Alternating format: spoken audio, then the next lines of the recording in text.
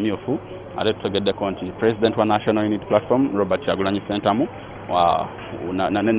n'abakulembeze abalala mu kibiina kino bagenda okuba nga batuula era nga Robert Kalemera njagala akulageko ate n'abo abagenda okuba nga bakubaganya ebirowoozo oba bewandiise ba candidates mu nsonga eno bagenda okuba nga batuula eruyi luno era nabo bamaze okuba nga wayoyotebwa okusobola okulaba nga ne bano baba bazze batulira ddala bulungi nga tewaliwo n'omwanyigiriza munne era nabo bagenda babajja akadde konna batandike okubaganya ebirowoozo kati nga olaba era emmeeza eri wetereddwa abakakiiko ebyokulonda mu National Unity Platform bagenda okuba nga nabo batuula oluvannyuma balinde abo abazze okuba nga boolesa kye balina n'okwolesa temunange lwaki bebbo abasaanidde okuba nga bakwata bendera ya National Unity Platform. Ebisingako ebyo tukyalindiridde era byonna tugenda kwongera okuba nga tubikuwa mu mpeeza zaffe eziddako. Nze Sulaiman Ssebugwawo nina Robert Kalemera tuli ne Aziz Matovu ne Shon naye waali okwongera okulaba nga tukusakira buli kimu era tututuuseko tulina Suna naye waali otugenda bba nga twongera okuba nga tukuweereza n'okusakira byonna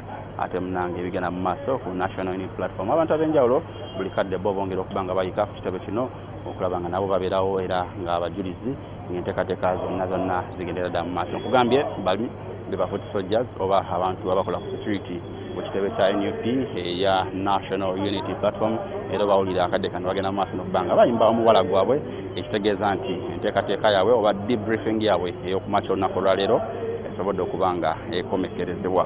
Ekiddako be bantu bano okutandika ate munaye emirugi osooka okiraba omukwano eri abawagizi b'ekibiina kino tebazze okulaga n'obubumu n'okubeererawo bannaabwe osooka okiraba nti n'abaana abato nabo bazze bambalidde ddala nga mu kkala eziraga National Unity Platform ekibiina kyabwe kyebawagira oba abazadde baabwe kyebabalaga.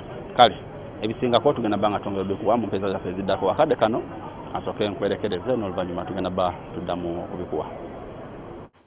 Wow, webale nnyo Sulaiman Ssebugwawo ate naawe akyekuumidde ku lutimbe gagadi BBS Terefayina tugenda vayo tukutuusaako empeereza kasavu kanyama naddala ebikwata ku kulonda okwa Kawempe North okulonda okujuza ekifo ky'omubaka ono kyonna kubeera nga ennaku z'omwezi 13 omwezi gwa March naye nga kino kiddiridde okufa kwe yali omubaka wa Kawempe North omugenzi Mohamed Segirinya eyafa mu mwezi ogwedde ogwa January nga yafiira mu ddwaliro Rubaga inna lillahi wa inna ilaihi raji'un. Abantu ab'enjawulo abaavaayo ne beesowolayo ne balaga nga webegwanyiza okujuza ekifo kino. Asemateeka wa Uganda akirambika bulungi nnyo nti singa ebeesigaddeyo emyezi egisukka mu 6 akalulu ka bonna kabeewo ekifo ekyo kiba kirina okujjuzibwa singa omuntu aba avudde mu bulamu bw'ensi eno. Kati nno akakiiko ebyokulonda akakulirwa omulamuzi Justice Simon Mugenyi yabakamako okusalawo ne bavaayo n'enteekateeka y'okulaba nti nno bajjuza ekifo kino. Ebibiina eby'enjawulo NRM yamanadde okulonda omuntu agenda ogikwatira abendera ekibiina kya FDC kyalonze omuyimbi Khalifa Aganaga kati olunaku olwaleero ekibiina kya National Unity Platform kigenda okuvaayo obaoliawo kikole debate eyabo bonna bonna abegwanyiza kkaadi yakyo obakwatira kkaadi naddala mu kalulu akagenda okubeera nga kabindabinda omwaka guno ogujja. BBS Terefayina mu nteekateeka yaffe yavaawo mpitewo tutegese debate ey'enjawulo ey'abo abanabeera basunsuddwamu akakiiko ebyokulonda oba Electoral Commission benaaba ng'esunsuddemu okuva mu bibiina eby'enjawulo okuva mu NRM, FDC, okuva mu NUP gwe banaaba basunsuddde ng'ennaku z'omwezi 1 April oba omwezi ogwa April nga lumu atujja kubeera okugombolola Kawempe we tugenda okubeera nga tukubaganya ebirowoozo mu mbeera efaanana bwetyo naye nga debate eno ejja kubeera nga eri butereevu ku BBS Terefayina tosaanye kubeera nga ogisubwa abantu ab'enjawulo gwe omulonzi w'e Kawempe osobole okukola okusalawo ng'omaze okutegeera birowoozo ki ebigenda okuva mu muntu oyo gw'oyagala okubeera nga olonda akukiikirira naddala gwe munnakawempe. Kanzireyo ewa Sulaiman Ssebugwawo tufune tuwe update endala eriyo biki ebigenda maaso ssaawa zino abantu ab'enjawulo ndala nga bagenda maaso okutuuka ntegezeddwako nti ssaabawandiisi w'ekibiina ssaako n'amika ssaabawandiisi w'ekibiina batuuse dda ku kitebaawe kya NUP okusobola okulaba nti nno tuba n'enteekateeka eno wabula njagala okutegeeza nti osobola oba tugenda kuba tugaba ensimbi naddala mu mbeera eno eya BBS vaawo mpitewo kyotegedde okukola nyiga *235*M0# oluvannyuma ojateekamu piniyo amaaso awo nga debate enewedde tugenda kuba tuwa abantu ab'enjawulo ensimbi mu nteekateeka ya BBS bwatula bingo ne BBS vaawo mpitewo. Kati negate ku Sulaiman Ssebugwawo ate tulabe ekigenda maaso awali debate mu bitundu biri eby'Ekawempe. Osuubira ki era n'abawagizi bategeeza kyonna kolwaleero?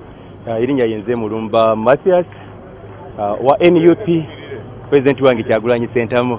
Ssentebe w'ekyalo tokyerabira naye nga olunaku olwaleero nabadde wano lunaku lwajjo tukwe mulundi ogusoose tuli mu exercise ekitebe kiri mu kusala amagezi okulaba muntu kigwe kigenda okuzzaako okukwasa bendera okulaba nga tugenda mu by election eno era nga omuntu gwe bagenda okuwa bendera eyo baagala okulaba nti asobola okugireetera obuwanguzi. Exercise eriwo kyenkakasa nti nyina essuubi munze nti nteekwa okufuna kkaadi eyo olw'ensonga nti no ndi mu bantu ndi ssentebe w'ekyalo okumala emyaka 20 ndi musajja wa kabaka omutongole ku kyalo kyekimu koona zooni mu Kazangola emyaka 15 manyi kye bayita service delivery manyi omuntu owa wansi kye yeetaaga ng'oggyeko okukola amateeka mu palamenti oyina gateeka ng'ogateekera abantu wansi kati ground work nagimala dda emyaka 20 emabega.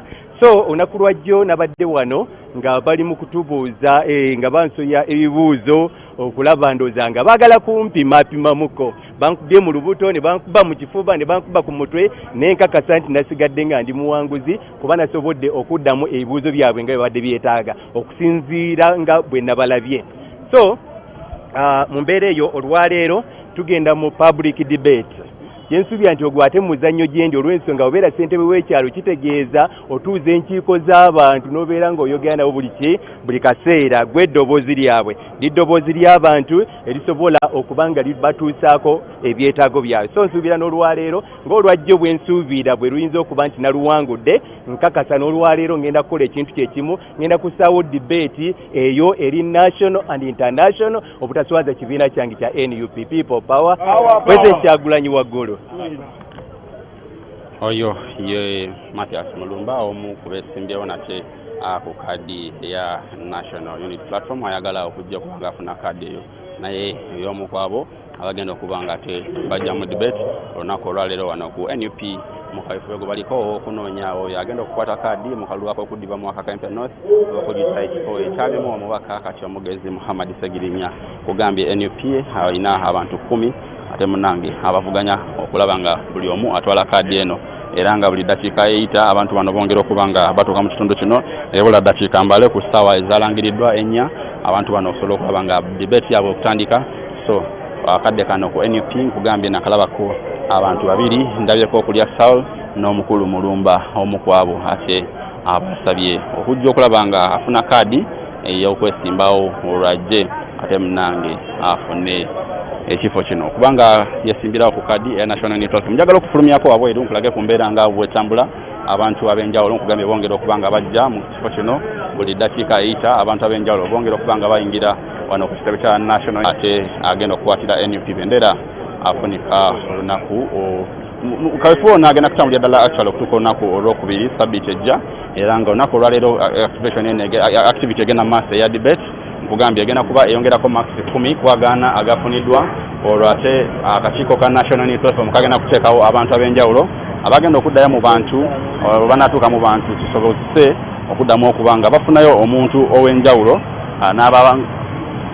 akomyawo ripooti eri akakiiko k'ebyokulonda ka National Unity Platform babategeeze ku ani alina amaanyi g'abantu naddala ate mu Kawempe North olwo kinaavaamu omuntu oyo ajja kuba naye afuna max endala 50 ziyambeko okubanga aweza 10 ekyadagisa olwo munnange bamubenga nga bamuwa kkaadi akiikirize abantu ba Kawempe North. Nkugambye mu bantu abamu abeesimbyewo ate munnange amaanyi okusinga gadde gatambulira n'ebigambo n'amawulire ku bantu okusinga bana okubadde Salim Serunkuuma abasinga bamanyi nga mapumafu Kawempe onono ne ku lundi oguwedde era yagezaako okuvuganya nga ayagala kkaadi y'ekibiina kyekimu. Awo ojjako Salimu waliwo kanso Elias Limbazi Nalukola era ng'ono awaddemu n'amateeka mutendeke ebbanga lyonna lyonna awozezza emisango egy'enjawulo omuli egy'abantu ba bulijjo abantu ba wansi n'abantu ab'enjawulo naye aliko omu ku abo abagala kkaadi kuliko Soja Umar Magala ate n'ojjukira ono abadde muwandiisi wa NUP mu Kawempe era nga abadde amaze akaseera akawerako ddala ng'ali mu kkomera oluvannyuma lw'okukwatibwa ku bantu abamu bagamba nti baali balina ebintu ebiteeberezebwa okuba nga bikola bbomu. Umar Magala yakwatibwa mu bitundu by'e Kawempe ate naye n'atwalibwa mu kooti neyabeera omu ku abo abantu 11 abadde balina n'omusango ogwo mu kooti ya ICD bigira basooka kutwalibwa mu kooti ate enabweru eyabasindika mu kooti ewozesa bakalintalo ekololo oluvannyuma yakyusibwa nedda ewandegeya kati naye ate munnamateeka we Limbazi Nalukola ate wewunye akadde kano bonna bali mu lukano olw'okufuna kkaadi eyani agenda okuba nga ate afuna bendera ya NUP okwesimbawo kifo ky'okujuza omubaka owa Kawempe North. Oba ogyeko Umar Magala ate munnange amaanyi aba amawulire agasingira nako gadde gatambulira ku muntu owokunango nono simulala yali Alex Luswa Luwemba kakati atejjukira yasiramuka neyongerako erinnya erya Muhammad ngonono abadde akolanga omuyambi w'omubaka kati omugenzi Muhammad Seginya ate Alex Luwemba ng'ajjukira naye yavuddeyo neyesoolayo n'agamba nti naye ayagala kujja kukiikirira National Unity Platform. Abantu ab'enjawulo bali ku kitebe kya NUP basobodde okuba nga bajja mulimu abakulembeze mulimu ne kansala Waswa Ibrahim Semanda oli butede ku BBS Telefina activity ngene ya debate gwe mulindo okusobola okugiraba mu kibiina ekya opposition. Njagala okwebaza bonna abalabi ba BBS Telefina yenze Waswa Semanda Ibra ndi kansala nkiikirira abantu b'ekawala kyamazima eno ssuula mpya mu byobufuzi mu kunyikiza demokrasiya internally mu bibiina by'ebyobufuzi. Twagala okwebaza Electoral Management Committee okwolesa obwerufu mu process eno kubanga abantu bazze bangi boogera ebintu ebitakwatagana nti tiketi ya NUP yakugulwa ssente ne twagadde ekintu kibeere mu musana era kino kifaananyi ekiraga ne process wegenda okubeera mu kaluka 2026 nga tutuuseeyo. So njagala okwebaza enteekateeka eno era nsabe bakandidenti bonna tikana akaseera katuufu okusunsula omukulembeze omutuufu asaanye okuwa obukulembeze abantu b'ekawempe. Ine essuubi nti bannayuganda bannakawempe bagenda funa omukisa okufuna okusunsula mukulembeze eki asaanidde okubakulembera kubanga jjo mwalabye bonna bonna bafunye omukisa ne baleeta empapula zaabwe ne bayita mu vetting process ku mulundi guno debate ate era batugambye nti process eno eyawedde etwala 50% endala eddako ku ground. Abantu b'ekempe bo bagamba ki? Gamba tulonde omukulembeze ng'asinzidde mu maanyi g'abantu ng'abantu bonna bonna bakkiriza nti yajja osobola okutembeeta ensonga z'ekawempe. Kale enteekateeka n'ebintu ebisinga tugenda bba twongera obba nga tubituusaako ku BBS Telefina era nga tugenda bba tubikolera ddala butereevu. Njagala okuzzaayo munda ate era n'okwongera okulaga ku ki ekiri eyo wabula nga olaba eruyi luli ssaabakunzi wa NUP Fred Nyanzi Sentamu era nga ono naye asobodde okuba nga atuuka nga omulaba Fred Nyanzi Sentamu naye ali mu kutuuka wano ku kitebe kya National Unity Platform era nga njagala okuba nga naye njogerakoko naye n'okumubuuzaamu ku kikyasuubira naddala mu nteekateeka eno egenda mu maaso wano ku kitebe kya National Unity Platform. Omukulu ogamba otya baba? Oyotya munnamawulire. Ndi bulungi sebo. Enteekateeka eno yeesookedde ddala ku kibiina ky'opposition okulaba debate nga ku bantu beesimbyewo abagala kkaadi mubateekawo babyogere ng'ensi yonna yonna eraba. Ekirowoozo kivaawa? Exactly. Tojja n'ebintu bipya. Sooka oyogere ku school of leadership. Sooka oyogere ku kibiina kyaffe enteekateeka yaakyo. Tunuya secretariat. Kibiina ekyo ekyali kibaddewo ne secretariat mu kiseera ekitono bwekiti. Enteekateeka nnyingi na kino kipya era nze kati nga ssaabakunzi loko mukulu ayitewo nze nga ssaabakunzi ninze ekibiina gwe kigenda okumpa yenna nyoke nyingire field naye era tujja muwanguza. Twogere ne ku nteekateeka ey'okuba nti abantu bano mwabadde omukisa bonna bajje boolese kye balina kyokka ate we muva wano muddeene mu bantu mugatte amaanyi g'abantu nga mulaga obukugu bwabwe n'amaanyi g'abantu. Ekirowoozo kyo nze omu ku bakireeta nga tufuba okulaba nga tujjawo eri emberebezi era erowoozesa abantu nno kkaadi za National Platform za kutunda oba wabaawo kuzigabana mukwano oba abantu betumanyi tukosa enkola yonna kati neeno y'okweyogerako eya expression ereeta ekirungo kya platform the National Unity Platform buli muntu yenna aweebwa platform okubaako kyayogera okunnyonnyola ngeri ebintu byagenda okukolera abantu okwesimbawo okulaga nti yeesimbyewo buli omu aweebwa omukisa bali abantu 10 tetulina gwe twaboola. So enteekateeka eno twakifuna nga kirabo. Kankuleko oyongere okuteekerateekera. Kale kangene kale kwagaza birungi. Ogamba otya baba? Amannya gange nze National Unity Platform Commander Engineer Stephen Kawesa era nga nze MP addako owa Nansana Municipality ng'akalulu kalimu 221 aka Nansana MP nze nakwata ekyokubiri. Ekirungi muganda wange oyo yantwalako kkaadi tasobodde kuba mu bantu era abantu bamulabye era Nansana Municipality yonna egamba nti ekyokuddamu ye komanda. Ngere ku lunaku olwaleero ne debate egenda mu maaso mu kalulu kammwe mwafunira nno kkaadi mmwe oba yomajira okwesimbawo ebyali mu debate olwaleero bino biri mu debate kiki kyolowooza ku nteekateeka eno? Enteekateeka eno nze nyongera ogisanyukira mu kali akaffe vetting byali biralamu nga batuyitanga omuntu ne baddawo tiimu netuvetinga then netuyitawo bwe tutyo naye kino ekya debate ekyo kigenda kulaga omukulembeze omutuufu era nsanyukira abannaffe bakama baffe abatutwala omusajja mu basajja wano we tugenda omutegeerera so era nkisanyukira tugategeera omuntu omutuufu omuntu atasobola ku representing atasobola competinga mu debate kitegeeza wali ne parliament ajja kusobola kuweereza ku floor so engineer Stephen Kawesa abantu bange abinaasana gombe busukuma na bweru mwena mwe namba tumide engineer Stephen Kawesa MP adako nazo kale embera ekyali ku kitebe kya National Unity Platform era nga abantu abenjawulo buli kaseera bongera okubanga batuuka n'okwongera okubanga ate munange abeetanira enteekateeka okugambye eno edebate oba okukubaganya ebirowoozo okuba esimbyewo okusookedde ddala naddala mu kibiina ekyebyobufuzi ku ludda oluvuganya era nkugambye nti bana NUP nga bwawuliddeko abasinga okubanga boogera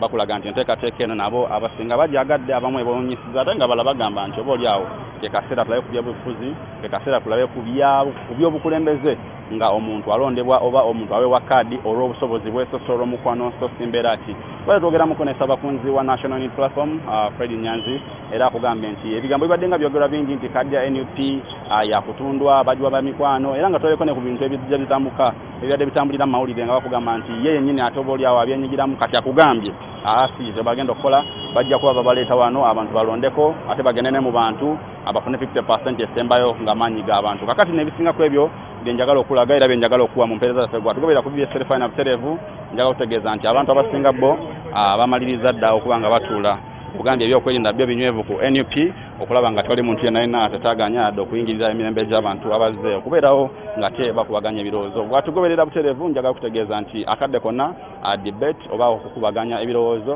wakati w'abantu abeesimbyewo abaagala kkaadi n'abo ate munnange be bavuganya nabo bagenda kubanga etandika akadde konna kugambye tugenda batwongera bikusaako ekisigalidde be bantu bano bonna okuggwayo twongera okuba nga tubikuwa akadde kano kanyongera okulaga ate ebigenda ddala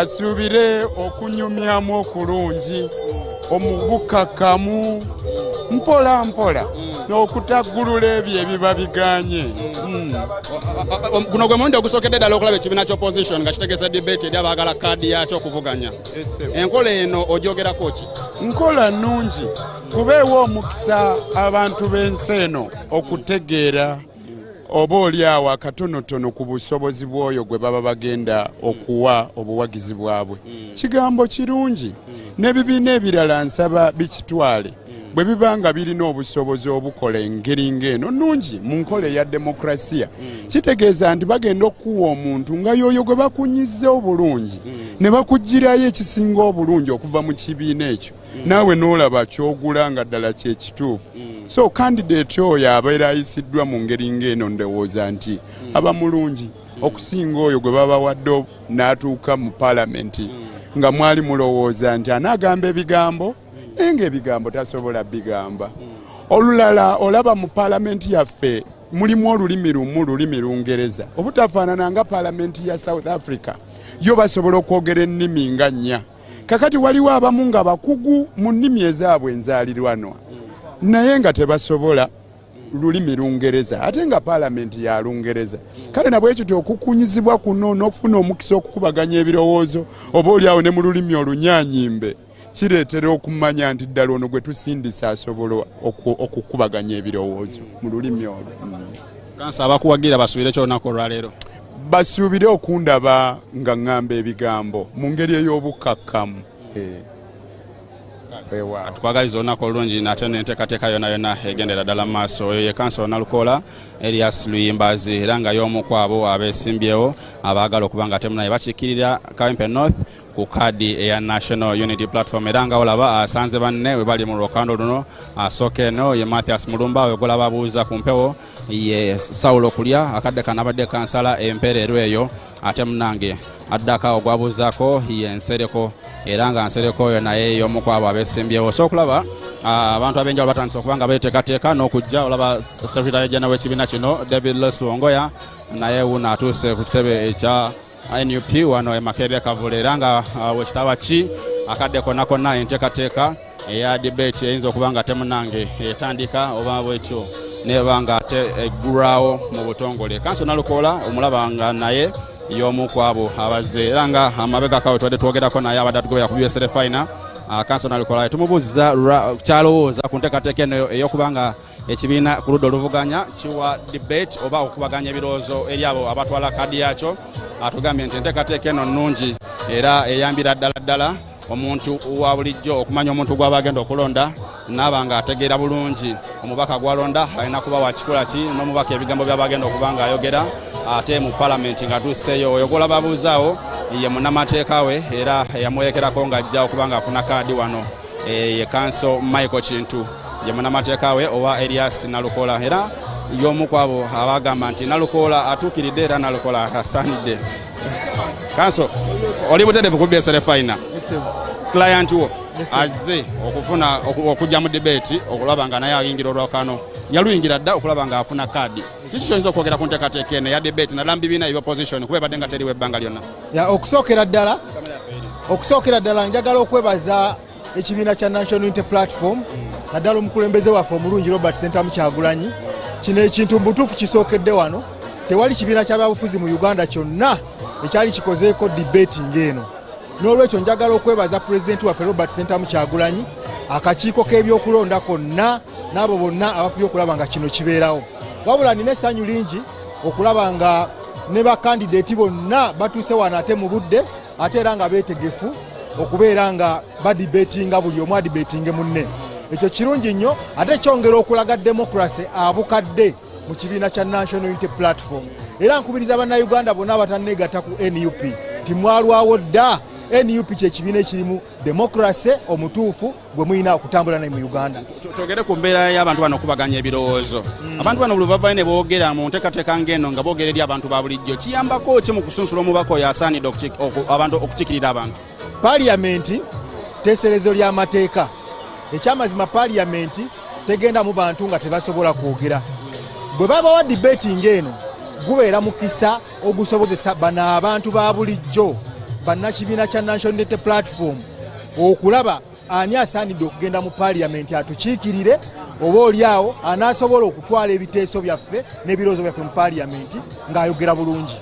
Babale nnyo kanso tujja kwongera ate okumweyongeza maaso awo njagala ate munange okuzzaayo gwatugoberera ku BSL final ntuke ku luuyi luno abantu bano babadde bayingirira ate munaye okulaba nga n'ababaka abalala n'abantu abalala abeesimbawo okubanga ate munange baagala okutwala kkaadi ya NUP bongera okubanga bajja. Kyolaba wano ke katuuti abantu bano bonna bagenda obanga bakubaganyiza ebirowoozo eriwandiisa oba eddwaniro ly'olwaleero buli muntu bw'alina okubanga kakasa era ng'olunaku olwaleero nga bwekiraba National Unity Platform Kawempe North MP Candidates Debate Makerere Kavule olunaku lwakutaano ennaku z'omwezi 7 omwezi ogwokubiri omwaka 2025. Olunaku olwaleero abantu bano ekigendereddwamu mu kuteekateeka debate eno okulaba nga bafuna omubaka oyo yennyini asaanidde, omubaka oyo yennyini agwanidde, omubaka ate munnange agenda okuba nga akiikirira abantu babulijjo oyo omubaka gwe bakkiriza nti yagenda okuba nga atwala ideology n'enteeseganya oba ebiruubirirwa by'ekibiina kino mu maaso era nga abantu ab'enjawulo ku mitendera egy'enjawulo abakulembeze omuli abo abaliko abakulembeze mu matendekero aga waggulu oba universities abakulembeze okubeera ddala ku bakansala nga olaba tulaba bammeeya tulaba Paul Mugambe ow'Enakawa tulaba mmeeya owa Kyengera Town Council Sam Mathias Walukaga ate eruuyi luli eri tulaba abamu ku bagenda okuba nga beesimbawo Masaka Alice Nannungi tulabira ddala abantu ab'enjawulo batuuse dda wano ku kitebe kya NUP Makerere Kagule era nga sayidi eno osobola n'okulaba abantu ab'enjawulo era naddala abo abaagala okwesimbawo n'abo abakulembeze abaliko bonna bamaze okuba nga batuuka ku kitebe kino ekya NUP era nga olunaku olwaleero nkugambye ekikuŋŋaanyiza ensi n'ensi n'abawagizi ba National Unity Platform si kirala ye debate oba okukubaganya ebirowoozo okw'abantu 10 abeesimbyewo Makerere oba abeesoboddeyo okwesimbawo eruuyi luli lwa Kawempe North okusobola okuba nga bajja okuba nga boogera ebintu ebyo byebasuubira okuba nga bagenda kolera abantu. Enteekateeka eno egenda mu maaso ate nogwe oli munnamawulire obadde ogigoberera tusuubire ki olunaku olwaleero?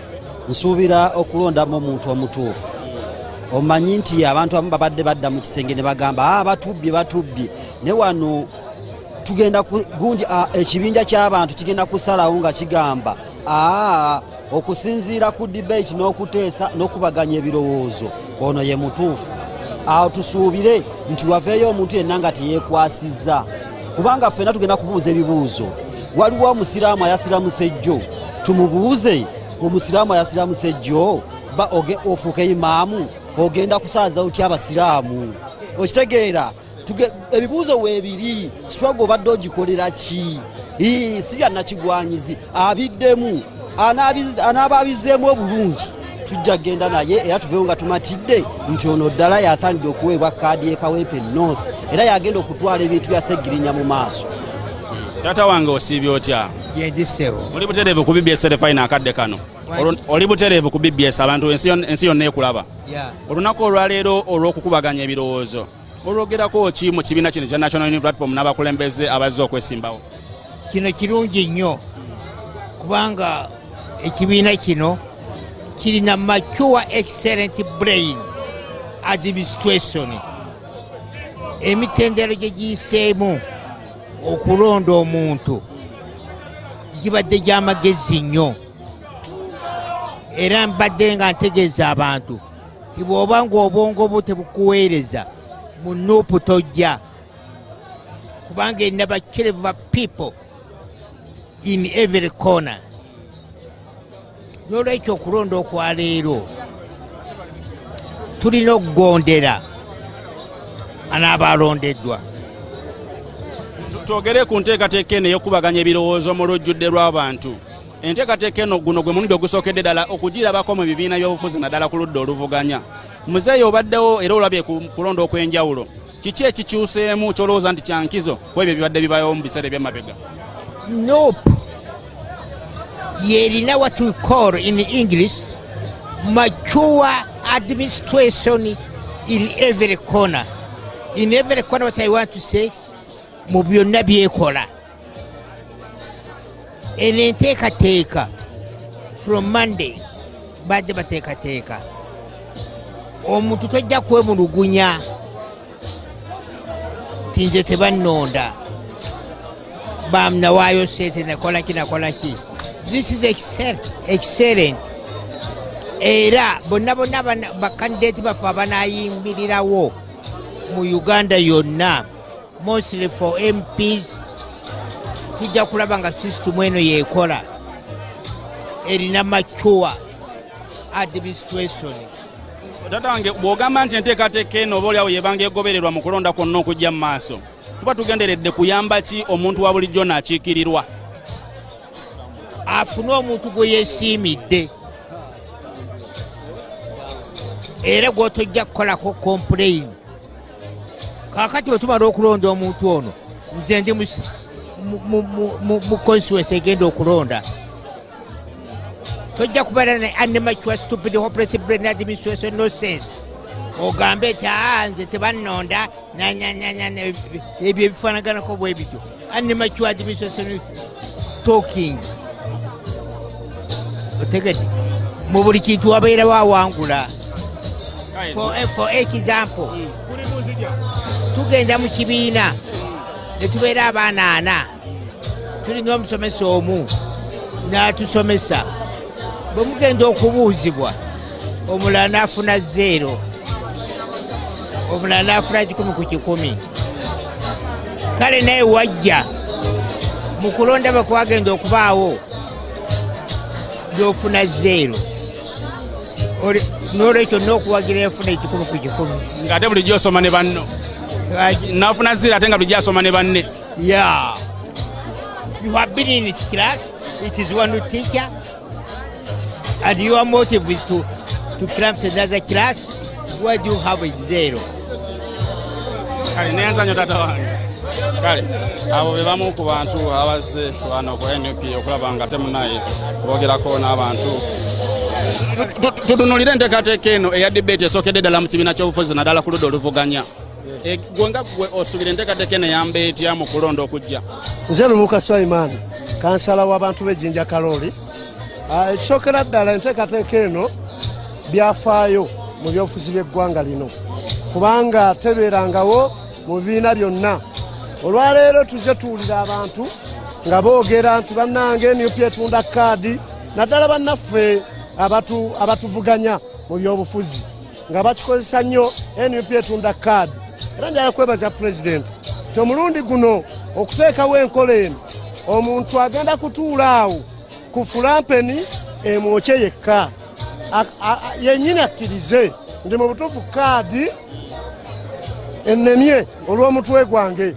nti kkaadi tebatunze ntunde kkaadi tebatunze ntunze naye singa babadde bakikoze mu ngeri ya kyama buli muntu enandigambye nalukola yabbye kkaadi oba gundi umalumagala yabbye kkaadi oba yagiguze so n'olwekyo ebyobufuzi bikyuse nnyo ekibiina kya NUP ebintu byakyo byanjawulomu mu byobufuzi byonna so pulezidenti olwaleero nze nina ebintu byenneewunya mu byobufuzi kyedda fe tuberedde mu byobufuzi naye ng'abavubuka olaba tebenyigira mu byabufuzi naye olwaleero osanga omwana muto muvubuka ng'ali mu kudisikasinga ku byobufuzi so olwaleero waliwo enjawulo nnene nnyo mu byobufuzi by'eggwanga kale abo be bamu ku bantu nkugambye abazze okuba nga ate munnange babaawo era nga abajulizi nga debate ate munnange ku kulonda ani anakiikirira abantu ba Kempen North mu kuvuganya okugenda okubaawo okwokujuza ekifo kino ekyalimu omubaka kati omugenzi Muhammad Segirinya era osobola okulaba nti abakulembeze n'abantu ababulijjo bongedde okuba nga nabo batuuka mu kitundu kino olwaleero era nga obalaba buli omu wazze okubaawo ng'omujulizi atukubeera ku BSL nanja kutegeeza nti byonna tugenda ba tubikutuusaako obutereevu era byonna nga tubikuwa mu mpeeza zaffe ez'enjawulo tugoberera ku BBSL era nja kutegeeza nga Aziz Matovu ali ku kamera bwakulaga osobola okulaba abaliko abakulembeze Makerere obalaba bonna bazze Maseruka osobola okulaba omukulu Katongole osobola okulaba abantu ab'enjawulo bonna nga bazze mu kitundu kino njagala okubaako nga njogerako n'abamu ku bo bambuulire kiki balowooza ku kino ekiddako ogamba otya gwe nno obadde mukulembeze w'abayizi ddala olunaku olwaleero eno edibeti esookedde ddala mu kibiina ky'ebyobufuzi ku ludda oluvuganya esebo oyinza kujogerako ki mu kusunsula n'okuyambako ku mugigi oguddako n'abakulembeze abalondebwa webale nnyo okusookera ddala twagala okwebaza ekibiina kyaffe ekya National Unity Platform olw'enteekateeka eno gye kitaddewo emabegako bibadde birowoozebwa nga byamankwetu n'engeri y'okugaba kkaadi ng'abantu balowooza abantu bafa buvyeri ne bakola nga bwe baagala olunaku olwaleero tutaddewo pulatifomu emala okulaga abantu nti essaawa zino twagala abakulembeze abagenda okukulembera nga bateeketeeke ekimala okusobola okulaba nga omulimu gwaffe ogw'okukiikirira ekibiina guvaayo bulungi kikulu nnyo kubanga kye tutwala mu paalamenti kwe kulaba nga omuntu asobola okuyimirira n'aggusa ensonga nga bwe zeetaagisa ez'abantu ate era mu paalamenti twogerayo luzungu abantu bateekeddwa okumanya omuntu yeeteeseteese kituufu oyinza okuba omulungi nga n'abantu obayina naye bweteeseteese ekimala okusobola okulaba ng'okiikira ebirowoozo by'abantu ku fulo ya paalamenti yensonga ebisebo webale nnyo webalire ddala webale nnyo mukulu Katongole ogamba otya tewali mukama wange ku nteekateeka eno ey'okubaganya ebirowoozo mu ngeri y'okusunsula ababaka abo abasaanidde ababaka bagenda okutuusa ebirowoozo n'ebiruma abantu be bakiikirira ekisookera ddala twebaza ekibiina kyaffe ekya National Unity Platform ne pulezidenti waffe Robert Kyagulanyi Ssentamu ebiseera ebisinga tubadde tufuna abakulembeze ab'ekibogwe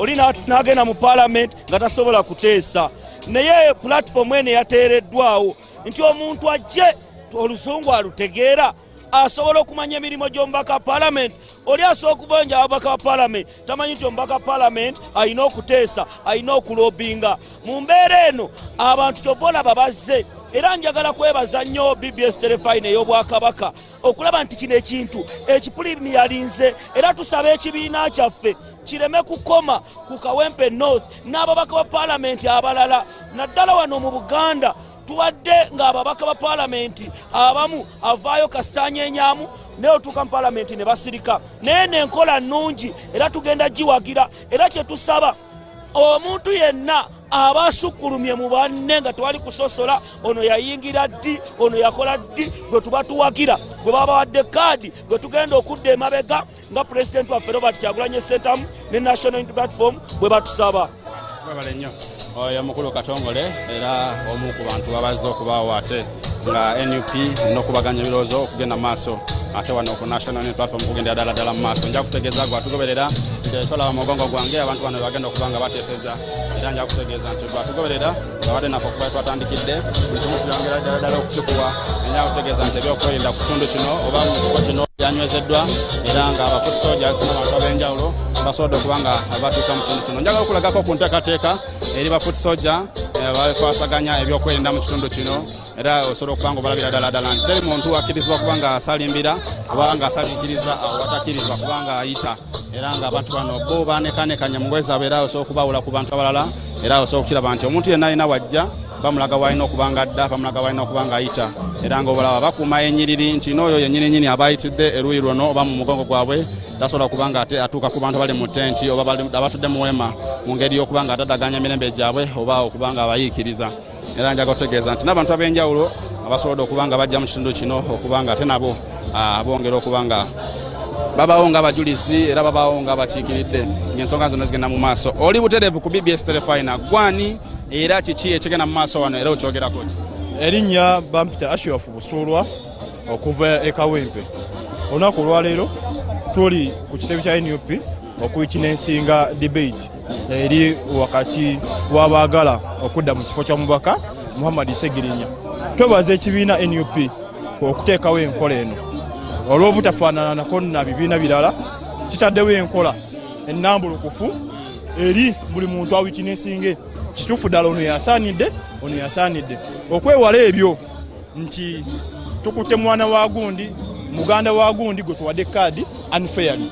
So twebaza ekibiina NUP era nti singa tugenda mu maaso n'enkola bweki tulina olugendo olulungi naye nga mu byonna nebaza omukulembeze His Excellency Robert Kyagulanyi Ssentamu olw'okuteekawo enkola eno tebaddeewo. So bannayuganda mwenna tutunuulire omukululo guno gwataddewo oba oliawo tujja kutuuka gye tulaga. Abantu ab'enjawulo ate bakyali mu maaso. Jeno Gaza ogamba otya baba? Yandisebo ogamba otya sebo? Twogere ku byokwerinda mu kitundu kino olunaku olwaleero mubinywezezza mutya mutangira ki omuntu alina kukola atya okuwala okugwa mu mbiza mmwe?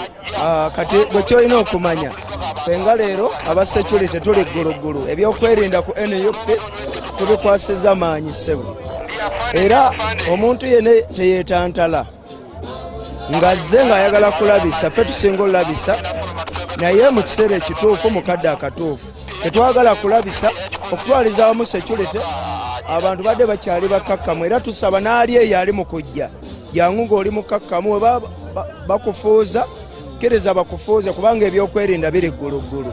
Awo nyini mbadde njagala okubuuliza nti mubatangira mutya abantu bano obutayingira na bintu nga bomu bintu nga bwambe ebiyinza okutuuza kuba nabo obuzibu? Tulina abasecurity baffe ku mulyango bafuuza naffe abali eno munda tuli bulindaala essebo.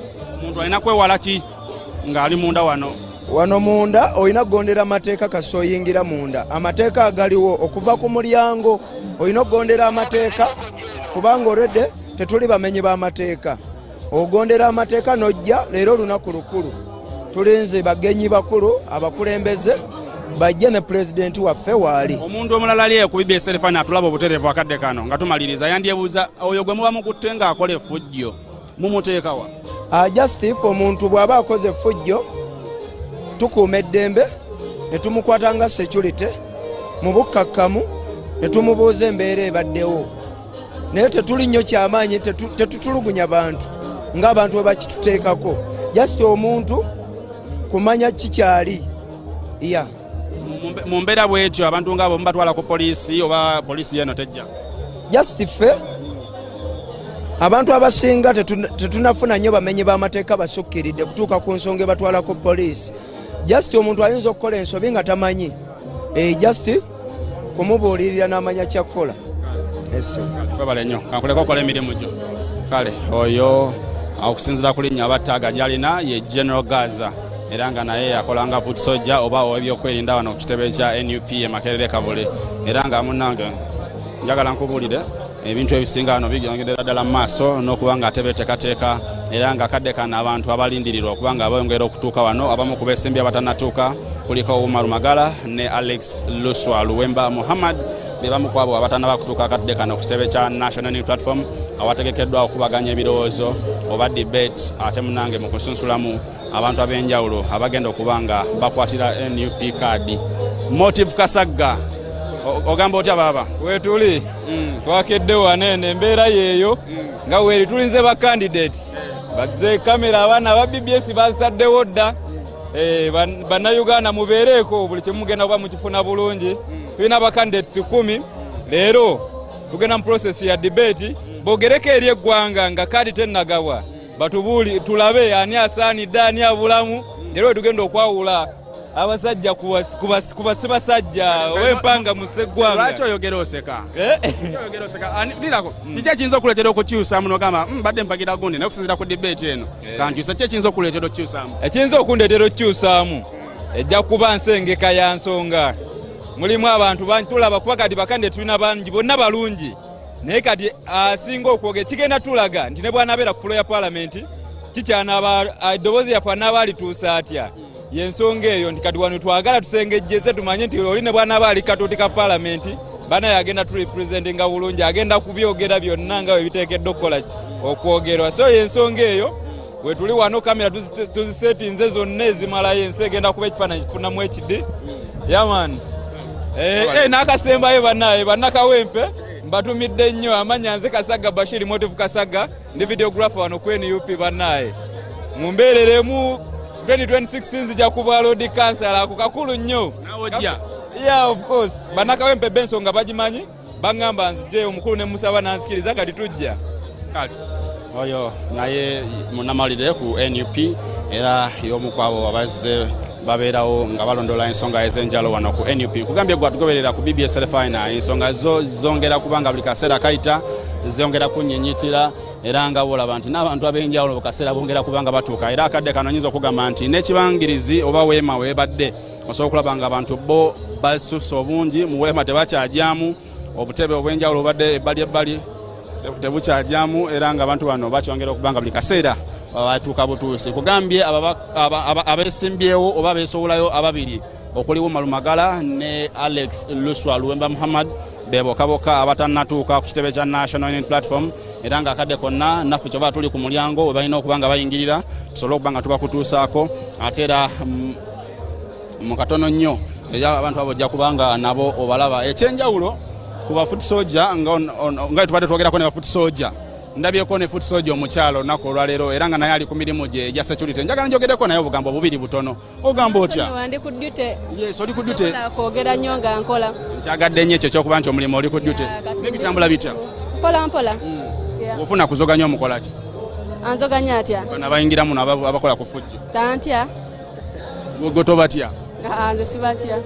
Bosita. Kale, njagala muleko omukyalo nayongera okuba nga akola emirimu gye. Nkugambye Alex Luswa Luwemba Muhammad akadde kano y'omu ku abatuuse. Alex Luswa Luwemba nkugambye atuuse akadde kano oyo yali mu kuyingira ku kitebe ekya National Unity Platform ya Alex Luswa Luwemba era osobola okulaba nti azze akutte ekifaananyi ky'omugenzi ate omunaye gwe yali ayambako ku mirimu gye egy'enjawulo mu Parliament. Ogamba otya muganda wange?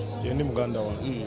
Ogamba otya Sulaiman? Oli butereevu ku BBS Telefina embeera yo ya debate olunaku olwaleero omuwagizi wo akugoberera asuubire ki?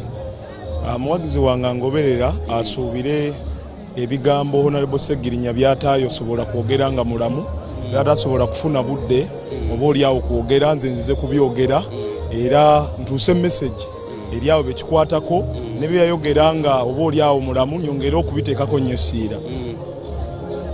Ekifaananyi ozze okikutte ekiraga nti oyagala kusitula bendera n'omukululo gwa omugenzi kati singa bikyukamu olunaku olwaleero oba oliawo ne bitagenda bulungi kadi neetakuweebwa kyekiddako? Ekisookera ddala ekifaananyi kino portrait eno gye nsitudde tetwandibadde wano olunaku olwaleero.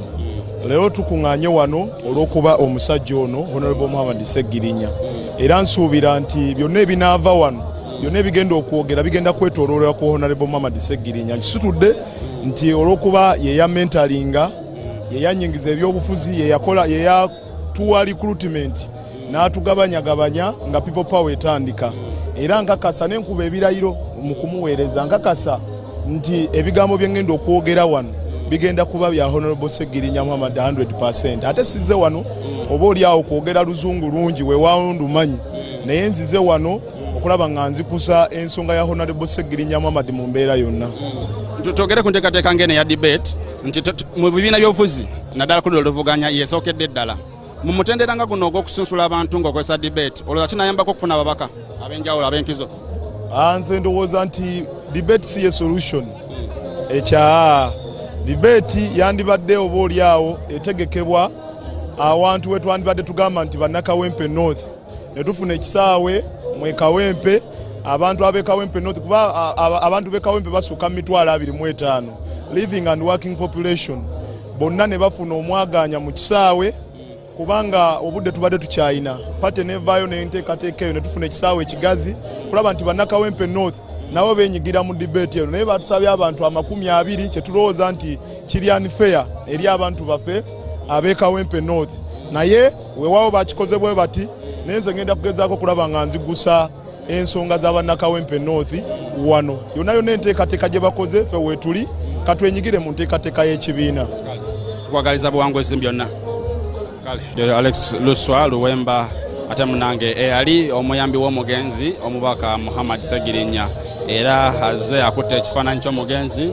era akugamba nti tazze kwogera luzungu nnyo wabula azze okwogera ebyo ebigambo omugenzi by'ataasobola kwogera nga mulamu ebigambo omugenzi by'ataasobola kwogera wakati mu bulwadde era ebigambo omugenzi oba oliawo byandisembyeyo okwagala okwogera ye Alex Luswa Luwemba Muhammad era nga naye we yasiramuka erinnya yafuna lya Muhammad nga omuntu gwe yali ayambako okutuukiriza era njagala kugamba nti ku BBS Final ebintu ebisinga bikyatambulira ddala mu maaso n'okwongera okulaba nga buli kimu twongera okikutuusaako n'okwongera okulaba nga buli kimu okifunira ddala butereevu nga bitambula nkugambye abantu ab'enjawulo bongera okuba nga batuuka buli kaseera Alex Luswa Luwemba Muhammad naye amaliriza okuba nga atuuka mu kifo kino era nga kati omuntu asigalidde okuba nga atuuka ye Umar Magala era nga naye wanaaba atuuse mu kifo kino buli kimu kijja bba kitambulira ddala bulungi buli kimu kijja bba olyawo ne debate ng'etandika kugambye embeera yo yakasameme abantu ab'enjawulo bongera okuba nga batuuka mu kitundu era nga n'abantu bano abazze okuba nga ate ne bakubaganya ebirowoozo n'okufuna kkaadi bonna abasinga bamaliriza okuba nga batuuka buli atuukira mu maanyi ng'awaga buli atuuka akulaga nti kkaadi ye buli kimu kikye ebyagenda okuba nga ate byonna ebyetagisa okukola agenda kuba nga abikola era njongera okutegeeza gwe atugoberera ku BBS Final nti wekitaaba ki olunaku olwaleero debate eno oba okubaganya ebirowoozo wakati w'abantu abaagala okuba nga bafuna kkaadi okukiikirira National Unity Platform ate munaye mu kuvuganya okukujjuza akalulu ka Kawempe North olunaku olwaleero olunaku era tujja bba nga naawe atugoberera ku BBS Final oli eyo osobola okubaganyamu ebirowoozo n'okulaba n'ogamba nti gundi ono ayogedde bulungi gundi ono asobola okuba ng'akola gundi ono asobola okuba ow'enjawulo oba ow'enkizo mu buli mbeera nkugambye gwe atugoberera ku BBS Final akadde kano Umar Magala ye yekka abulayo okuba nga atuuka kubanga n'emmeeza abakakiiko k'ebyokulonda aka NUP we bagenda okuba nga batuula ate basemberedde ddala bulungi nnyo ne akatuuti abantu bano bagenda obanga bakubaganyiza ebirowoozo emmeeza abakakiiko we bagenda obanga batuula nayo yayoteddwa dda bulungi mu ngeri eno be bandibadde oba abalamuzi embeera n'emmeeza bagenda obanga batuula kugambye yayoteddwa dda nga ekirindiriddwa be ba candidates oba abo abavuganya oba abo abeesunga oba abeesoboddeyo kale okujja okuba nga bewangulira tiketi eno okutuuka si Umar Magala yekka nyongera okuba nga nkutereezaamu gwe atugoberera ku BBS Final nti n'omukulu mafumafu naye tannaba kuba nga atuuka wabula akadde kano wenningizaako ebweru nsobola okukiraba nti waliwo omuntu atuuka ku geeti era nga si mulala ye Salim Serunkuma oba mafumafu naye wuno ali mu kuba nga atuuka ku National Unity Platform omukulu oli butereevu ku BBS Final ensi yonna yonna ekulaba ensi yonna yonna ekugoberera enteekateeka n'olunaku olwaleero eya debate akulaba asuubire ki era enteekateeka eno giraba oti nti abantu abo mwenna musuubire ebirungi byereere tubadde mu process eno okumala wiiki namba leero lwe lusembayo naye nga mbakakasa nti tuzze wano ku debate olwaleero naye nga ngenda kubeera omu kwabo abawanguzi olunaku olwaleero. Okay, twogera ku nteekateeka ya debate naddala ku bibiina ebyobufuzi ku ludda oluvuganya debate eno yesookedde ddala mu ggwanga lino era njagala okuba nga nkubuuza nti gwolowooza debate eno eneyambako okufuna abakulembeze ab'enkizo nti nayo kansubire nti eriemu ku nsonga eziyinza okuyambako okufuna abakulembeze abalungi kubanga abakulembeze abalungi tubalabye nga bavaayo kati njagala okuwa ekyokulabirako nga Honorable Segirinya Honorable Segirinya yali mukulembeze mulungi ayagala abantu ayina omutima ogwagaliza naye teyayitako mu debate kati naye eno debate nayo process emu kwezo eziyinza okuleeta abakulembeze abalungi naye ate ne bwe bateriiwo abakulembeze abalungi gye bali wansi abasobola okulembera abantu obulungi ne babeera nga beesiima ssebo. Olunaku lwa leero weeteeseteese otya n'abawagizi basuubire ki? Abawagizi bange bonna mbasuubiza basuubire birungi byereere kubanga ttiimu eyaffe yo mpanguzi buli wamu. Abawagizi mwenna ne bannakawempe mbasuubiza ne Uganda yonna okutwalira awamu nti musuubire birungi byereere nze Honorable Serunkuma Salim mafumafu owaddala ssebo. Twogere nga tutambula kubasa tetwagala tetukukereye ng'otuuse ku kitebe ate waliwe bateesezaawo otuukewo nga kikeerezi twagala okwebuuzaamu nga ggwe ayavuddeyo okwesimbawo ku bantu bano ku bintu ebyenkizo byolowooza nti obaoliawo by'oyinza osookerako singa oba ofunye omukisa okugenda mu palamenti nti kawempe mugimanye erina ebizibu nga ebyobulamu erina ebizibu ebyebyenfuna erina ebizibu ebya security naye bwe ndaba ngeze mu palamenti nti ebyenfuna mu kawempe abantu embeera z'abantu zikyali wansi ebyobulamu tulina eddwaliro limu mu kawempe ate n'eri eririmu temuli ddagala nti bw'otulira ebya security nti amakubo tugayina naye tekuli mataala nti ebyo byonna bwe ndaba ngeze mu palamenti byebintu byenja okusooka okuteeka ku mmeeza nti ndabe nga bannakawempe bafuna obwenkanya ne service ennungi sebo. Embeera gye tulimu akadde kano yakugezesa n'okwongera okulaba nga tufuna obanga omubaka afunika ayitamu wano yoyo gwe balowooza nti abasaanidde singa abayise bulungi olunaku olwaleero. Oyogeddeko n'ogamba nti debate si yokka ndowooza yandibadde erabwa mu kulonda omuntu gwe bagamba nti yowenkizo. Osuubira bandibadde bamulabira ku ngeri ki omuntu oyo? Nze nsuubira nti nno omuntu oyo bandibadde agobererwa okuviira ddala ku kitundu kwabeera kubanga tulina ba LCs abalungi naye nga tebayita mu mbeera eno omuntu yandibadde abeera mu society yennyini gyagenda okukiikirira kubanga abantu abo bennyini baba bamuyinako obukakafu nti obukulembeze tekitegeeza ssente, obukulembeze kitegeeza gwe ng'abantu mobilization kiyo wali okoze okulaba nti abantu abo bava mu kizibu kye balimu. Kati obukulembeze kitegeeza nti nno omuntu oyo akwatagana n'abantu abawansi okulaba nti nno ebintu ebiri mu society ekizibu babeera wamu obulungi babeera wamu n'ebintu ebifaanana ng'ebyo. Webale nnyo honorable katukuleke ate munayo olemetuuka kikerezi gyogenda okubanga oteesa yoyo Salim Seronkuuma abasinga gwe bayita mafumafu era nga naye atuuse okubanga agenda ate munaye okudibetinga olunaku olwaleero.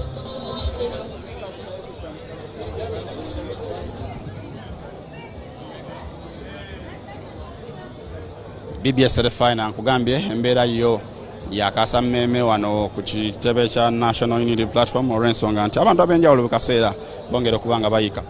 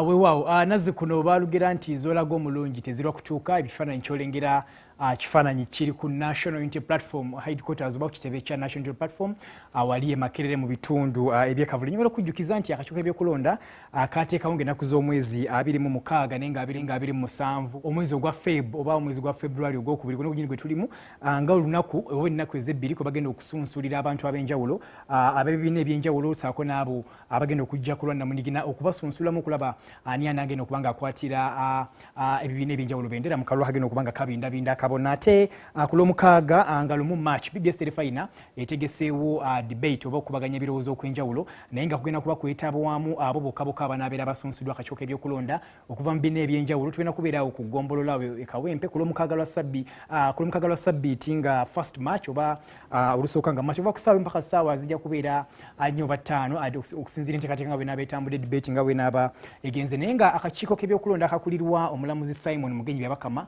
era kaavayo ne kategeeza nti okulonda kw'okujjuza ekifo ky'omubaka owa Kawempe North kujja kubeerawo ng'ennaku z'omwezi 13 Maachi tujja okulaba ani anaabalidde mu bannaabwe akendo. BBS va ompita otuna tukutuusaako enteekateeka eno yonna okuviira ddala mu debate ez'enjawulo naye nga tusimbulidde Kawempe North okusobola okulaba nti nno tukutuusaako enteekateeka eno naye nga tugenda mu kalulu abavubuka n'abakyala ffe tusinga obungi mu ggwanga Uganda. Kikulu nnyo okulaba nti bwe tuba tugenda mu bintu bino ebyakalulu tukuuma emirembe kubanga ati Uganda tulinayo emu yokka ate tuleme okubeera nga amawanga malala oba oliawo agavuddeko obutabanguko nga obutabanguko buno buvudde kalulu. Kuuma emirembe waana omuntu omumbeera nga nnungi suuti omuntu wo naye tovuma mulala ate tukuuma emirembe kubanga akalulu olunaku ate tujja kuddayo tubeere abaluganda. Kawempe North olunaku olwaleero aba NUP bagenda kuba oba oliawo nga bakubaganya ebirowoozo okulaba agenda okubanga abakwatira bendera era nga olabye mu bifaananyi byaffe naddala omusasi waffe Sulaiman Ssebuggwawo ng'akulaga abakulembeze ab'enjawulo. Kinabeera kya Sserunkuma, kinabeera kya Nalukoola,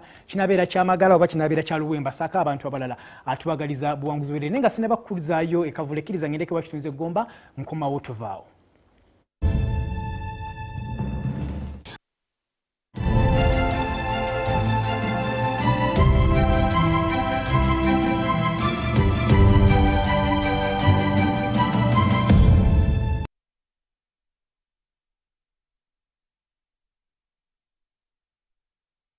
Omwaka guno mwaka gwa byanjigiriza n'olwekyo omuzadde totangatanga. Mount St. Henry's High School Mukono ly'essomero lyokka erisomesa omwana n'afuluma nga ajjudde empisa, okutya Katonda, obuyiiya, amagezi, okweyimirizaawo. Tutunuulidde nnyo okukyusa mindset y'omwana atuukane n'omutindo gw'ensinga bwe guli kati. Mount St. Henry's High School Mukono lisangibwa kilomita 6 ku luguudo oludda e Bugerere. Abasomesa batendeke basomesa arts ne sciences, ssomero lya O ne A level ly'abawala n'abalenzi ab'ekisulo n'abaveewaka bonna tubaaniriza. Leeta omwana ku Mount St. Henry's High School Mukono abangulwe ku mutindo. Okumanya ebisingawo noti 784 13 67 11 oba noti 7 noti 8 92 noti 7 ne noti 393 11 44 44. Mount St. Henry's High School Mukono, aspiration for excellency. Black akulebwa makanika yabula sabuni ayoza najjamu amabala mu ovuluye yayuza n'akunya nebigaana. Laba bwajjukira sabuni wa Ntake lemon bar soap n'Ntake blue zuri soap. Ovulo yajinyika mu baafu omulundi gumu, ovulo yavaamu nga terina bbala. Sabuni wa Ntake ayuza n'atukuza najjamu buli bbala. Alwawo okugwerera tayokya ngalo ate mukamwe ku bukyafu obwo bwonna obulemerako. Sabuni wa Ntake ayoza engoye n'ebintu. Asangibwa mu maduuka gonna mu Uganda, mu supermarkets ne ba agent ba Ntake wonna mu ggwanga. Bulijjo yozesa sabuni wa Ntake.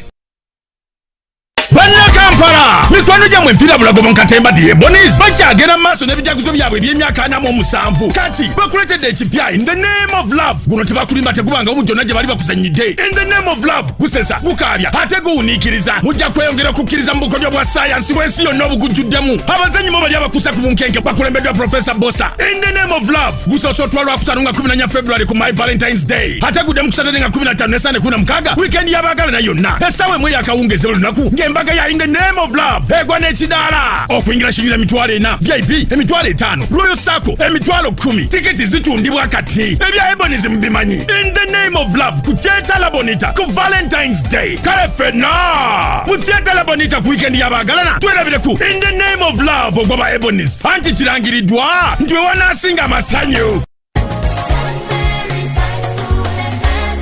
St. Mary's High School Gayaza Mawule essomero ery'ogulidde erinnya ensangi zino nga basomesa arts ne science okuviira ddala ku O-level saako ne A-level lyadde ne boarding. Tulina library ey'omulembe awamu ne computer lab songera tutumbula ebitone by'abayizi baffe nga tuyita mu kuyimba awamu n'okuzannya emizannyo. Tulina ebisulo eby'omulembe endabirira n'endiisa y'abaana ennungi anti emmere ffe tugyerimira. Essomero liri ku musingi ogw'eddiini zonna nga ly'abawala n'abalenzi awalina environment ennungi ate nga basomesa baffe batendeke ekimala saako n'ebizimbe byaffe ebirungi nno ddala. N'olwekyo omuzadde leeta omwana wo ku St. Mary's High School Gayaza Mawule tugenda kwejjusa okumanya ebisingawo. Gira ddala okubeera transparent kuba abantu bagenda kufuna omukisa okulaba n'okuwulira obusobozi bw'abeesimbyewo mu kifo ky'obukulembeze bwa Kawempe North. Togere ku nteekateeka eno ey'ekibiina okuvaayo n'okuba nga kyogera n'abakulembeze bano abeesowoddeyo mu ngeri ya singa oba toweereddwa kkaadi toweesimbawo kuba namunigina era woweesimbawo nga ggwe oba ovudde mu kibiina ya butereevu ebibiina byonna si kino kyokka naye ebibiina byonna biremwa bulemwa ku implementinga nsonga eyo teeka nti oteekwa okugendera ku nkola n'enteekateeka z'ekibiina. Enteekateeka z'ekibiina bwe ziba za kusunsula mukulembeze mu ngeri eri democratic ne bakugamba nti onokkiriza okusunsulwa nokkiriza, kiba kya bulyazaamaanyi, kiba kya bunnanfuusi okumala okuvuganya mu kusunsulamu ate nodda emabega noweesimbawo. So ekyo nze nkiwagira nti omuntu yenna bw'okkiriza okubeera mu kibiina ky'ebyobufuzi gundi si kyange kyokka naye n'ebibiina ebirala tukusuubira okuba nti ojja kugeberera n'okugendera ku nkola z'ekibiina ekyo mu bye byateeka kuba ogenda okuyingira ekibiina ng'omaze okusalawo nti kino kyekibiina era ng'omaze okwetegereza ssemateeka waakyo era ng'omaze okumanya n'enkola yaakyo. So okugaana okwekyusa n'ogaana okugendera ku nkola y'ekibiina ekyo oba mukyamu. Honorable, ekibuuzo kino kisoomooza. Oli mukulembeze ate obaddewo ebbanga. Abakulembeze abamu bagamba nti debate eno si ye yokka eyandibadde eyitwamu okusunsula omukulembeze akiikirira abantu naddala ku fulongo ya palamenti. Ekibuuzo bwe kijjira nti wamma kituufu omukulembeze yandibadde akiikirira abantu nga ne wano tasobola kwogera? No, omuntu ekigambo ky'okugenda mu palamenti kwogera. Era bw'owulira omuntu agamba nti ngenda mu palamenti nga tagenda kwogera ng'agamba nti banenze mu kwogera siri bulungi, awo lwaba akulimba. Kyetugendako kwogera debate nungi nnyo naye ate sigamba nti yebeesembayo. Nze nnyaniriza debates endala ez'enjawulo eziwera. Omuntu omu talina tempo esobola ku sustaininga oba tolerance gye eyeetaagisa eri omuntu akulembera. Ekyo nayo kiteekwa okubeerawo. So nze nsuubira nti zigenda kuba eno si yeesooka ate si yeeteekwa okusembayo. Nze nzikiriziganya ne debates endala eziwerako ne media houses namwe mukole debates zino. BBS fine giretanga enaku z'omwezi lumu omwezi ogwokusatu. Ebo butereevu njiwagira nnyo mu ngeri y'enjawulo naye gye gikole n'abantu bakole ki basobole okwesalirawo. So tusuubira nti omuntu agenda okukiikira abantu oteekwa okuba nga osobola okwogera, oteekwa okuba nga osobola okugumiikiriza munno abanga ovuganya naye n'okuwuliriza. No bajja kawempe wo bonna bonna gwe banakuwa wanajja. Mbaaniriza nnyo, mbaaniriza ti omukisa ogutali mulungi nnyo nti ogenda kulondamu abana abamaze okunominatinga naye si kibi naye nga sinakindi bonna wandibadde obaleeta bonna n'omala okuwulira. Bonna bonna katubalabe leero bwe banajjamu abo abananominatingibwa tubakuleeterenga ennaku z'omwezi lumu omwezi ogwokusatu. Neyanziza ssebo era mbalindiridde debate eyanga lumu omwezi ogwokusatu njaniriza era kajja kuba kabonero. Mujja kuba mulina ettaffaali lye mutadde kulonda n'okuyamba bannakawempe okusalawo omukiise omutuufu. Ssaabasajja Kabaka nti yasiima. Ssaabasajja Kabaka wange. Amina ssebo. Kale BBS fine nkugambye era nga meya bwakugambye ng'ennaku z'omwezi lumu omwezi ogwokusatu lujja bana kula mukaaga ate munaaya ku division headquarters ez'Ekawempe tugenda batukutuusaako debate era nga mu kalulu kaffe kana akajja aka Kawempe North kugambye nti buli kimu tugenda batukikuwa nga bwe kiriwo, buli kimu tugenda batukigoberera butereevu, buli kimu tugenda batukikulondolera ate nga tukikutuusaako awo wennyini w'oli gwe kyonna okola kiri kimu teekako BBS fine osirike ebisingawo bitulekere. Nkugambye akadde kano ndine Aziz Matovu ku kamera era nga ebifaananyi ebirungi ebyolaba yabikutuusaako era nga tukyali wano ku kitebe kya National Unity Platform kugambye kati ebula omuntu omu yewuma Lumagala era nga ye bwatuukira wonna ate munaye tugenda batutandika butandisi kansala Bagonza. Oli butereevu ku BBS fine akadde kano gwolese Luswa Luwemba. Nze Bagonza Thomas nga ndi kansala okuva ewandege mu Kawempe era nga ndi nfanfe w'omugenzi Honorable Segirinya Ombaka Muhammad Luwemba Luswa yetumulese ku kitebe era yetesetese bulungi okola debate mu bufu bwe bumu. Ffe tusaba ekintu kimu Bannakawempe North nga batukuumiddeko eriiso nga bwe batuwabudde nga bwe batukwatiddeko nga bwe baayagala Honorable Segirinya tubasaba ekintu kye kimu kubanga tuli mu kaseera nga ffe kye tusaba ng'abaali ne Segirinya Kisanja olwedde baali baakimuwa, Bannakawempe North baali baakimuwa, ekibiina kyali kyakimuwa, Allah najja amujjulula. Tusaba omwaka guno ogumu ekitundu ogusigaddeyo bagutuwe tuteeke mu nkola ebibadde bikola ki kubanga bonna bakandidate abyesimbe obo bawulira buli ayogera ozangenda kumaliriza, buli ayogera ozangenda kumaliriza. Omuntu ali omu yekka asobola okumaliriza kye yatandika nga alina omugenzi ye Muhammad Luwemba Luswa. Anjagala n'omulala wayinza okubuuliza nti oyagala tukuwomalirize bw'omaliriza ogende tuleeta omulala. No kati ssaawa zino tuli ku kyakumaliriza as of now.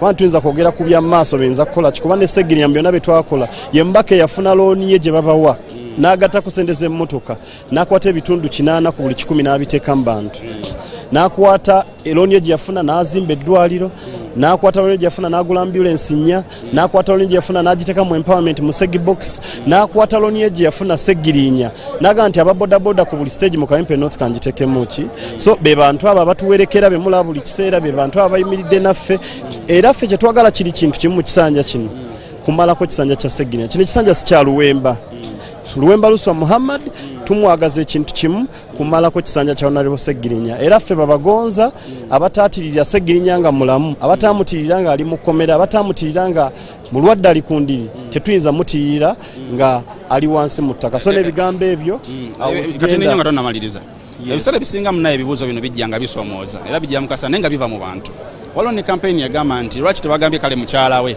n'amaliriza nti kijjanga kisomooza oluusi nga okibuuza omuntu ayinza okugamba gundi onannwana kiki kyoyinza okwogera ku nsonga okusookera ddala bakyala baffe tubawa ebitiibwa kubanga tali omu tulina abakyala abawerako Basegirinya ali musajja wa famire famire actually njagala kimakinga clear nti Muhammad Luwemba Luswa talina luganda luli biological na Segirinya famire ya Segirinya erimu baganda babasoma abalina ne degree abalina ebweru naye kye baakola kwe kulayika nti bagamba Segirinya Muhammad obwesiga bwe yateeka mu Luwemba Luswa n'akuuma office n'abeerawo ng'omusajja ali mu kaseera akazibu tusaba asigaze ekyo amalirize ekisanja ky'omubaka kati mukyala waffe tumuwa ekitiibwa naye tumusaba akuze abaana tumusaba aleme kwawula yawula mu kalu kano kubanga Luwemba Luswa Muhammad yeyeka asobola okuteeka mu nkola manifesto gye batandika n'omugenzi enduulu emizira eŋŋombe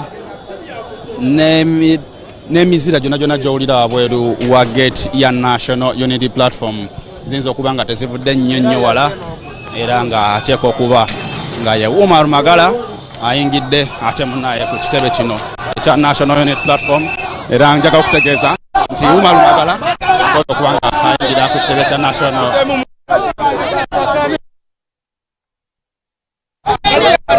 Umar Magala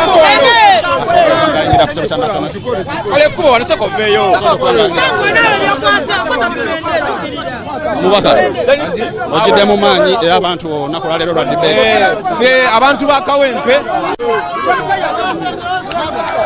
ba foot soldiers eno ye representation yaffe otegera eno ye representation y'abantu ba bulijjo otegera tuyina obulumi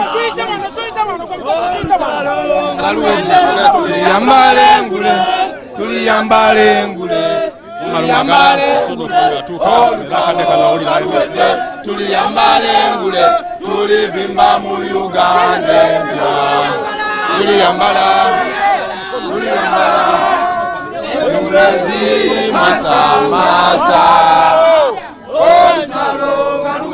mutufukamira wansi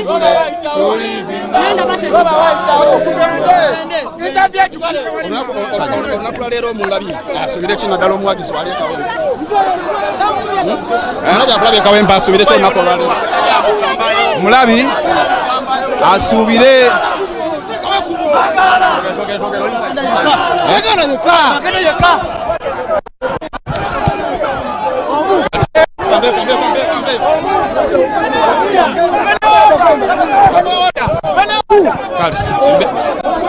embeera y'obwekyo bweri ku National Unity Platform njagala okugamba nti ate munaye Umar Magala atuuse ku kitebe kino waawo ng'embeera yo yakusika muguwa osobola okiraba olw'ensonga nti NUP yabadde yalagidde ate munaye abantu bano okujja n'abantu naye badde kano Umar Magala abantu be toboli abo badde balakubako okulaza empaka n'okuyitako kale kyekireesewo akavuyo ako kulaba era njaga kutegeeza nti BBS final buli kimu nga bw'okiraba Aziz Matovu akitutuusaako embeera yo oboli awo yakusikangana kusindikagana olw'abawagizi abo ate munabaddezaako okuteekawo embeera kakati Umar Magala naye amaze okuba nga atuuka banne we bali era njaga kutegeeza nti byonna byanga biraba Aziz Matovu wabikulaga kugenda kwongera okuba nga ate tubikutuusaako obutereevu era nga tubadde tubikuwa okuvira ddala ate munaye ku makya ng'olunaku olwaleero ate n'okuvira ddala eri emabega yonna yonna gye byatandika nkugambye akadde kano emizindalo gyo gitandise okuba nga gigezesebwa era nga osobola okukiwulira bulungi nti enteekateeka eri nga egenda okuba nga egibwawo akawuwo olw'ensonga nti buli muntu alagiddwa okutuula temunange buli kimu kitandike kugambye abantu njawulo bo bazedda wano ku National Unity Platform era nga ne Secretary General oba Ssaabawandiisi w'ekibiina kino David Los Bongoya naye waali nkugambye buli kimu kitambulira ddala bulungi era nga abantu 10 bonna bawedde kade kirindiriddwa ke kakiiko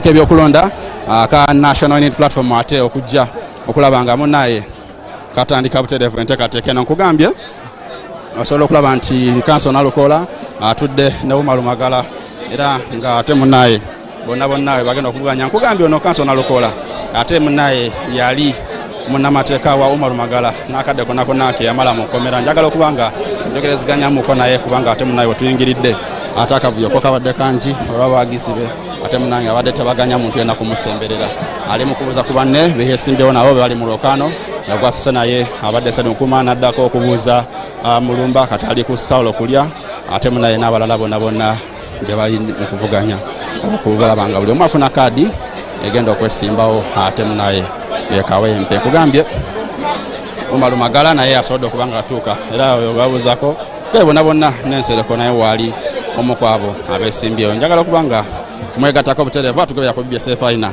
twongere okuba nga tuwayamu naye olunaku lwaleero ogidde mu maanyi abawugizi nga tebakwiza na muntu yenna kusembera kujjako interview wayi ogera ku lunaku olwaleero ne debate eno weteeseteese otya tweteeseteese bulungi mukimanye nti ffe twasooka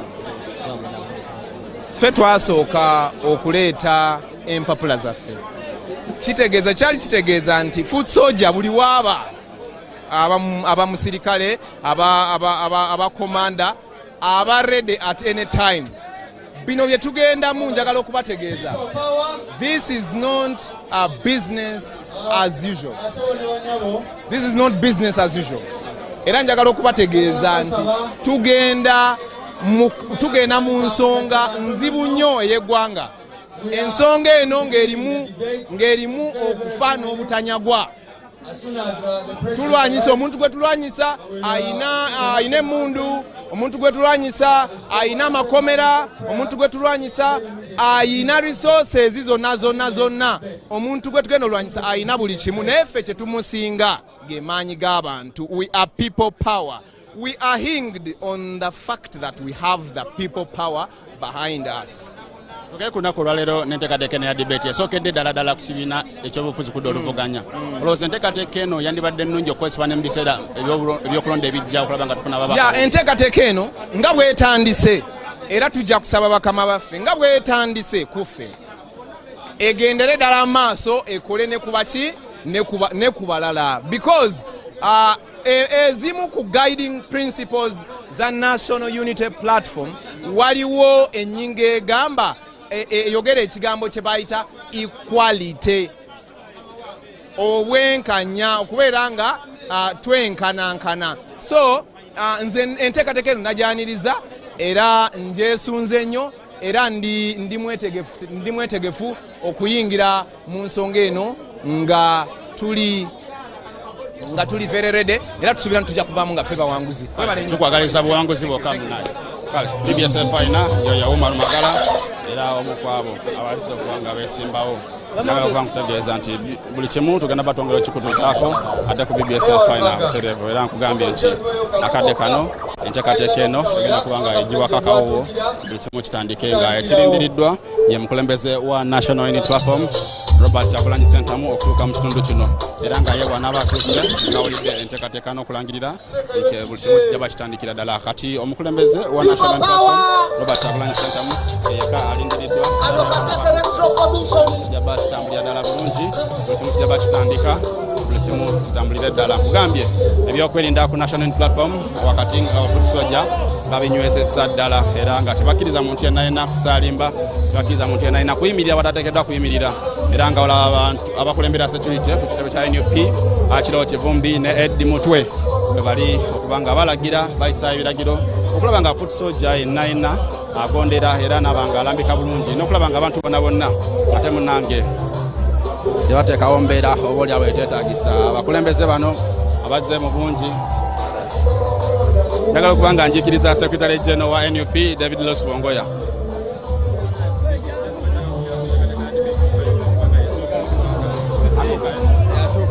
kale mbadde njogerako ne Secretary General okulaba nti atulya mu kuteekateeka naddala eno ya debate weewaawo atukiriza nti ajja tuwakadde maaso awo olw'ensonga nti omukulembeze wa National Unity Platform Robert Kyagulanyi Ssentamu akadde konna konna ayingirawo ate nga oboolyawo alina okuba omu ku abo abagenda okumwaniriza. Nkugambye bwatugoberera okusinziira mu bitundu by'eggwanga ebyenjawulo embeera yo ku National Unity Platform njaga kugamba nti weeri mu maanyi olw'ensonga nti aba candidates 10 abazze mu kitundu kino okulaba nga badebatinga n'okulaba nga batwala obuwanguzi ku kkaadi eyani agenda okukiikirira ekibiina kino mu kulonda okwokujuza ekifo ky'omubaka owa Kawempe North eyafa Muhammad Segirinya kugendera ddala mu maaso. Kale emiryango giguddwawo butereevu ku National Unity Platform naye ate oyo si ye mukulembeze yamyuka omwogezi w'ekibiina kino Alex Waiswa Mufumbiro amyuka omwogezi w'ekibiina kino ate nga era yakulembera oludda lwabula gavumenti mu Parliament Joe Senyonyi. Kakati nno nkubuulira nti akadde konna ne President wa National Unity Platform agenda kubayingira era ng'emiryango giri mu kuggulwawo akadde konna President wa National Unity Platform agenda kuba nga atuuka era waatuukira wonna wonna ate nkugambye enteekateeka eza debate enteekateeka ez'okuwakanya mu bigambo enteekateeka ez'okukakasa abalonzi enteekateeka ez'okukakasa bannakawempe North in particular zigenda bazitandikira ddala nga zigendera ddala bulungi era nkugambye nti bafuti soja webali era nga emiryango akadde konna konna giguddwawo. Kugambye nti enteekateeka egenda mu maaso ey'okulaba nga buli kimu kitambula bulungi nga tewali muntu akkirizibwa oboolyawo kumenya amateeka nga tewali muntu akkirizibwa kubeera nga ate oboolyawo asukka watalina kusukka. Kakati nno nkugambye nga olaba ennyiriri z'abafuti soja ezibadde ezabateeseteese okuyimirira obulungi okugambye nti zirindiridde muntu omu omukulembeze wa National Unity Platform nga akadde kano wayingirira ate munange buli kimu kigenda bakitambulira ddala bulungi kigenda bakitandikirawo ate era enteekateeka eya debate oba okuwakana oba okukontana mu ngeri y'okukakasa abalonzi egenda kuba nga ate munange egiwakakawuwo era etandikira ddala bulungi. Kugambye nti akadde kano ekirindiriddwa ye mukulembeze wa National Unity Platform yekka naye nga bo abeesimbyewo 10 abo abeesowoddeyo 10 okuli Salim Serunkuuma Mafumafu okuli Elias Limbaze Nalukola ng'oyo Council okuli Umar Magala okuli Nsereko okuli Mathias Mulumba n'abantu abalala kugambye bayongedde okuba nga bo baatuuse dda. Kale ekirindiriddwa ye mukulembeze wa National Unity Platform okuba nga atuuka era ng'emmotoka ye yiyo emotoka y'omukulembeze wa National Unity Platform Robert Kyagulanyi Ssentamu akadde kano eri mu kuyingira wano ku kitebe kya NUP Makerere Kavule era nkugambye nti omukulembeze obedda yeyekayeka alindibwa owa National Unity Platform akadde kano amaze okuba nga atuuka ku kitebe kya National Unity Platform era nga wano wewategekeddwa omukolo guno ogw'okukontana mu bigambo ogw'okuwakana mu bigambo ate era naye ogw'okulaba nti ani agenda okubeera ow'enkizo mu kukiikirira abantu bano abagenda okuba nga ate munaye bavuganya ku kkaadi ey'okukiikirira National Unity Platform ate munaye mu kifo kiri eki akadde kano osobola okulaba nti President wa National Unity Platform Robert Kyagulanyi Ssentamu ate munange wuuyo naye atuuse era yaniriziddwa amumyuka mu mambuka g'eggwanga Dr. Alina Zedriga yaniriziddwa Ssaabawandiisi w'ekibiina kino era atuuse obedda gwe balinda yekka era nga mukadde tukubire President engalo ez'amaanyi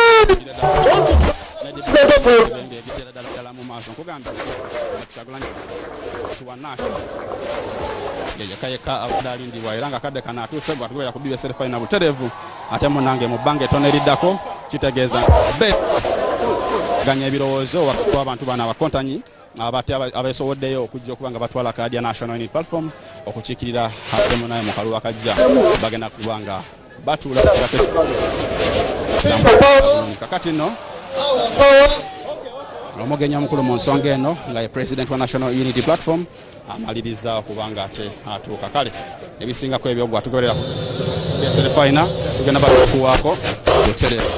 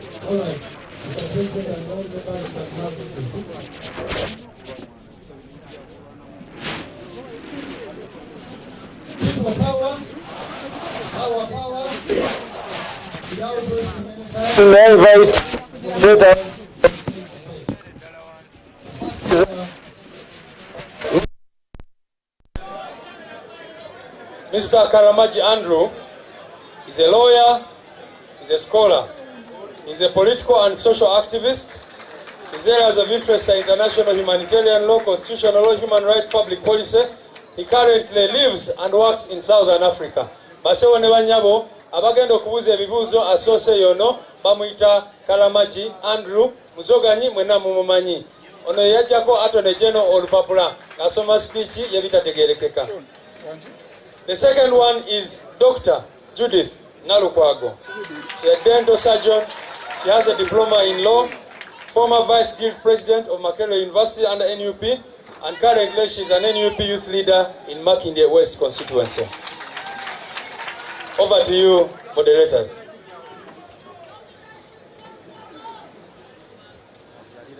Thank you very much. I'd like to welcome all of you to this debate. The formalities are done as introduced. My name is Andrew Karamaji, and we will begin by laying out the ground rules, which I will do with my co-moderator. But before we do that, let's have my co-moderator introduce herself as well, and then we will hear the ground rules.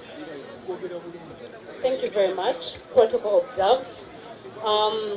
My name is Nalukwago Judith. I'm a medical doctor, and I am happy to be here as one of the first and best debate that is going to happen today for the contestants of the MP seat of Kawempe North. Thank you.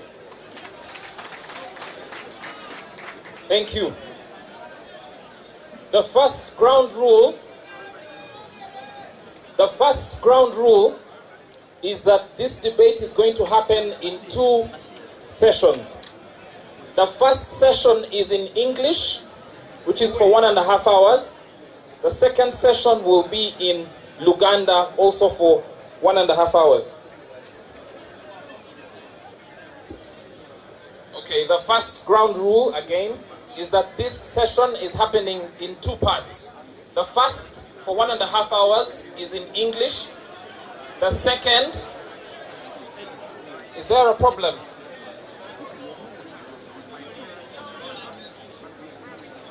The tech team, apparently my volume is low. Is this okay? Tech team?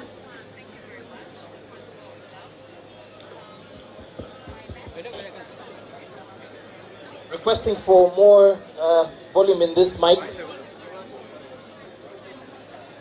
Okay, while they sort that out, is this better? This is better. Great, thank you.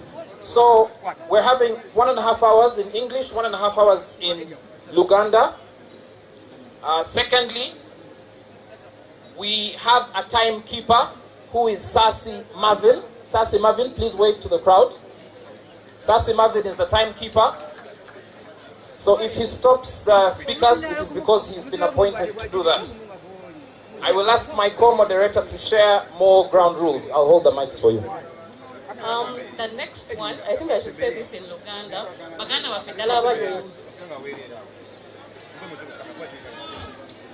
Baganda waffe ddala abayimiridde eyo ku saidi namwe abatudde tugenda kubeera bakakamu tumanyi ffenna twazze wano nga tulina candidate waffe gwe tuwagira naye tubeere bakakamu bw'aba candidate wo ayogedde ensonga ekusanyusa kuba mu ngalo tetugenda kuleekaana, tugenda kubeera bakakkamusa ati debate esobole okutambula bulungi mu maaso.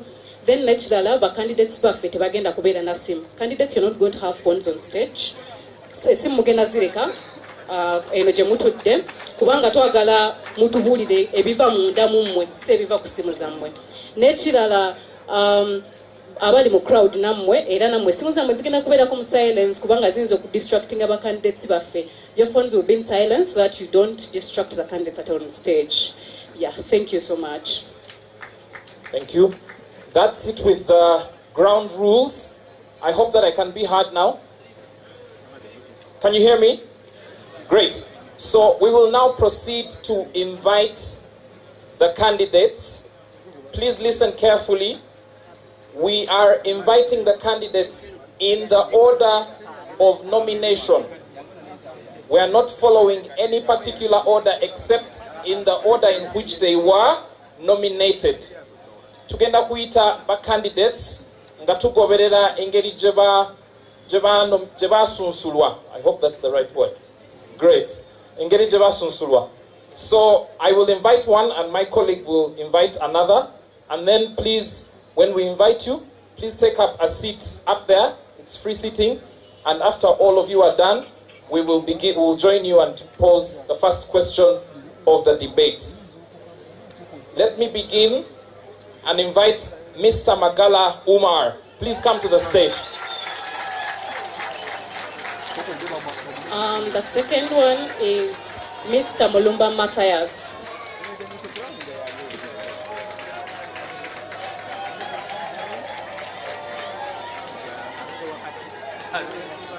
The third candidate is Mr. Nsereko Moses.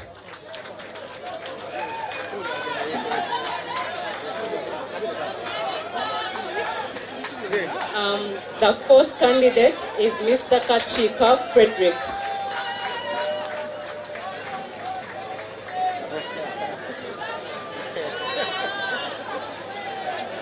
Silence, please. Silence, please. The fifth candidate is Dr. Charles Rubagumia.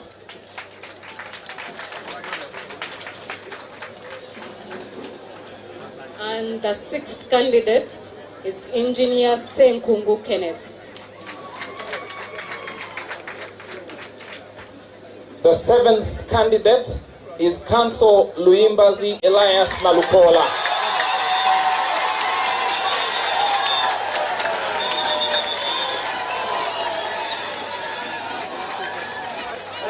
The eighth, Nsabatuka Kanemuko. The eighth candidate is Mr. Selunkuma Salim.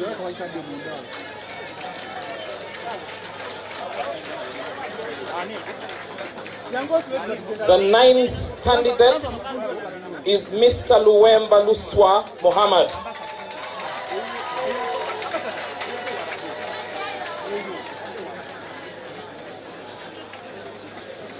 And the last candidate is Mr. Kulia Saulo Ziwa.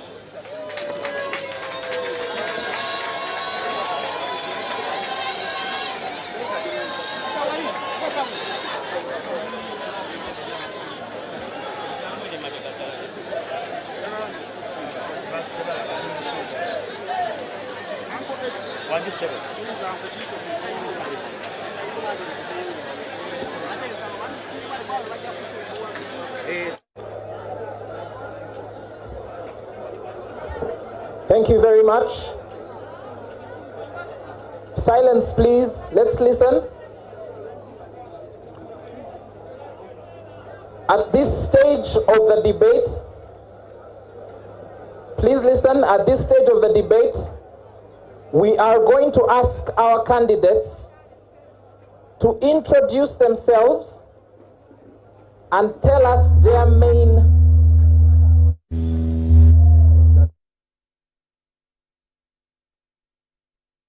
candidates to introduce themselves and tell us their main agenda as MP Kawempe North, what it is they are going to do in 2 minutes. 2 minutes exactly. And we will start in the same order.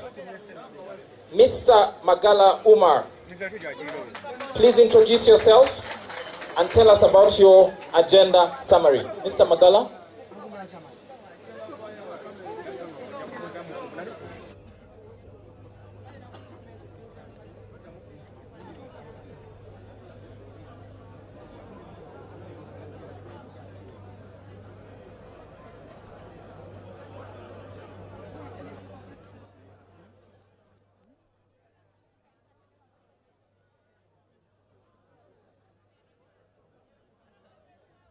Mr. Magala, the mic is yours, 2 minutes.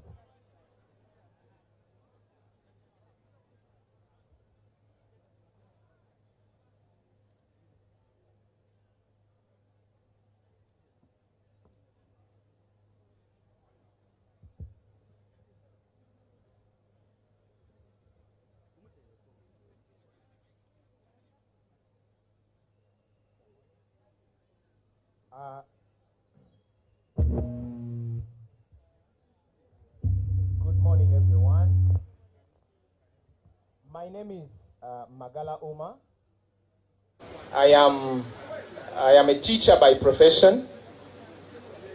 I am a resident of Kawempe Mbogo.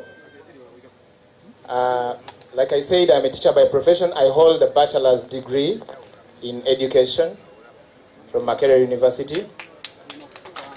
I am a member of the National Unity Platform, card number 1939. I think that will do for the introduction first. Magala Umar has this on agenda.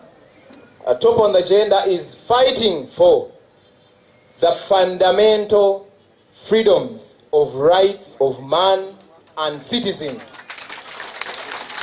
Secondly, on our agenda is to demand for accountability from the military regime that has ruled our country for the last 40 years.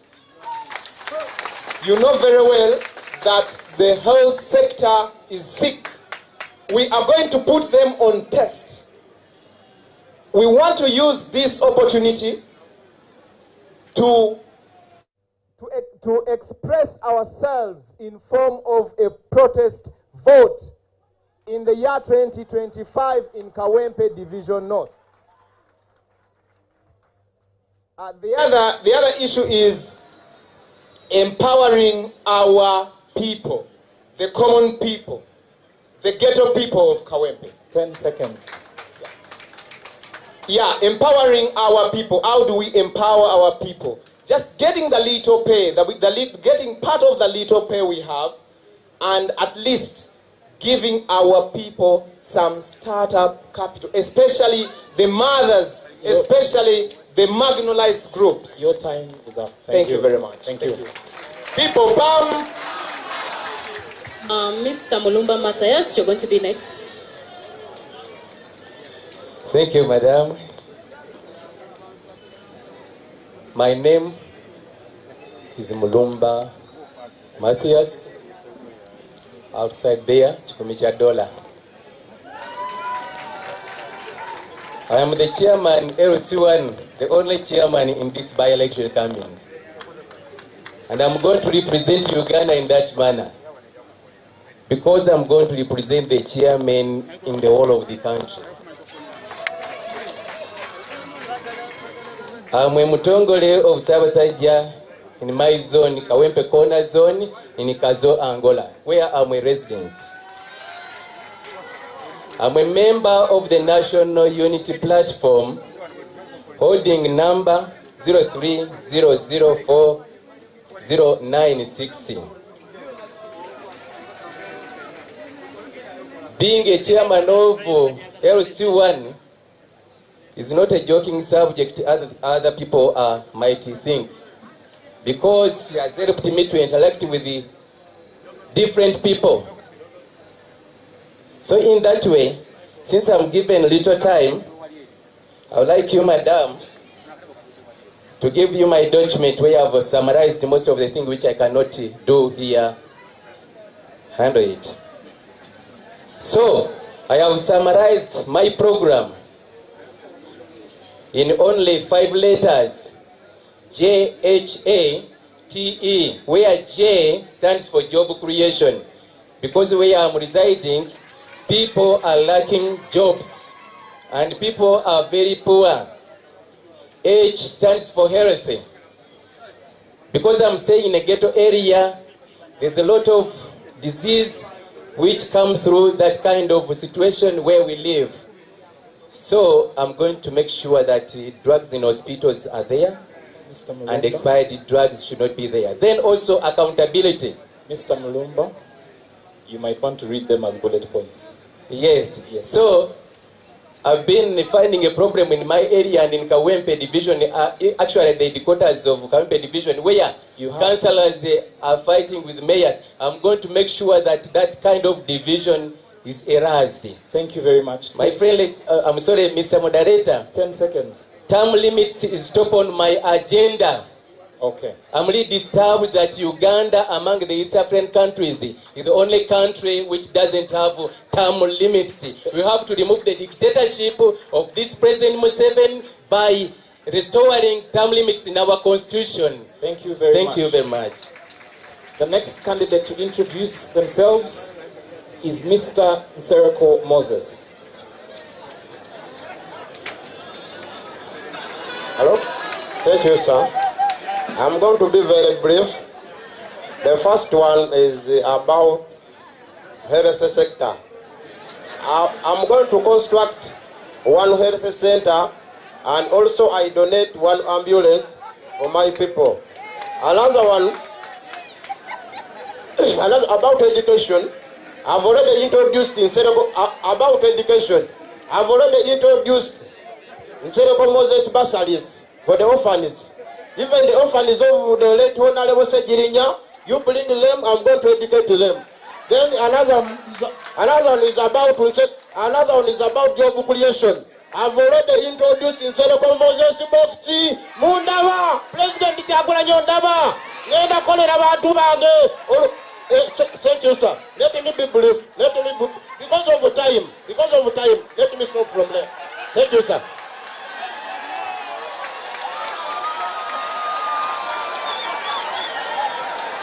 Doctor.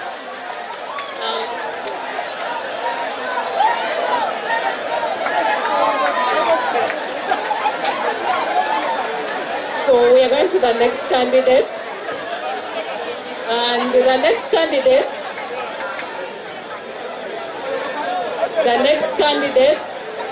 is Mr. Kachika Frederick. Thank you, Madam Chair. Thank you, Madam Chair. I'm Frederick Kachika. I stay at Chevando. I'm the one of the mobilizer in NUP in my electoral area. Chevando Parish. So moderator, first and foremost, if I elected as a member of parliament, I will begin with build a hospital in my constituency. Well, the problem we have one hospital, one health center, one hospital in Kawempe. Many people suffocating. So, before I elected as a member of parliament, I will start with that. The second one, I provide the mother's kit, every pregnant mother, and not only that, I will add 200,000. Thank you, madam. Thank you, chair. Thank you. Let's be silent, please. Let's hear from. Please, let's observe some silence. Let's hear from Dr. Charles Rubagumya. Dr. Charles Rubagumya. Thank you very much, Mr. Moderator. First and foremost, I would like to recognize my president. I mean His Excellency, the President of the Republic of Uganda, Robert Kyagulanyi Ssentamu. I know that we won, but we were cheated. First, it is my pleasure to introduce myself to you. My name is Dr. Charles Abavuganya. I have doctorate in organizational leadership and administration, and I work with Apostolic Impact Christian University. We are located in Mukono as academic registrar.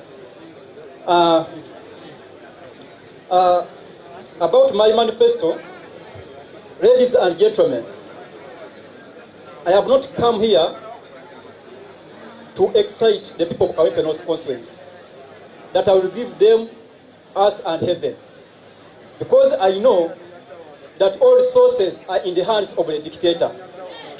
I know that all powers are in the hands of a dictator. So the only thing which I can promise to the people of Kawempe North Constituency is to join my president, I mean His Excellency, the President of the Republic of Uganda, that's Robert Kyagulanyi Ssentamu, to join the struggle of removing the dictatorial regime of President Museveni. And I want to prove to you that the dictatorial regime can be removed. It has ever been practiced in France. You know, French Revolution of 1789 to 1794. The people protested the autocratic regime of King Louis XVI. Your time is spent. Of King Louis XVI, and they removed him. Ladies and gentlemen, we can remove this dictatorial regime using the power of the people. Thank you. Thank you very much. The next is Engineer Senkungu Kenneth. Thank you. I was the simple ghetto youth with desires and fantasies, hopes and wishes to ride in Benzes, in a Sapoa, like I want to be like a superstar. In that ghetto, everyone is a superstar. And I'm glad to be here.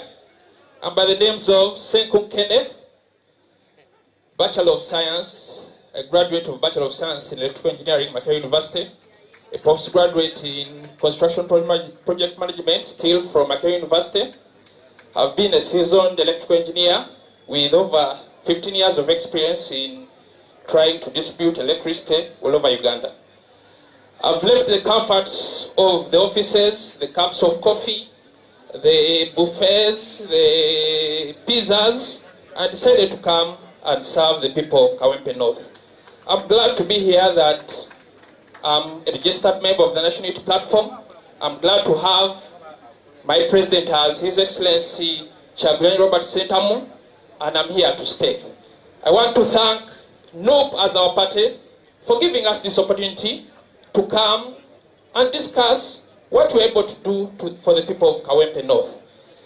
Among the core duties of the Member of Parliament, like legislation, oversight, representation, budget approval, I, as Engineer Senkungu Kenneth, I'm going to try to make sure that everybody in Kawempe North, you are connected to the national grid. I'm bringing my expertise that you'll get your materials, I'll get you the wire man and also the certificate. Everybody should have electricity. Tugenda gobenzikiza mu Kawempe North. Buli omu ogenda funa amasanyalaze. 2. Abantu bagala okulala nnyo. Your time, engineer, is up. Conclude. Just a moment. I'm going to be able to give mama kits to every pregnant woman in Kawempe, and also a 6-kilogram gas cylinder to every member, to every household in Kawempe North. I'm here to stay. NUP everywhere, people power. Thank you so much. Thank you very much. Doctor? Next, it's going to be Councillor Imbazi Elias Nalukola.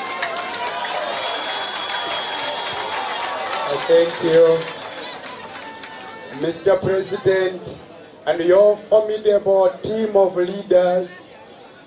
Dear my fellow contenders, I thank you. I'm so grateful to be here with you. My name is Luyimbazi Elias Nalukola. I'm an advocate of the High Court of Uganda and all courts of judicature. When I assumed the seat of a Member of Parliament, I will tell you the obvious first. The constitutional commandment under Article 79 provides to the effect that a Member of Parliament is supposed to legislate. I will legislate, ladies and gentlemen. I will supervise activities of the central government in my constituency. I will further my activities of fighting for justice and human rights. I will inspire the youth. I'm aware that the youth in Kawempe North constituency are the majority. But many of them are not only unemployed, but unemployable. We have to identify their talents and nurture them. We have already embarked on that. I believe I will be able to fight and call upon all the younger people to join the struggle for good governance. I thank you, ladies and gentlemen. Thank you for listening to me. Thank you very much. Mr. Serunkuma Salim. Here.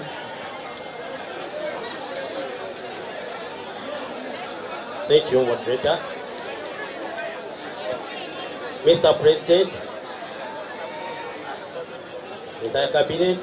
Let's listen to him, please. Our electoral committee,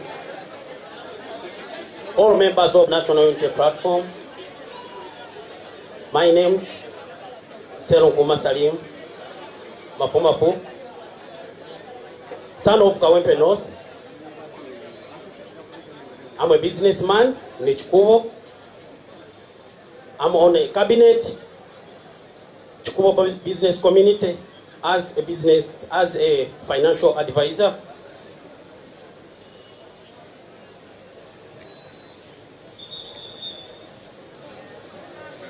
I seek mandate, Mr. President, to represent my constituency as a member of parliament. Mr. President, I promise you, this by-election is going to turn as a roadway to end Museveni's regime. And I promise you, I always follow the core value of National Unity Platform. And again, I promise you, and the people of Kawempe and Uganda in general, I'm going to advocate for the people all the time. Thank you. I'm called Mr. Serunkuma Salim, Kawempe North. I always be obedient to National Unity Platform. Thank you. Thank you very much. Thank you. Thank you. Dr. Judith? Next is Mr. Luwemba Luswa Muhammad.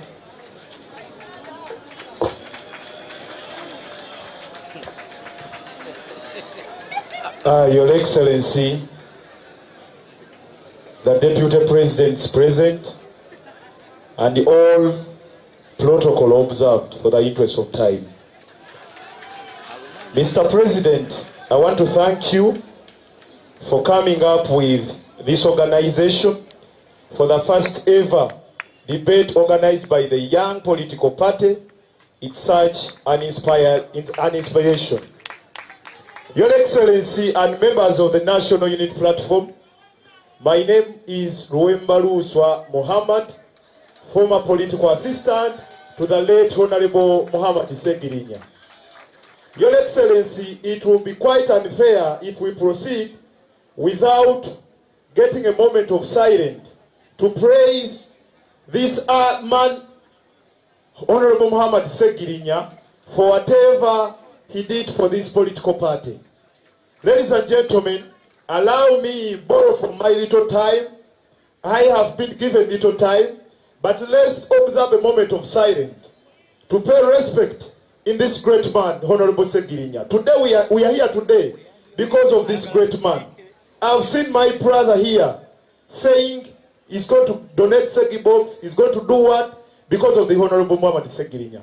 Your Excellency, please join me and we observe a moment of silence to pay respect in the Honorable Muhammad Segirinya.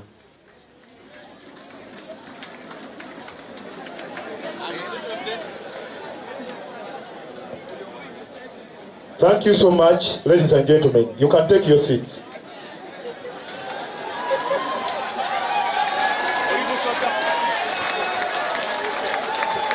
Your Excellency, I want to put this very clear. I am a member of National Unity Platform. I don't belong to DA, I don't belong to NRM, I am a member of National Unity Platform. Your time is... Your Excellency, as I conclude, Your Excellency, I am going in Parliament not to speak good English. I am going in Parliament to act. What the people of Kawempe North need is service delivery. I am going to continue with those projects, the Segi box, the ambulances, and also to empower the young people through our different projects. Thank you so much, Your Excellency. Thank you very much.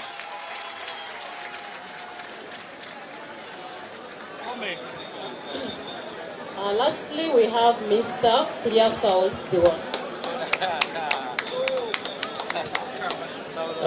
Thank you, Your Excellency, Robert Kyagulanyi Ssentamu, and the whole team, members of the EMC, all NUP members.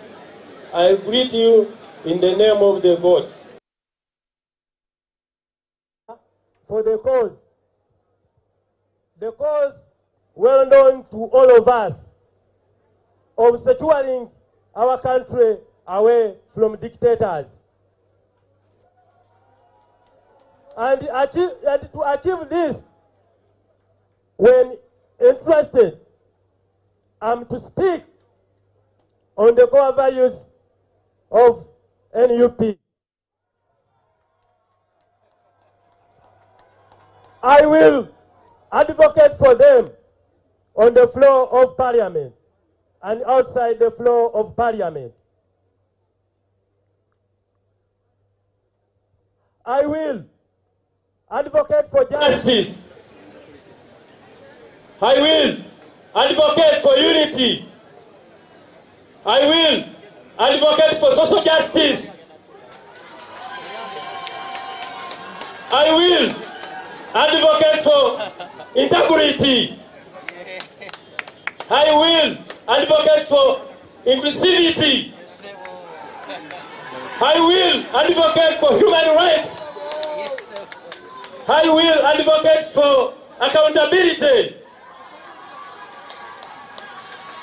I will advocate for democracy. And I will be an exemplary leader. And I'm ready to sacrifice myself for the need be for the cause of removing a dictator in this country, Uganda. Thank you. Thank you very much. Thank you.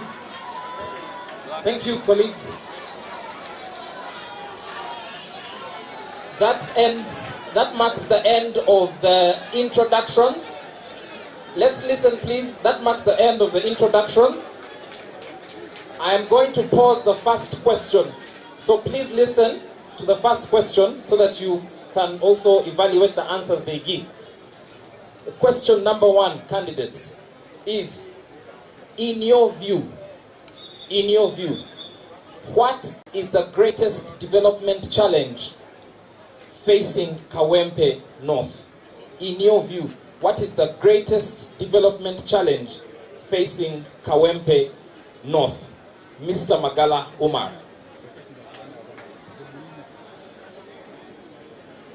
And you have 1 minute.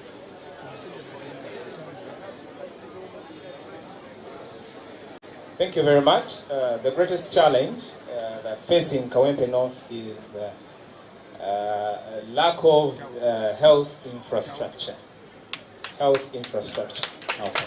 Thank you very much. I wish all candidates can emulate him because it's a straightforward question. We have a couple of questions to go through. So if all of you can emulate him, please, that would be great. Mr. Mulumba Matthias, same question. In your view, what is the greatest development challenge facing Kawempe North? The greatest challenge in my area, being the chairman of LC1 of North Team, is poverty. People are very poor. That's why I even came up with the name of Chikumicha Dollar, that people should have at least an emergency fee of $100. So when you have money, you can solve every problem. So poverty is the issue in my area. Thank you. Mr. Nsereko Moses.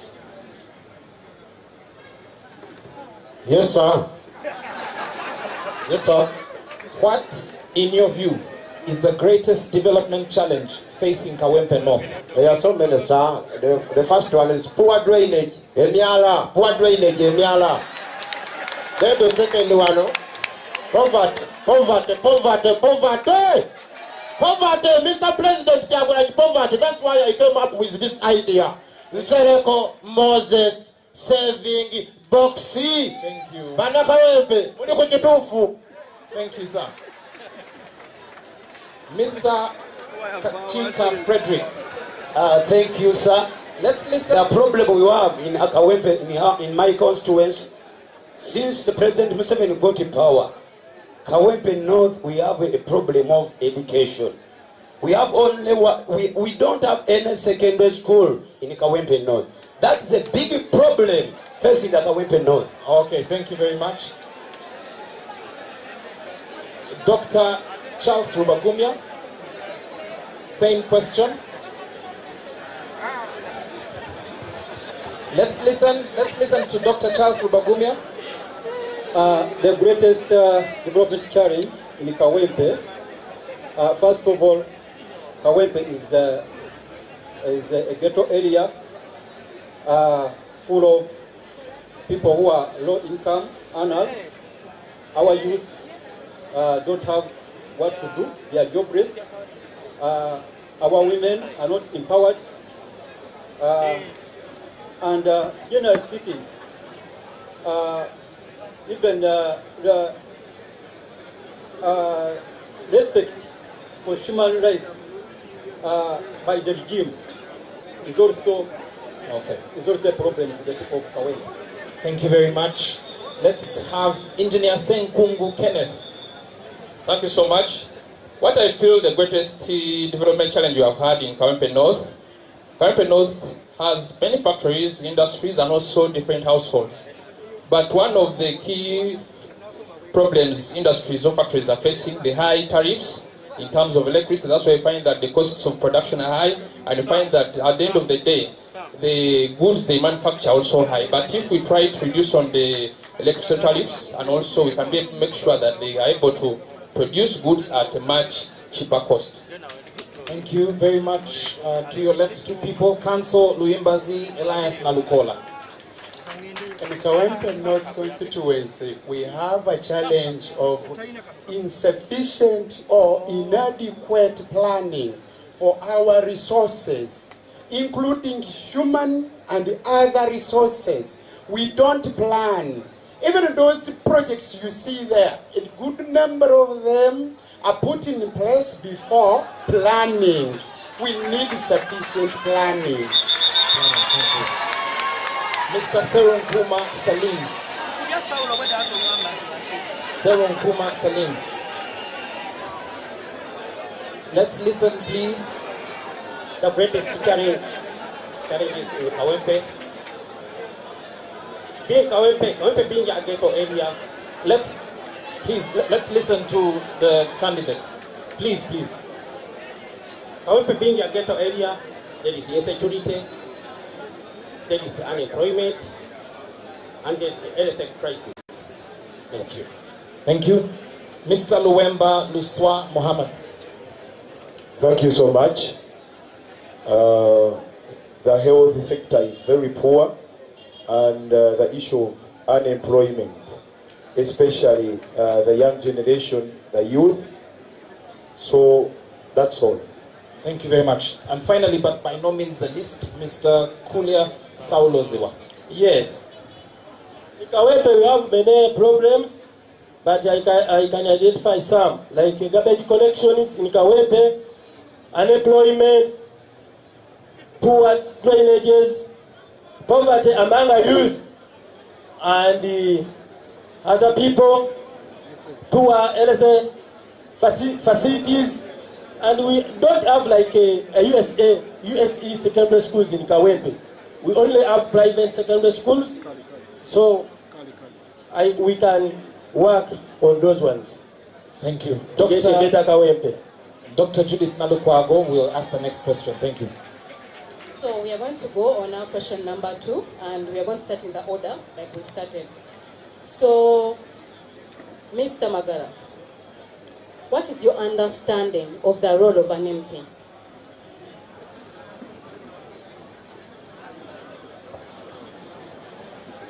Thank you very much. The question is very clear. The understanding of the role of an MP is already stipulated in the Constitution of the Republic of Uganda. An MP does oversight role. An MP does represent his constituents.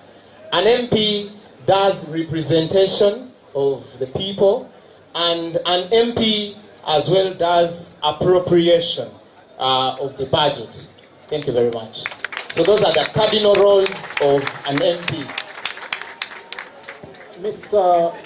Mulumba Matthias, your colleague has talked about those roles. What is your understanding of appropriations? That is a process where the MP looks at how the people of that area, how they can benefit from the government, from the service delivery, that they should be given properly to those areas where he represents. Okay, thank you very much. The same question applies to Mr. Nsereko Moses. What is your understanding of appropriations? Mr. Nsereko Moses. I beg your pardon, sir. What is your understanding of appropriations? Your colleague said there are 4 functions: legislation, oversight, appropriation, and representation. What is appropriations? What I can say, the role of an MP, Parliament, the role of an MP to pass laws that govern the country. MPs make laws that govern this country. Also to represent your people, the one who have voted for you. That is it, sir. Thank you, sir. Thank you very much.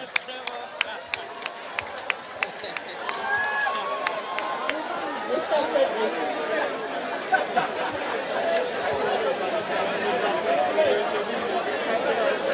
Mr. Frederick. Yes, madam. On the role of oversight, yes, we've had precedents of members of parliament who have been given the role of oversight. I'm sure you know them. And they have not performed accordance to what we expect of them. What are you going to do as a member of parliament in the role of oversight? Thank you, madam. One of the role of parliament, oversighted. So what the madam asked me, Kachika, what are you going to do? Because we see many members of parliament not working, not do their own, not do their jobs. But Kachika, you make sure that I work tirelessly to see people get delivered, get well representative.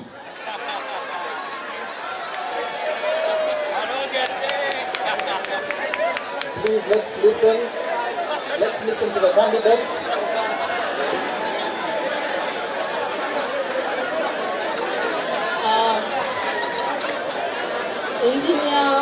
Dr. Charles Abavuganya, I think I posed the same question to you.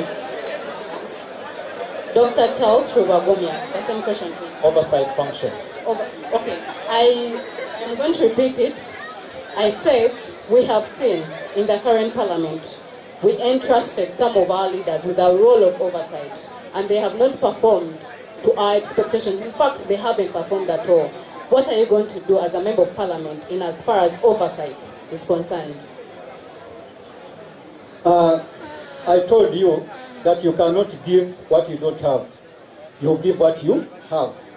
My main goal is to join the struggle of removing the dictatorial regime of President Museveni, because all those functions you are talking about, oversight role, allocation of resources, all programs, these people they are presenting, who is going to give them the budget? Can a dictator give them the budget? Who is going to give them the power to implement all those good projects? The main role, the main solution is to afterwards, that's when we shall get into our promised land. That's when all those health issues will be fixed. That's when all education issues will be fixed. That's all those programs which are supposed to be supervised by the MPs will be implemented. But you cannot do all those programs, all wonderful programs under editorial regime. Thank you. So the main role is to remove the editorial regime, and then we get into our promised land, which we always think about. Thank you, sir. Engineer Senkungu Kenneth. Engineer Senkungu Kenneth. Yes, please. Question we would like you to answer. Name any 3 roles of the Speaker of Parliament. Any 3 roles of the Speaker of Parliament. The 3 roles of the Speaker of Parliament: 1 is to oversee the House, because they are the ones who are the chairpersons of all the sessions or all the sittings of the House. 2, approvals of the national budget.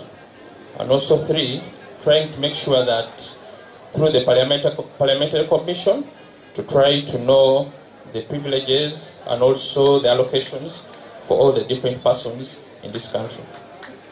Thank you very much. The same question applies to you, Councillor Imbazi. However, we would like you to explain more on the Speaker's role when it comes to the Parliamentary Commission. Thank you. Thank you very much. The Speaker, people power, our power, Ra.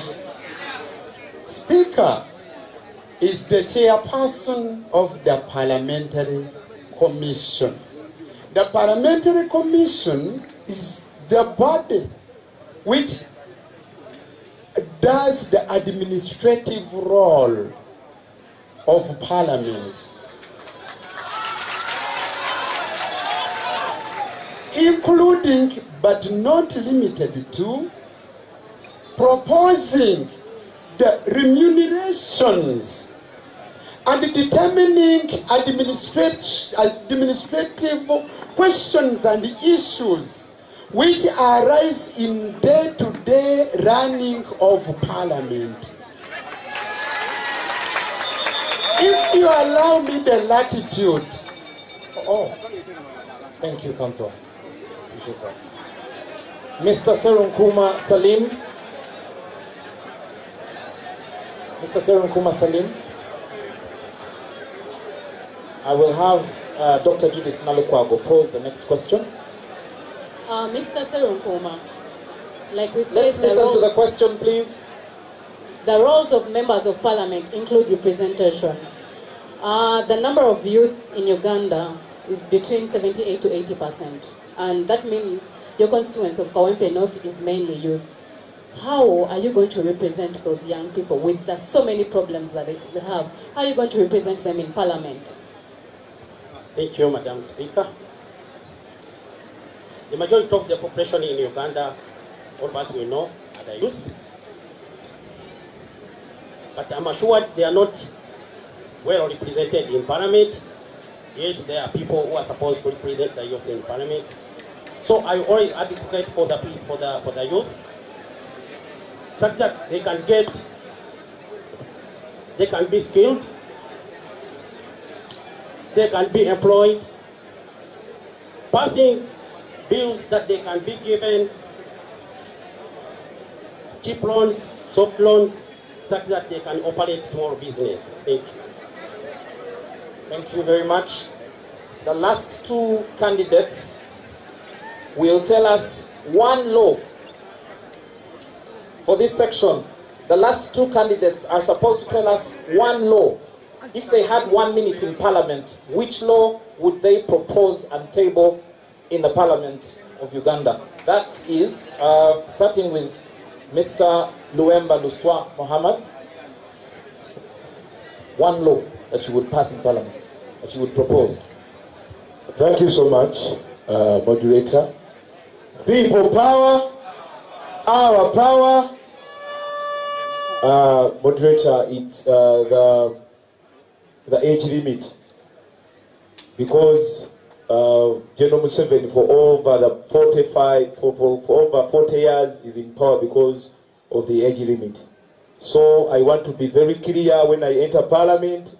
I want to fight hard, fight tiresomely, like my brother, the Honorable Segirinya, to make sure that the age limit is being passed. Thank you. The same question from Mr. Kulia Saulo Ziwa. When I go to parliament, I will propose that we get a commission to look after the elections, to get an independent electoral commission, so that the president is not the one to choose those people on electoral commission. Yes, sir. Thank you. Thank you very much. Dear audience, we have completed questions about parliament. We're now going to go to a question that will be posed by my colleague, Dr. Judith Nalukwago, about National Unity Platform. The question is about the National Unity Platform. Dr. Nalukwago. I'm going to start from the previous speaker, Mr. Kuliasao. So you're going to tell us, just mention one value of National Unity Platform, then you expound on it, how you as a member of parliament, you're going to carry on these values of National Unity Platform. Okay, thank you, Chairperson. Me, I will stick on justice, because everyone here needs justice. It is from the God, me Kuliasa want to be a Ugandan. It is not from anyone else. So that I will be advocating for justice, because we need justice. As things are going on in Uganda, it seems we are not equal at all. I will put my emphasis on justice, so that we can help our country and we liberate all Ugandans. As you know, our grandfathers and mothers fought so that we get independence. They thought that all Ugandans will be independent. But after getting the independence, it seems we are not independent. So it is us to fight for our independence in Uganda.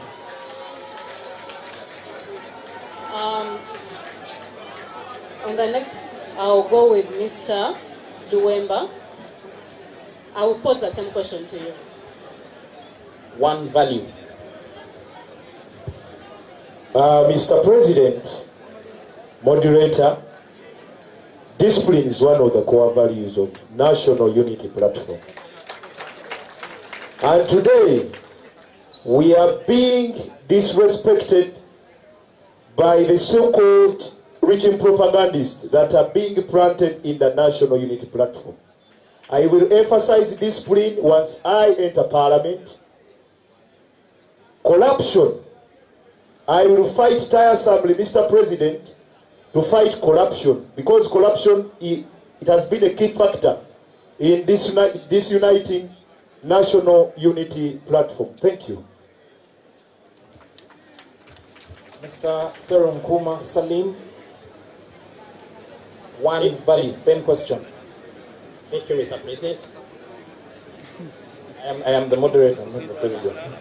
President. Thank you, moderator. I will always emphasize the point of liability. In national platform, all of us we are aware of that. Reliable is the main problem that we have here. Mr. Problem, we have been with people here.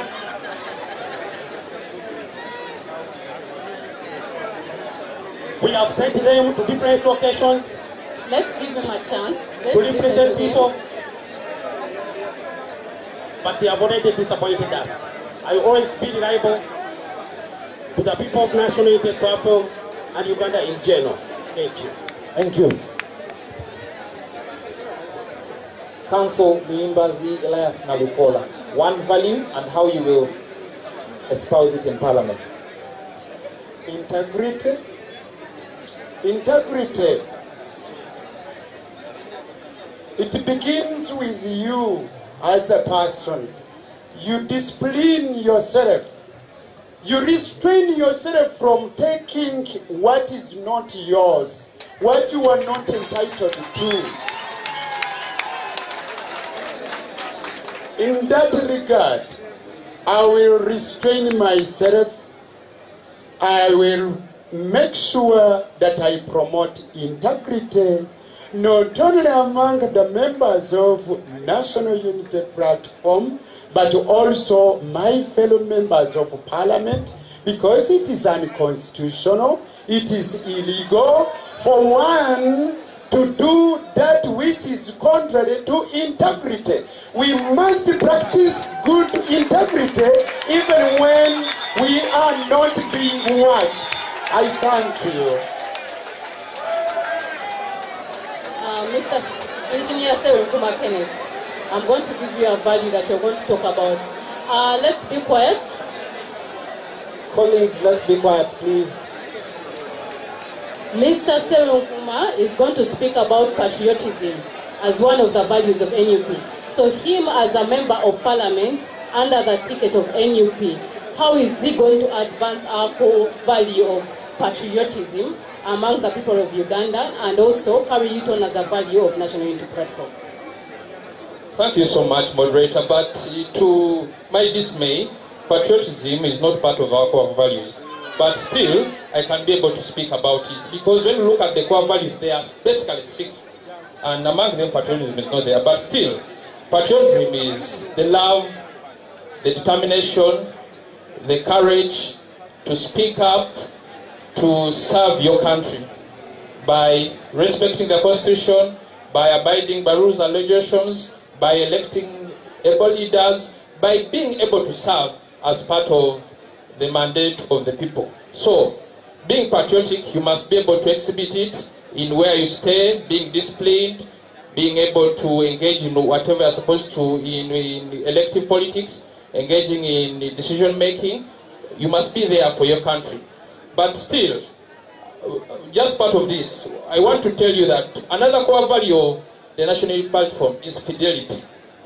You get it? Because the question you posed, I'm trying to really put across that fidelity is one of the core values, whereby we express the faithfulness to a person, cause, or belief, demonstrated by continued loyalty. So here, I promise my president that I'll be loyal to the party, loyal to you, and loyal to everyone who supports the National Unity Platform. Thank you so much. Thank you, sir. Okay, maybe point of correction is in the new constitution, we don't have fidelity, we have patriotism. So, but at least both of them are related, so that is very good. Thank you. Thank you. Doctor, please listen to this question. Dr. Charles Rubagumya, you are a member of parliament for Kawempe North. We have a bill in parliament to extend the term of office of the ruling regime. And they need one vote for it to pass. Someone approaches you and says, I'm going to give you money to build a hospital in Kawempe North for your people. Please vote for this bad proposal. What will you do? Good question. But what I would like to inform the general public that our party is a party for change and is a party which cannot be compromised. And one of the values of our party is integrity and honesty. As a person we who believes in integrity and honesty, I cannot betray the people of Kawempe North Constituency. I cannot betray my party. So you will reject the money for the hospital? Yes, I will reject. And vote against the bad law?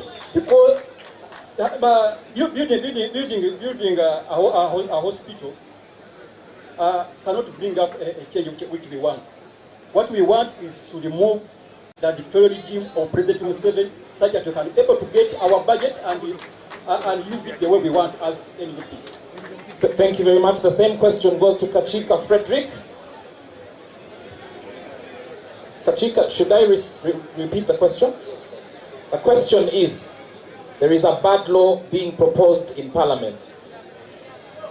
The ruling regime needs one vote to pass it.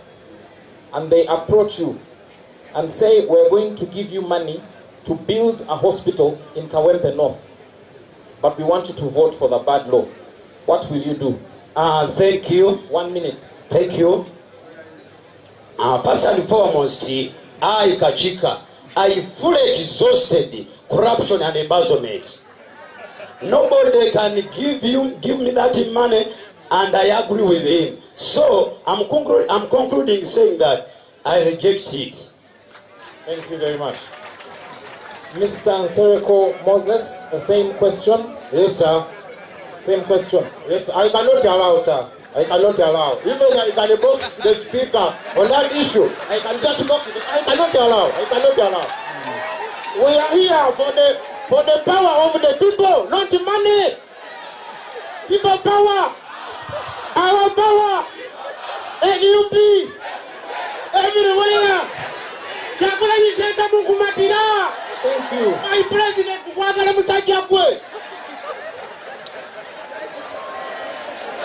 Dr. Nalukwago will pose the next question. Please, let's be silent. Mr. Mulumba. Mr. Mulumba, you said you're the chairman LC1, right? Let's give Mr. Mulumba audience. Let's give Mr. Mulumba audience. Silence, please. Mr. Mulumba said he's the LC1 chairman in a certain village in Kawempe North. And in that same Kawempe North is where we find the National Referral Hospital. That is the women's hospital. It's true. So we have a value of service in NUP. Yes. You are conflicted in a situation where there are no gloves in the hospital. Yes. You people have told you there are no gloves, but these same people need to be worked on. And the doctors are telling them you have to first go buy your gloves outside the hospital, then you come to work on you. What are you going to do as a member of parliament? Are you going to arrest the doctors? Are you going to buy gloves for your constituents? What are you going to do as a leader in terms of service? Of course, the doctor is not the problem for the availability of those gloves. I know the Ministry of Health, which is supposed to be in the position to serve all equipments of health services in that hospital. And for that matter, I'll bring the press. I'll go first to the Ministry of Health, see the Minister of Health before going to the Parliament. So I go to him and I ask him, I'm sorry why for interrupting. It's an emergency. The patient. It's an emergency. It's quick. We need to. Okay, work with on that the quick patient. one, of course, as a member of parliament, I have to improvise means so that that patient doesn't die. And then later on, I got the ministry to address the matter, and if he refuses, then I got the parliament, the podium, to say the problem in my area. Thank you.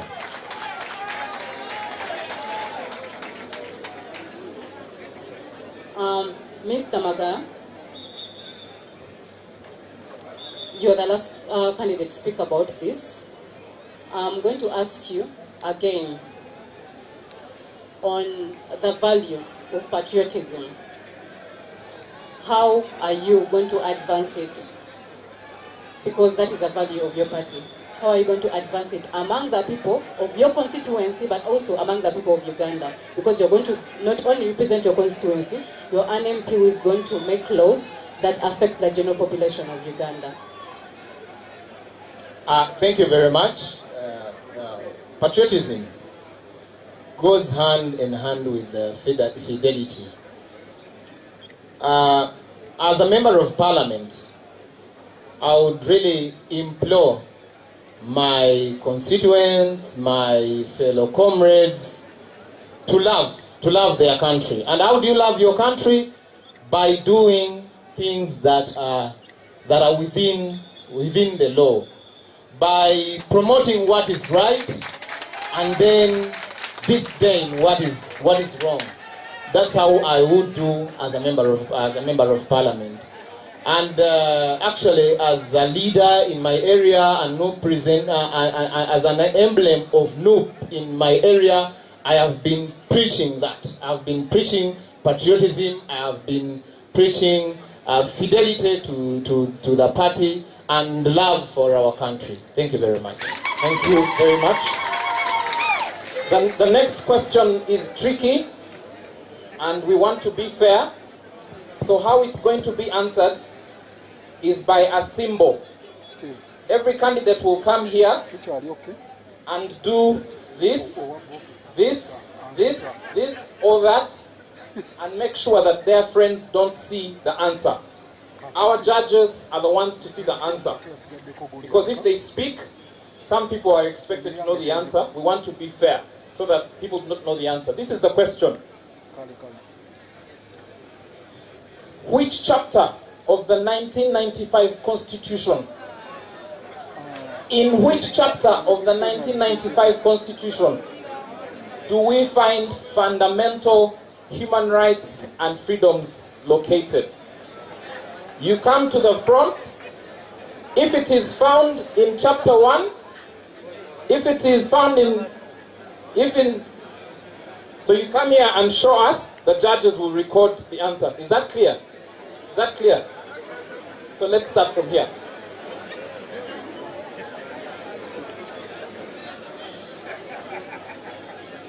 Which chapter of the Constitution do we find fundamental human rights and freedoms? Done?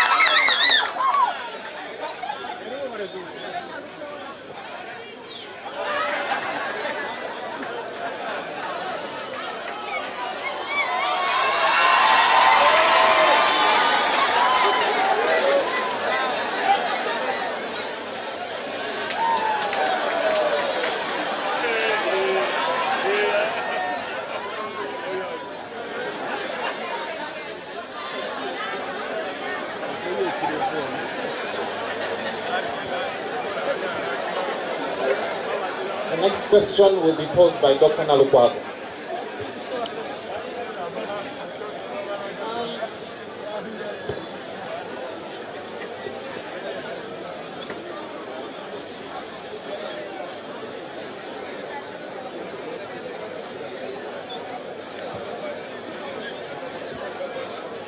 I'm going to start with Mr.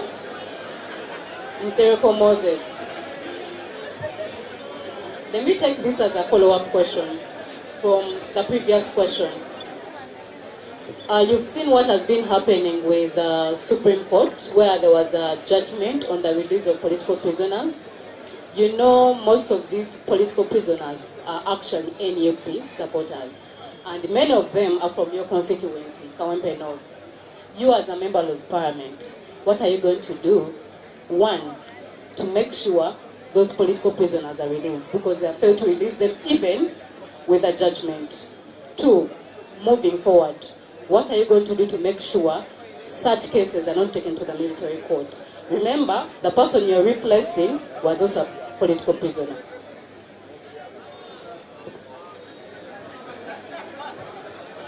Hello? I beg your pardon, madam.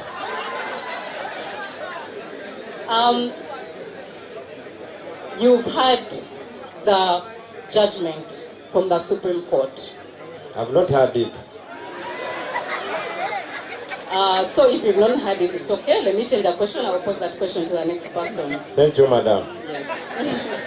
What is the great... Anyway, let me ask it in a different way. There has been that judgment. X that you don't know. I have not heard about it. Yes. But at the same time, we have NUP and other political prisoners. There's Dr. Besije, we have here Bobby Young and others who are in prison. Even the person sitting next to you has been in prison for 1.5 years. The person you are replacing as member of parliament was a political prisoner for 2.5 years. What are you going to do?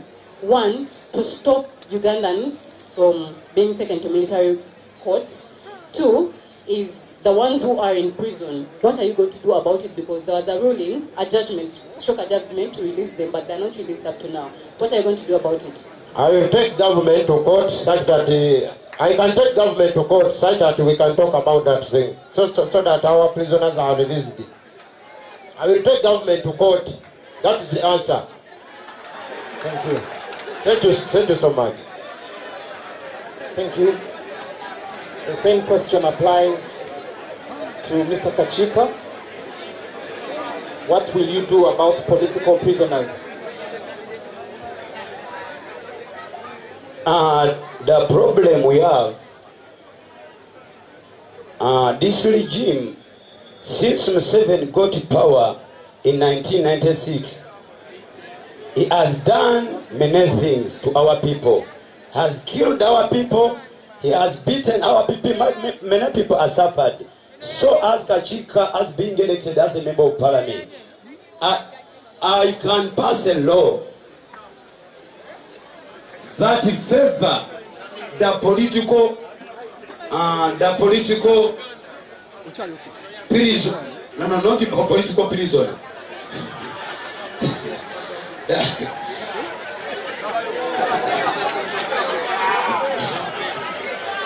The political party.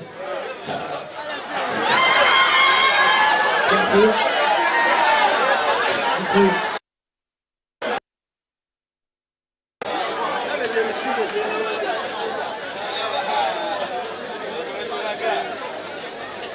Yes, the same question, Dr. Charles Abavuganya. What will you do about political prisoners? Dear members of the audience, we have 2 more questions and we will be done with the English version. So please bear with us. We are bringing this to a close shortly. Same question. Okay, thank you very much. Actually, we don't have the, don't have the problem of political prisoners only. There are so many problems about violation of human rights. Innocent Ugandans have been abducted. Innocent Ugandans have been disappeared and not even accessed their bodies. Some Ugandans are kidnapped day and night. So, the only solution you can do concerning the problem, I told you, is to get the struggle of removing the dictator. That's the only solution. And actually, as a part of the change, I have to go on that line of remove the dictator. Thank you. Mr. Engineer Senkungu Kenneth, which committee of parliament would be the best to deal with the issue of political prisoners? The issue of political prisoners, you find that we have the Committee of Internal Affairs. We need to tell them to try, because you find that most of the political prisoners are under prisons. Prisons is still holding them, yet already we have basically about two committees, the Committee on National Law and Guidance, and also the Internal Affairs Committee, because they need to be removed from prison, but there are some few procedures which are supposed to be done. But we should not relent, we should continue pursuing on all channels which we can be able to do so that they get out of prisons. Thank you. Council Luimbazi, which committee is responsible for human rights in Parliament? The committee on human rights. It's Human Rights Committee. Thank you.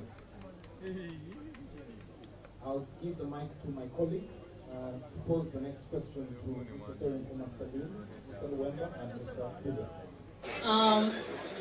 Mr. Salim, do you believe in one of what your colleague said about that our major problem is removing the dictator? All these things don't matter, but removing the dictator? Do you believe? First a yes, then I ask a yes or no, then I ask the next question. Yes, I agree with him. Okay, so if you believe that that is the most important issue, why are you standing as a member of parliament? Shouldn't you be home trying to remove the dictator?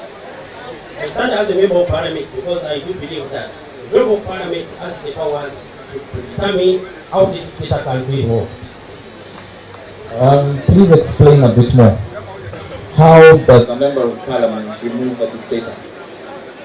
There is a law in parliament that mandates that there is a law in parliament that provides or helps a member of parliament that can decide on how to remove a president of a nation.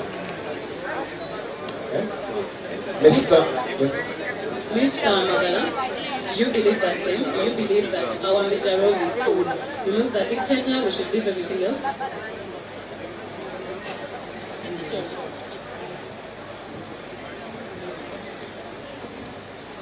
Thank you very much. Our greatest challenge in Uganda is the dictator, and that is General Yoweri Kaguta Museveni, who should be removed with all possible means available and within the law. So as a political prisoner? Yes. What are you going to do different? Because when you were imprisoned, it was the same case that you were imprisoned. What are you going to do different as a member of parliament in order to remove the dictator? Thank you very much. One, there are two opportunities.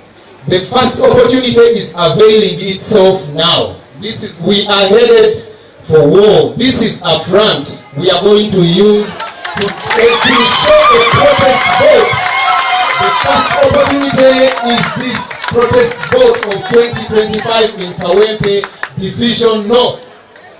Actually, when we get the opportunity, we shall voice out ourselves most. And this goes to Justice Simon Biabakama. Should we play around with the vote of the people of Kawempe? Should we play around with the mandate of the people of Kawempe? We are ready to take him on. Thank you very much.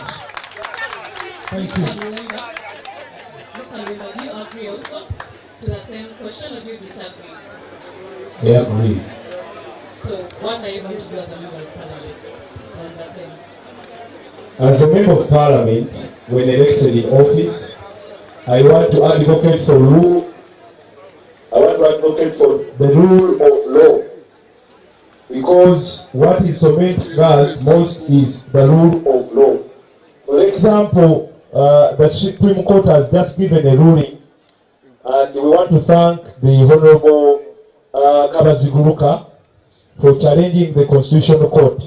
So now when I'm in Parliament, I will put the Commission of Human Rights accountable, and as a member of Parliament, I will make sure that all laws that are being passed in Parliament, they are in the favor of Ugandans. Thank you so much.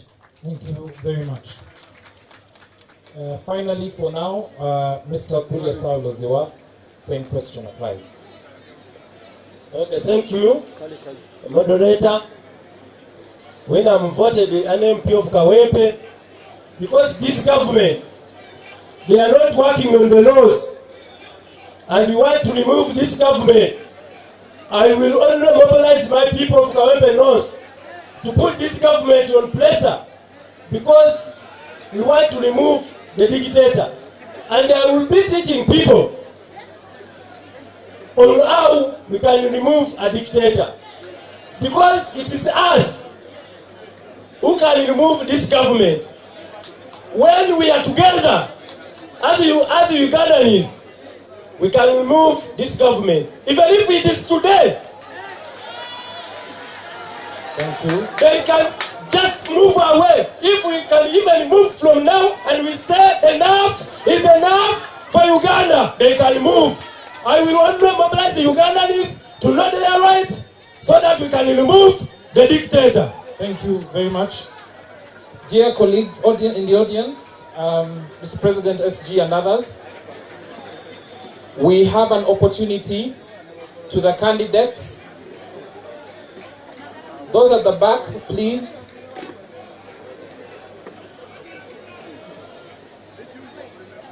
Thank you.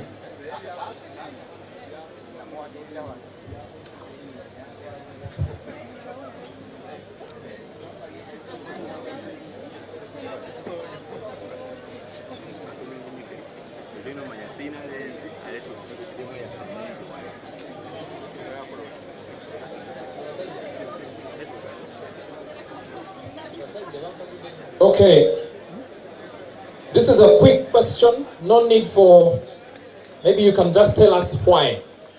Please follow the candidates. Amongst your fellow candidates, which one do you admire and why? Which candidate amongst your opponents do you admire and why?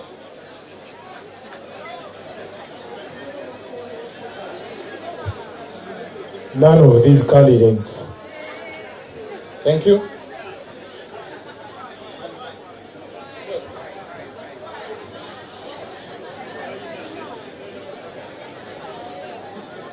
I admire none. He also admires none. Admiring for someone is a sin. Therefore, I cannot admire for someone. Thank you. I cannot admire anyone. Maybe my president, Mr. Kyagulanyi, but not this one. I'm the best candidate for the post of Kawempe North. Thank you, sir.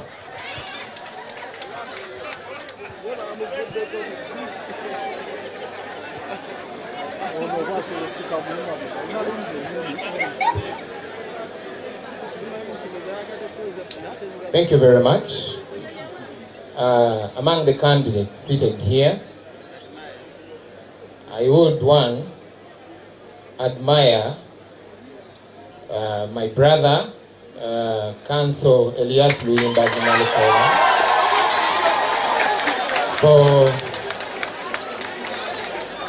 for his espousal of the rule of law and constitutionalism. Thank you very much.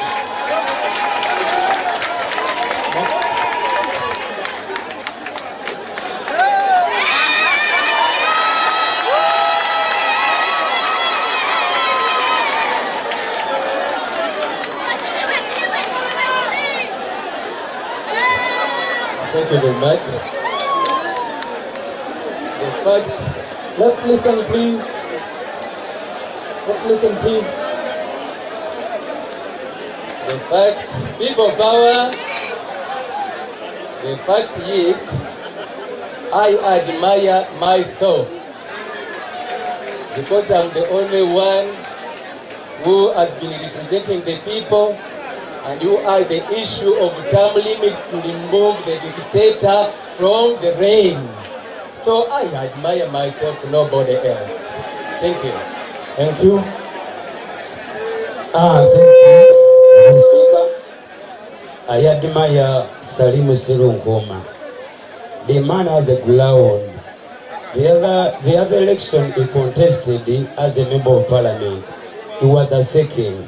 So I admire Salim Serunkoma. Thank you. People power.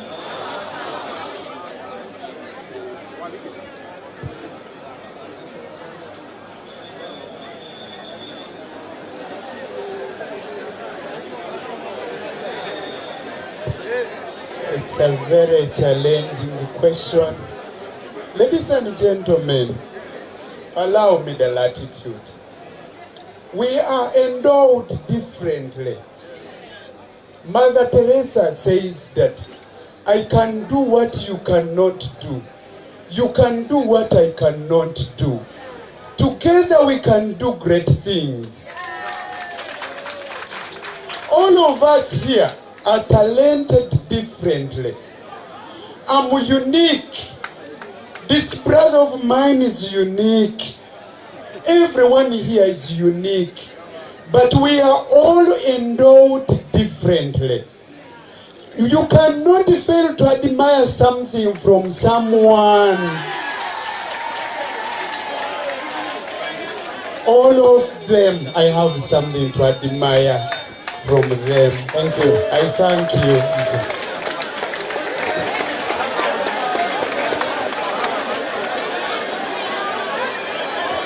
Silence, please. Let's observe silence.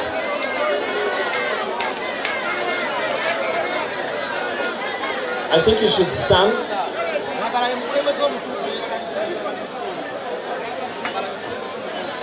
As you know, we have a cause why we are here. The main cause we have is to remove a dictator. That dictator has ruled us for about 40 years. Now it's going to 40 years. He has been ruling us with some other people on the side of opposition.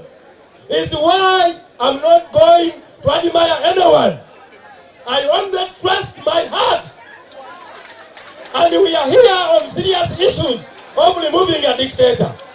I am only the one person who can remove this dictator by educating others so that we can be free in Uganda and get our freedom. People power! People power! Our power! It's a great opportunity to be here. Our president and all the members of the NUP platform, all my fellow contestants, you are all good people from different walks of life, from different professions, from different backgrounds. We are all here for one cause: serving the people of Kawempe and Uganda at large. I appreciate all their efforts. I appreciate all their charisma. I appreciate everything.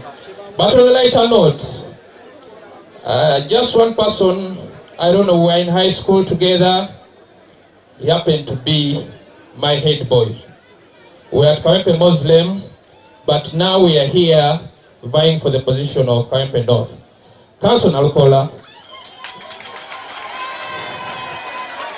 He was my head boy when I was in Kawempe Muslim. You get it? But now we are here. So let the best candidate win. Thank you so much. Thank you. The final, dear audience, colleagues, the final question for the English session is going to be posed by my co-moderator, Dr. Nalukwago, please. Let's listen to the final question.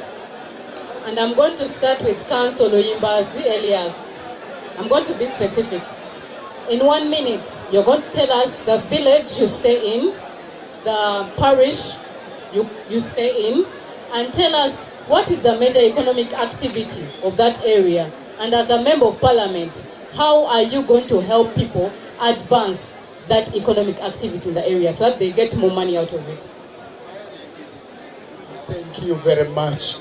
The village is Kalule Zone, Kawempe 1 Parish, Kawempe North Constituency, Kawempe Division, Kampala.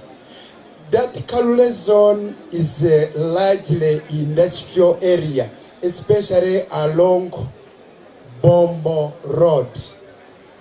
We have a number of employees, casual laborers there, but they have challenges.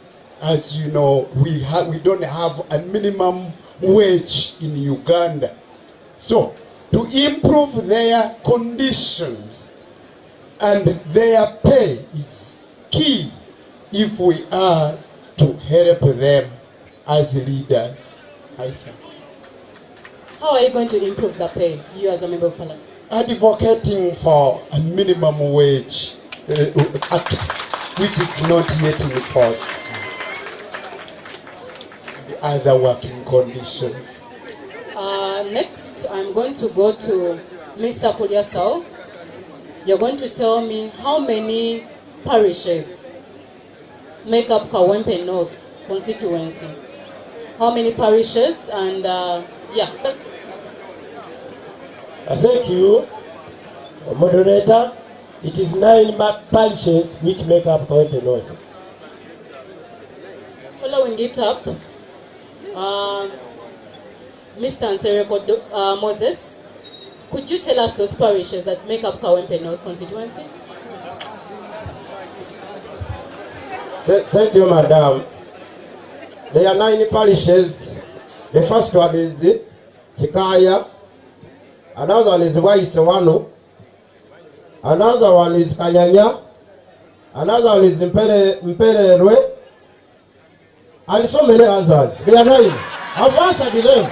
Thank you, Madam.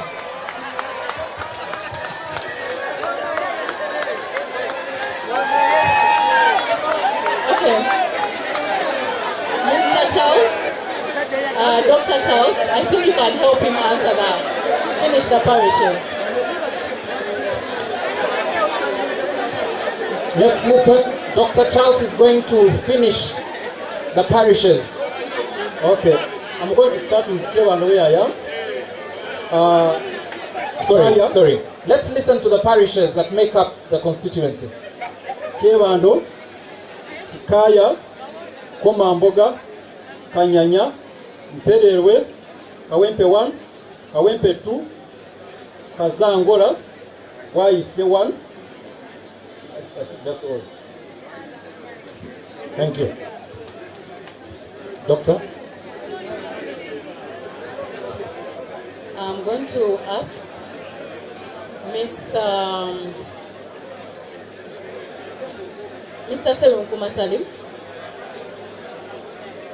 Also, you're going to tell us the parish you come from, the village, and what economic activity do most women in your area get involved in, and how are you going to help these women to advance that economic activity so that they can get more money out of that activity?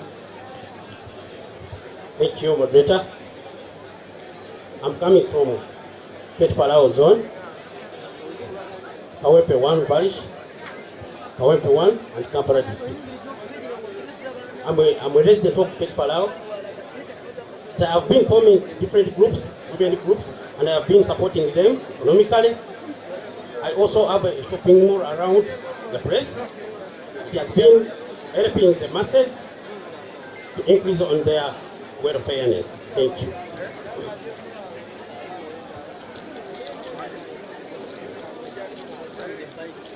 Mr. Luemba, you can get the microphone.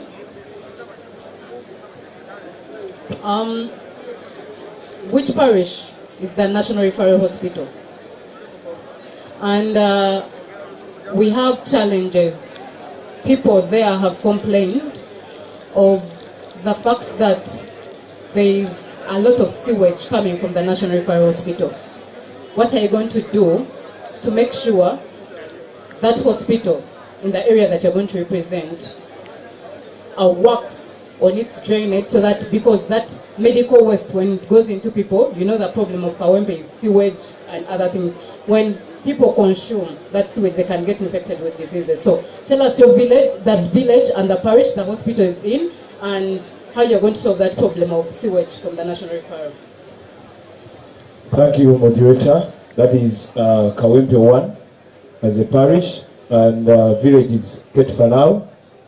Moderator, I have been serving as a political assistant in that area, and a matter of issues arising from the hospital, I have been hand in hand with the KCCA because it's in charge of building trenches and reaching out to Minister of Health for that matter, and it has been handled for quite some time. Thank you.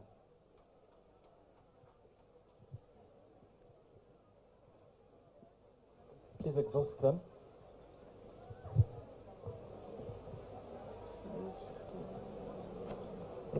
Mr. Magala, in general, I just want you to give us a general picture, because I know most parishes, people from different parishes, have different economic activities. What is the major economic activity of the people of Kawempe? Especially, I'm interested in the young people, because if you're representing people who are 78% of the population, you should know what they get involved in. What's their major economic activity? And what are you going to do to help them? Because you saw the UBOS report, 1%, only 1% of Ugandans earn more than 1 million. And that means the youth already are at a lower percentage. So what are you going to do in that general problem of Kawempe, and how are you going to uplift the economy of the people of Kawempe? Thank you very much. Most of our young people are involved in the informal sector and border riders. These our people have now a challenge that the digitalization of the number plates has made them have been forced onto an increment of 750,000 shillings tax. That means that if a border has been buying 5 million, now it is going to buy up to 6 million. So as I go to Parliament, I go there as a member of the National Unity Platform, who is going to agitate for a fair taxation. And I expect that to happen, and if it doesn't happen, it will not be business as usual. Thank you very much. Thank you.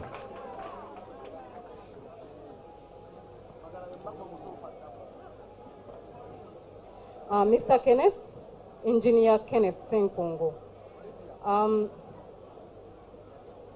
you're going to tell us, one, because as a member of Parliament, as a leader, you work with elected members in your constituency. So who is your LC1? You're going to tell us your village, your parish, your LC1 and your LC2.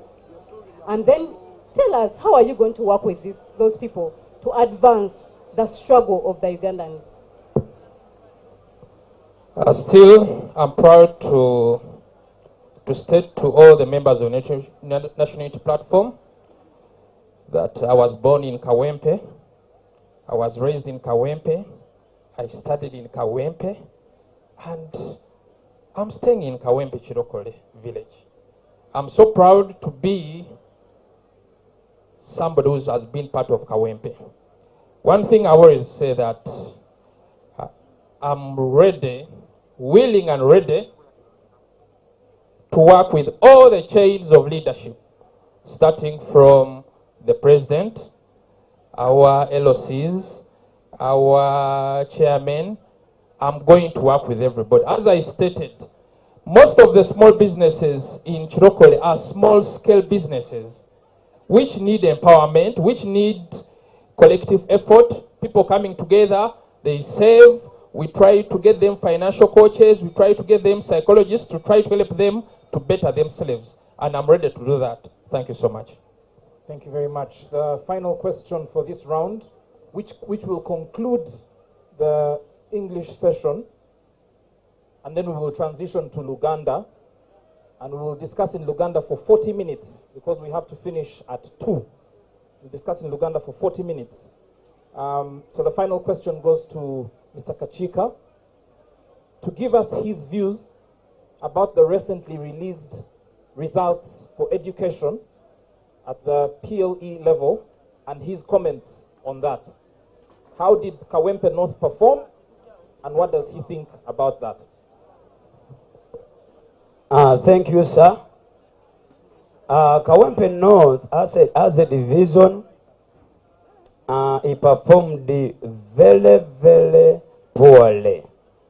Because the problem is, we are the Kawempe North, as Kawempe North, we have a few UPE schools, government schools, and the teachers, they don't pay at all. They earn a little salary. That's why the Kawempe North has performed badly in the exam in the PLE 2024. Thank you, sir. Thank you very much. Let's clap for all the candidates for Kawempe North. Please clap louder. Let's appreciate them. Please stand. Let's appreciate them, please.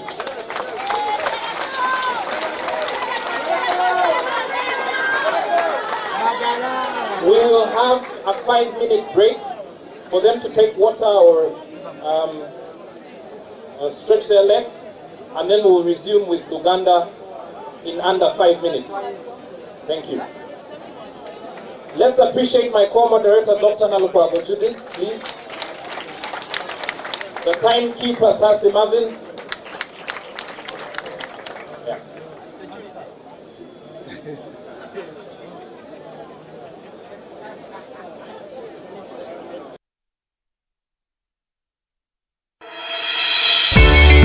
Bon.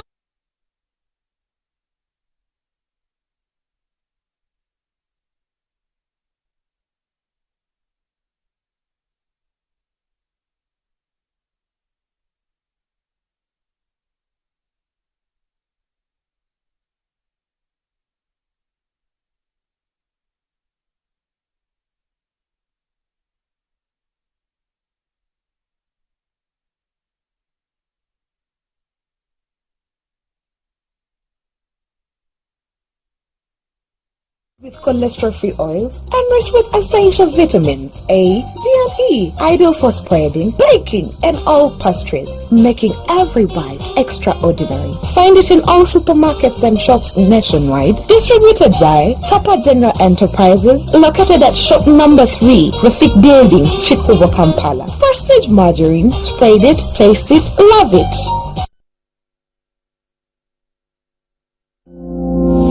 Have you ever wondered how you conduct business online? Make that call to a friend, watch TV with family, and even check in on your security, all in a blink of an eye. Soliton Telmec is one of the reasons this is possible. We are the #1 network telecommunication engineering company in East Africa. Telecom network planning and design, telecom tools and equipment, network deployment, mass construction. We are the leading providers of fiber optic networks, making life better by staying connected. Soliton Telmec, building networks for life. Here's your chance to win school fees for your child for a whole year. Just pay school fees using Momo. Abantu be Buloba mwena olwako olwaleero tuli wamwe wano ku St. Paul Kindergarten nga tukuze kukola ki tuze kuwa muzadde waffe eyawangudde school fees za mwaka mulamba kyeyakoze jogajoga yasasuza school fees we yakozesa school pay bwatyo n'awangula nasooka kwogera amannya ga mwana mulala ngende kulya nga asiriikiridde nenooza tubakirizeemu si kituufu ne mugamba nyinawo abaana babiri kyavambuza omulala yaani ne mubuulira amannya ge n'angamba oyo oli muwanguzi waffe ne MTN Momo wawangudde school fees gwe muwanguzi wa wiiki eno. Dial *165 *80 hash. Select option 2 for school pay. Select option 1 to pay school fees. Enter the student number and amount and approve the transaction. You will now enter the draw to win school fees for your child for a whole year.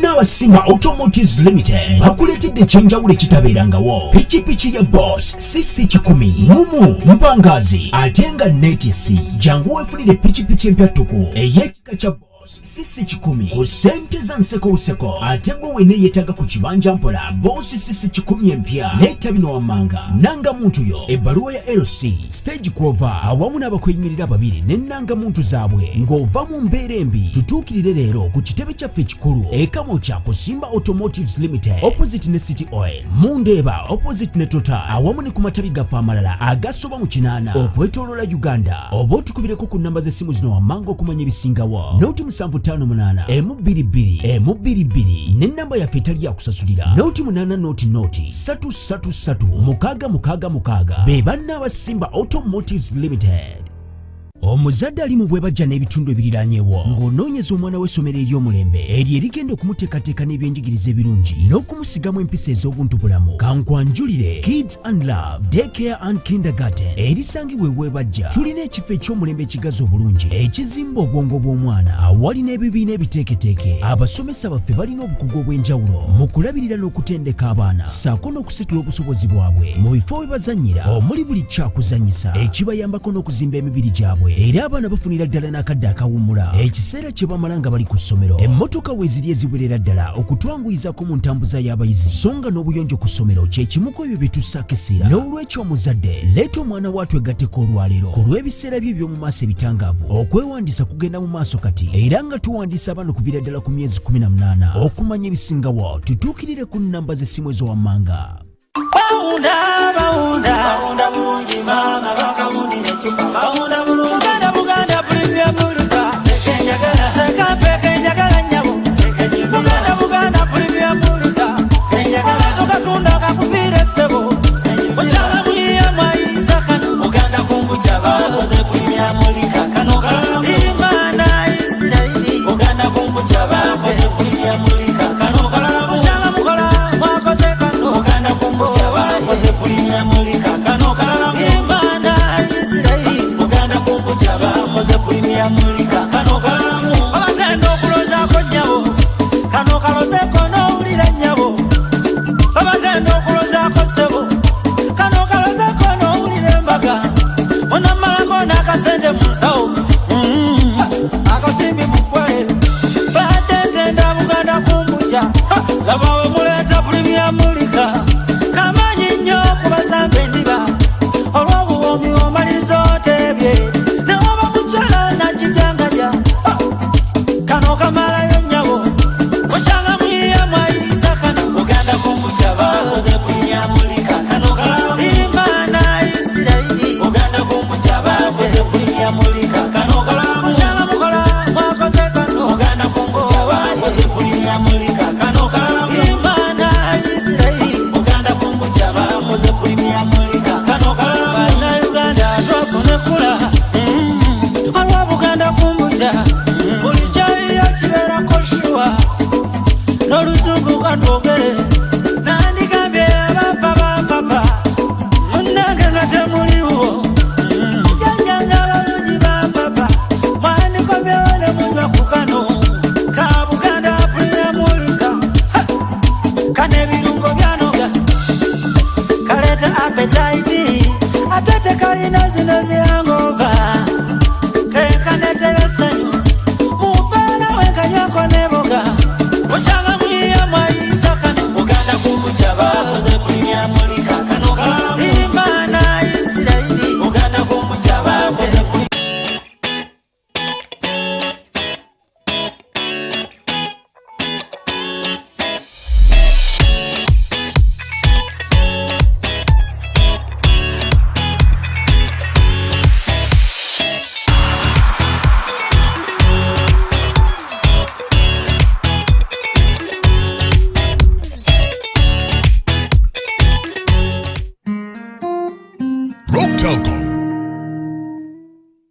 nti no kino ne kino tukikoze tutya kino ne kino mumusevinze mutya mwewoze mutya muterese mutya kubanga mindset change kyekintu ekisinga obukulu okukyusa mu kawempe naye ate nga nze mbagambye mubaka wammwe ebintu bisatu tutwala nnyo obudde abantu bavayo nga bakooye abantu bakola nnyo kasiringa kano ka 6 kg buli muntu mu kawempe ajja kafuna so that oba ovudde ku mulimu ng'okooye tewetaaga ate kukuma sigiri okitegera teekaku kakyayiko teekako akatoboko olye weebake abakera mu butale bamaama baffe abakera mu butale olumu bazuuka enjala ebaluma akoleeze mukoleeza ateekeko akatoboke akateekeko agende naye neyanziza ne kamama kit nako buli mukyala yena mu kawempe north ajja agenda nako mu ddwaliro lyaffe erya kawempe lifaaro neyanziza nnyo ekibuuzo kyekimu sebo aneyanziza moderator okusookera ddala mu kawempe tulina ebizibu bingi tulina ebizibu by'emyala tulina ebizibu by'enjigiriza tulina ebizibu by'ebyobulamu tulina ebbula ly'emirimu mu baganda baffe mu kawempe ate nga bawangalira mu mbeera etali nnungi nze nina ekitundu kyenkiikirira abakiyita kawempe north ku lukiiko olukulu olwa Kampala Capital City Authority era nateekayo ebibiina tubiyita kisoboka twegattiramu n'abantu abeeteeseteese obulungi abaagala enkyukakyuka ne tuteekamu akasente ne tulaba butebe tusobola okwewolera nga tukeewola ku muwendo ogwa wansi kwegamba interest rates nga teziri waggulu nolwekyo mubeeraba munonze ate kigenda kuyitirira buyitirizi n'ebitundu bino ebirala byembadde zikiikirira bisobole okufuna omukisa naye njagala okumaliriza n'ekigambo kino mbadde nina kampeyini gye natandikawo ti bwe bafuna omukisa okwogerako ku muzindaalo ba ku leediyo ba mu bitundu mwembeera njagala okusingira ddala okubangula bannayuganda bategere nti buvunaanyizibwa bwabwe okugoberera enfuga gye babafugamu mu ggwanga lyabwe ti bannayuganda bano banaba tebategedde nti ffe tulina obuvunaanyizibwa mu uganda tugenda kubeera n'ekizibu kinene okusobola okugjako dikiteeta Museveni ne banne nolwekyo obuvunaanyizibwa bamwe abali wano n'abali abatulaba ku ntimbe za tv n'abatuulira ku leediyo okwenyigira mu byobukulembeze by'eggwanga lyammwe kubanga ebizibu bye tuwangaala nabyo ebisinga obungi biva ku nkulembera mbi gye batukulemberamu abasajja babbye ssente balina amalwaliro mu mbuto zaabwe balina enguudo mu mbuto zaabwe balina amasomero mu mbuto zaabwe juzi twabalaba nga babba ssente z'abakazi abanaku n'abasajja abanaku ab'ekkalamojja nolwekyo obuvunaanyizibwa bwaffe abakyasobola okwogera kubanga tulina omukisa baganda baffe bangi batugenzeeko n'abalala bakyagenda naye ffe abalina omukisa nga twogera twegatte wamu twerwaneko tutwalirize badikiteeta n'ababawagira n'ababayambako webale ssebo munnamateeka nalupola webale nnyo ssebo nsaba tuwulirize webale nnyo ssebo buli gavumenti ejja mu buyinza eba erina obuvunaanyizibwa bwa kulwanyisa ebizibu bisatu byokka tekuli kyakuna obwavu endwadde n'obutamanya gavumenti efugisa enkanu ng'ekulemberwa munnamagye Museveni ewaffe tesobolanga kulwanyisa bizibu ebyo ebisatu byenjogeddeko obwavu endwadde n'obutamanya byebyo ebizibu ebinene ebiriwo tolina bw'osobola byawulamu bw'otunuulira obwavu buleetera abavubuka okulemererwa okusoma ne batafuna bukugu ne batafuna mirimu ne babeera mu kasolo gurupu abazadde basula mu mbeera mbi enguudo zaffe zijjudde aganya nabwekityo tuli mu kaseera kazibu ebizibu tolinaayo kimu ky'ogamba wabula byonna olina obbinokolayo tetulina bujjanjabi bulungi tetulina byanjigiriza bitegeerekeka enguudo mbi tusula bubi abavubuka tebalina mirimu ate tebaweeka mirimu mwebale nnyo mwebalirika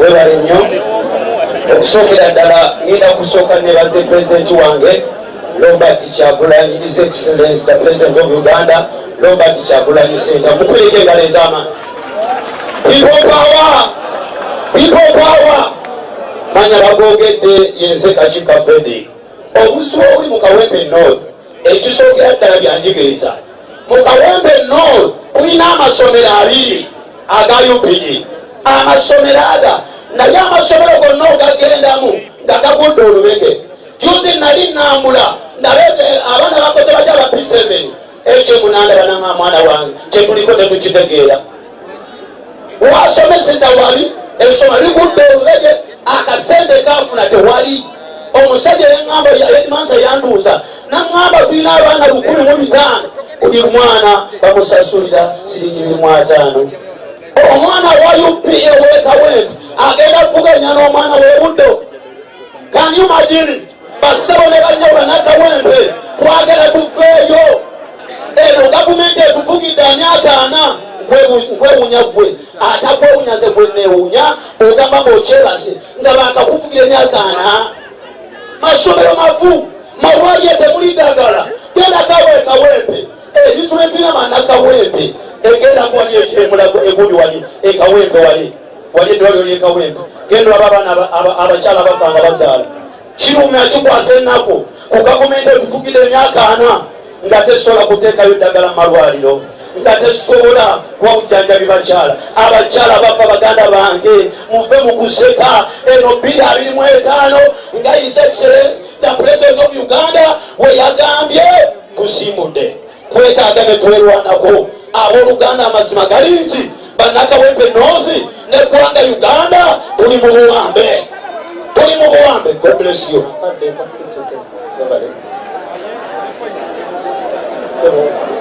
Saba kuziramu ekibuuzo ekyo.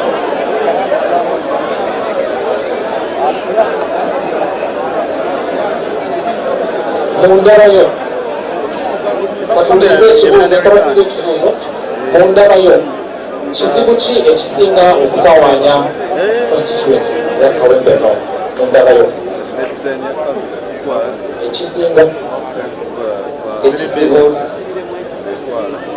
ekisinga okutawaanya Kawempe North gyembaddemu ng'omukulembeze ku LC1 okumala emyaka egisoba mu 2 ntunuulidde nga endwadde y'obutamanya ndwadde nkulu nnyo ng'era etwalira munnabyabufuzi okuginnyonnyola abantu bewangaaliramu nga tebasobola na kutegeera mbeera gye bakulemberwamu. Abantu beerabidde n'enkulembera ebakulemberwamu. Tebamanyi oba tuli mu multi-party politics, tebamanyi oba tuli mu NRM. Ekitundu kyange kiwangaaliddemu nnyo abakyala bangi nga be bannannyini maka ng'abaami babaddukako dda olw'embeera ey'obwavu ng'abaami tebakyasobola kuyimirizawo maka gaabwe. Kyova olaba nga muwulira nnyo bugurupu obwo kasolo gurupu n'ebirala. Kyova olaba mu puroguramu yange mulimu okukola essomero ery'abakulu buli muntu asobole okufuna ku buyigirize ategeere ku bibigenda mu maaso. Mu nnaku 2 emabega nakyaliddeko Honorable Shamim Malende nga ngenza okumulaba olw'obulumi bw'ayitamu ne mmutegeeza nti nsaba Katonda nnyambe mpitewo nkwatire NUP bendera nsobole okukulembera abantu ba Kawempe, naye obulumi bwe nnina bwe bw'okulaba ng'eggwanga lyaffe terifugibwa ku term limit onyambeko tukisindiikirize, and the time is now we get the term limits in Uganda and in Kawempe North in particular. Webale nnyo webale ddasebo. Ekibuuzo kye kimusebo magala. Neyanziza nnyo neyanzeege nga bwe nasoose okwogera ekimu ku bizibu ebitawaanya bannakawempe oba ekisoomooza bannakawempe bya bulamu. Mu Kawempe eddwaliro erisingayo obunene Health Center 3 va kweno National Regional Referral Hospital ate nga mukimanyi bulungi death trap teri ddagala abasawo okukolako omala kufuna kaki kasente. Tetulinaamu na ddwaliro liri ku mutendera gwa Health Center 4. Mukimanyi bulungi nti ekitundu kyaffe kiri mu nzigota ekitundu ekiri mu nzigota akawuka kamukenenya kalidde abantu baffe ewaka ne mu kibira. Mukimanyi bulungi olwaleero obuyambi babutusazeeko obw'empeke za ARVs olw'abannakyemalira okwefumbekeza ku ggwanga lyaffe n'okutuyisa obubi olw'okuba tuwaŋŋanguka ne tugenda mawanga g'abazungu mu Amerika. Njagala okubategeeza baganda bange nti ekizibu ekyo kitukutteko nabagambye ARVs omukebe gugula emitwalo 75. Munnayuganda kyowa bulijjo asobola okwafoodinga ssente ezo nga bwe wadividinzeemu olunaku. Munnayuganda kitegeeza buli lunaku waba yeetaaga empeke emu alina okigula nnusu 8 at 8,000 shillings. Someone alina okunoonya eddagala lyaki eddagala ly'obulwadde at 8,000 shillings. Omuntu alina okunoonyayo ne ssente z'okulya. So omuntu asobola okubeerawo nga mwavu, omuntu asobola okubeerawo nga tasoma, naye ate omuntu tasobola kubeerawo nga si mulamu. Mwebale nnyo, mwebalire ddala. Webale nnyo mukama wange, webalire ddala. Mulaba nazelensereko Moses saving box. Mulowooza lwaki naze nayo? Kubanga bali wano ani aze nayo? Bano abazze wano bagenda kukusa mbuto zaabwe. Nze nabagambye nzereko Moses eke wakayima akasola akasinga obugezi. Oba namugamba simanyi luzungu sirwogede. Abantu bakola oluzungu baagala ffe aba action abakolerawo. Nsereko Moses nsereko Moses saving box mugiraba abasigadde muntegeera. Nsereko ndi musajja mugagga lwakuba neyisanga mwavu, nina kampuni ewola sente. Nsereko Moses money lending company. Empapula natambulitanza nzowandolooza muziraba. Bino si byakusanyukamu osanyusi loza olaba wesomere olabe. Nsereko Moses money lending company. Wangi mukama wa akade tugenda basaba kisirike akade tugenda kwongerako katono. Ese mukama wange twagala kumanya olinga ayagala okwewola kuba muno engineer atuzeri yayogedde ku lending rates agamba 3%. Twagala kumanya kampani yo ekola etya kubanga abantu bangi bewola ne babakwata ne babayisa bubi ne babakuba ne bajjako ebyabwe. Eyiyo gyoyogeddeko kirungi nnyo wagiteekawo ekola etya okuyamba omuntu wa bulijjo. neyanza mukama wange musooke mutegere Nsereko Moses yandi akalulu ka 220 kagwa bwe kati. Nengamba Nsereko ng'omusajja omugezi nkoze ntya okuyamba abantu bange. Nengenda mu kyalo netunda ku ttaka natunda ekazi 10 ez'ettaka. Netandika kampani eno gye bayita Nsereko Moses money lending company. Netandika okuyamba abantu abeerubaga nose tebakimanyi. Ndikugulawo ni Mr. President fa kubana bakusudiya bano bakusudiya Mr. President. Nze ndikugulawo ni esebo nze ndikugulawo ni kati tobutinawe nze sigenda kuyamba bakawembe oloosi bokka nebujjanga ovudde magine east ovudde magine west. Nsereko Moses mwendi yenda bayamba bannange kisobola omuntu wa bulijjo ekyo nkimazi. Ekyokulala mukama wange ebikwatagana n'okusoma basalis gwe bwoba oli wano kwe NUP ng'olina mulekwa nga tolina wadde leti 10. Nina amasomero keen minded nursery and primary schools. Ddala kuba tolina busobozi bwa ssente bulungi jangu otuukirire nsobola okubawa basali. Ekirala mukama wange nga weekunyoledde ebikwatagana n'ebyobulamu banakawempe ngenda bateerawo akalwaliro akatonotono. Olina obutikiti 3. Ese ngenda bateerawo akalwaliro akatonotono bagulire ambulensi. Looza buwulira nti ate manifesto yange ey'amaanyi bano bali mubasudiya nze mutuufu. Ese mukama wange banage ninawo n'akantu kano saagala kulyanzeka. Banange nze nababuliriddewo nadde miliyoni 2 yebagenda okumba gula motoka sigenda gula motoka nze kitanda yankolerera nerekaze tange zisuka ekikumi ezo sente miliyoni 2 ngenda ziwa abalonzi bagabaka w'ebenosi ulekuwa emitwalo 5 ku mitwalo 10 wanjagala abantu bange babeere bulungi si bano bagenda okukuta embuto zaabwe eyanza mutuufu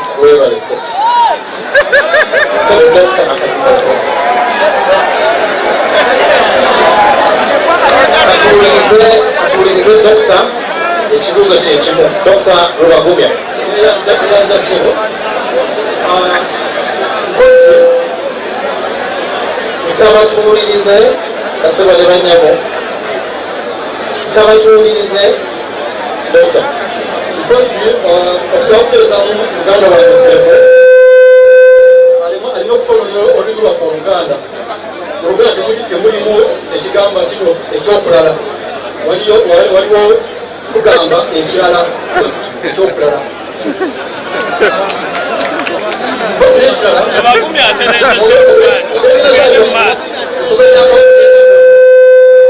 bantuma erinnya eryasayi muzzukulu wa Mugema era Ssaabasajja Kabaka awangaale nabagambye kino nze siina relationship yonna nakyemalira era sobola kwagira ne programu ze zijja kuwagira ensonga z'emasonga eza Buganda. Ekisooka nja kubeera muwulize eri Ssaabasajja Kabaka, ekyo nja kubeera muwulize eri pulezidenti wange Kyagulanyi Ssentamu n'ekibiina kyange. Ekyokusatu nja kuwagira programu za Buganda ng'emwanyi etalimba emwanyi terimba, ebyobulamu, okulakulana kw'abavubuka n'abakyala, ensonga za Buganda zengenda kutambuza mu maaso. Naye ensonga za gavumenti zo ekigerero kyange kugijjako bujja, naye nga ensonga za Buganda zijja kuzitirira, zigenda kuzitirira ensonga za Buganda. Ayi Ssaabasajja Kabaka awangaale. Webale nnyo ssebo, ssebo ekibuuzo kye kimu. Naye azisanya omudweta ssebo Mr. President, kantwala omukisa guno okutegeeza nti Kawempe erina ebizibu bingi, naye ngenda kwongerako ebizibu 3 nti ekizibu ekisooka Kawempe erina eggulwa ly'emirimu, ebyobulamu si birungi,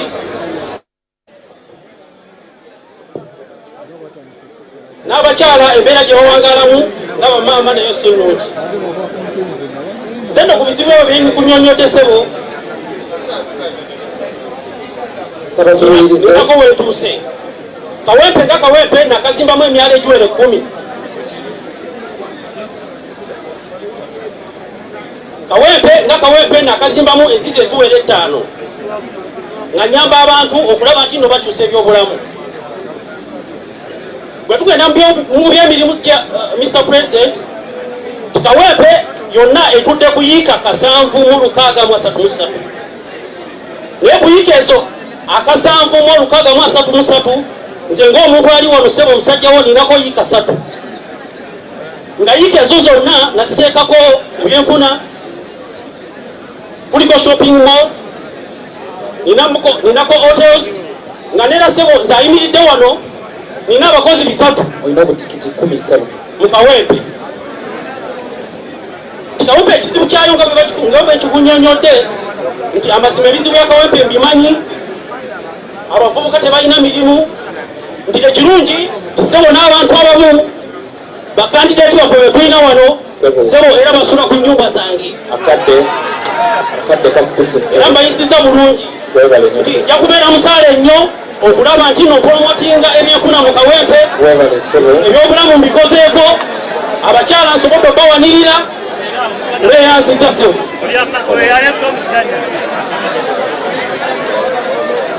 Serekorio oyo musana mungi kati kameramani naye atulewo kwapi naye agiwuli. Neyanza nnyo moderator. Mr. President, abaka ba Parliament abaliwo, bamemba b'ekibiina mwenna, nze Luwemba Luswa Muhammad ndi musanyufu nnyo ku lw'Abaganda bange bano aboogedde ebintu ebiyitirivu ennyo naye nga ebikolwa bitono nnyo bwe mbalabye. Mr. President, bwe watusindika okubeera nti abantu baffe bateekamu obwesige mu kalulu ka 2021 watugamba tukolere abantu tuleme kwekusa ffekka. Kinsanyusiza nnyo nti muganda wange ateteekanyiza bokisi ye ng'agezaako okufaanaanyiriza bokisi eno. Legasi ya Honorable Segirinya kikulu nnyo Mr. President, era kinsanyusiza nnyo nti kati ekifaananyi kye bagezaako okuwa ye musajja ono bwe tubadde tukwasaganya emirimu gino gyonna. Kawempe North gye twogerako erina obuzibu mu byobulamu. Mr. President, wagamba okubeera tukolera abantu ffe twasetinga eddwaliro lyaffe mu nnaku 10 era ne tuliteekawo. Esigi njagala okwebaza nti wajja n'olirambula, abamu bali bamanyi byakusaaga naye twaliteekawo era nga liyamba abantu. Eddwaliro eryo lyaggalwa oluvannyuma lw'okubeera nti tubuliddwa ensimbi nga muganda waffe asibiddwa. Mr. President, Mr. President, neyama mu maaso go engeri gy'ogamba nti National Unity Platform tulina kuba bakozi ate nga service delivery kwe tutambulira ng'ezimu ku values. Mr. President, ze munaku 10 bannakawempe North ku lw'omukulu gwa muganda wange ono Honorable Segirinya guleme kufa ne segibokisi eno okwempawalinga abavubuka unemployment mu Kawempe North njagala esigalewo ku lw'omukulu gwa Honorable Muhammad Segirinya. Mr. President, mu ngeri y'enjawulo njagala okutegeeza nti nga tuyita mu kibiina kyaffe ekya Kawempe Youth Mission Against Poverty tusobodde bulungi nnyo okunga abavubuka ba Kawempe North, thousands of young people, ne tubakuŋŋaanya okulaba nti beetandikirawo batubasomesa okuyiga okwokya ebyuma era workshop yaffe weeryawo ku Gaza Road. Abavubuka bangi nnyo bayize emirimu egy'enjawulo ku lwa Honorable Muhammad Segirinya era ne kuva okubulembeze bwange wansi wa Honorable Segirinya Muhammad.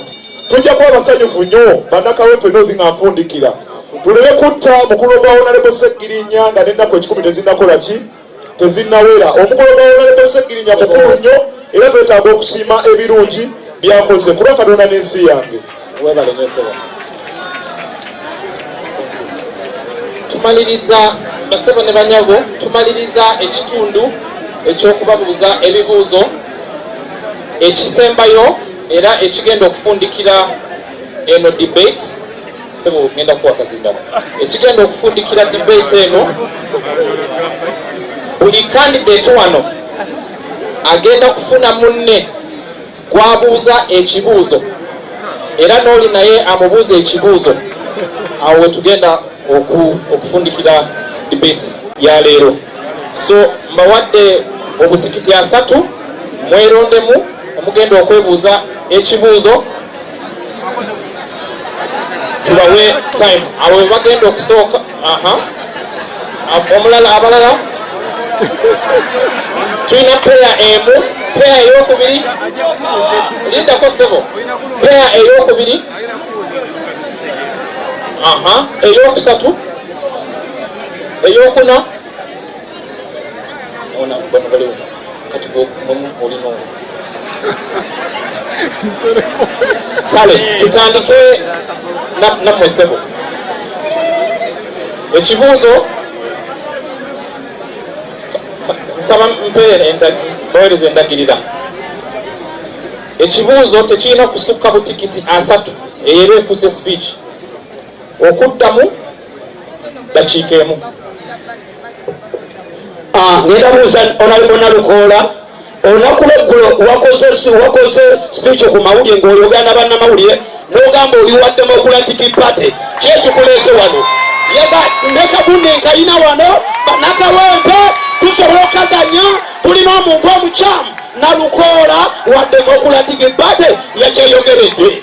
Ekyokubiri Nalukoola kambuuza ekyokubimika ekibuuzo ate okisse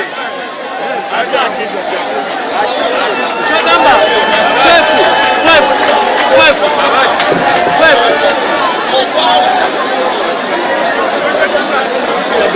people power, our power. Basebo ne banyaba abalungi. NUP everywhere. Ra cha mwebale nnyo mwebale nnyo ekibuuzo ky'ombuuzizza kirungi nnyo basebe ne banyaba abalungi amazima amatuufu gali nti nali wa Democratic Party okutuusa omwaka ogwaggwa bwe nalekulira Democratic Party. Nze ayogera nammwe siri roboti.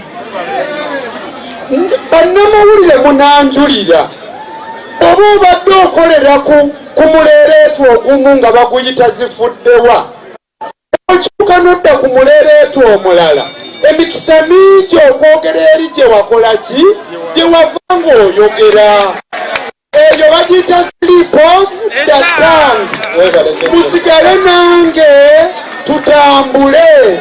Kizibu okufuna omuntu olwaleero nga wazaala muzaale nga wa NUP nange nava mu DP ojja mu NUP.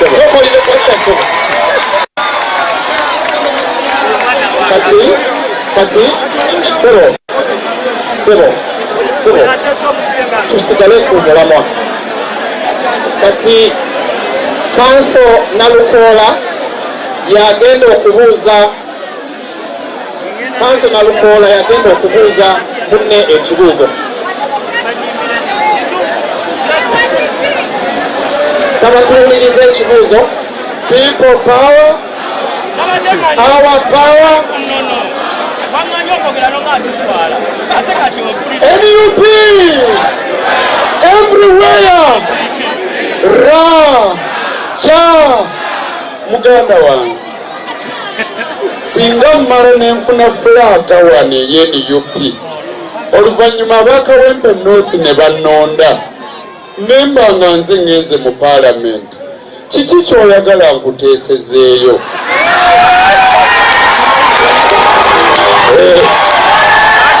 Honorable Nalukoola kyenjagala singa oba bakulonze ng'olubaka wa paalamenti esookera ddala njagala olabe bannakawempe omusolo gwe gukendeerako.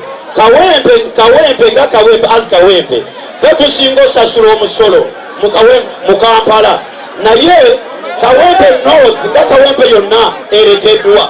So Honorable Nalukoola singa oba oyiseemu ng'omubaka wa paalamenti twagala tulabe ogwo omusolo ogwo ogusoloozebwa mu kawempe north gukola mulimu ki?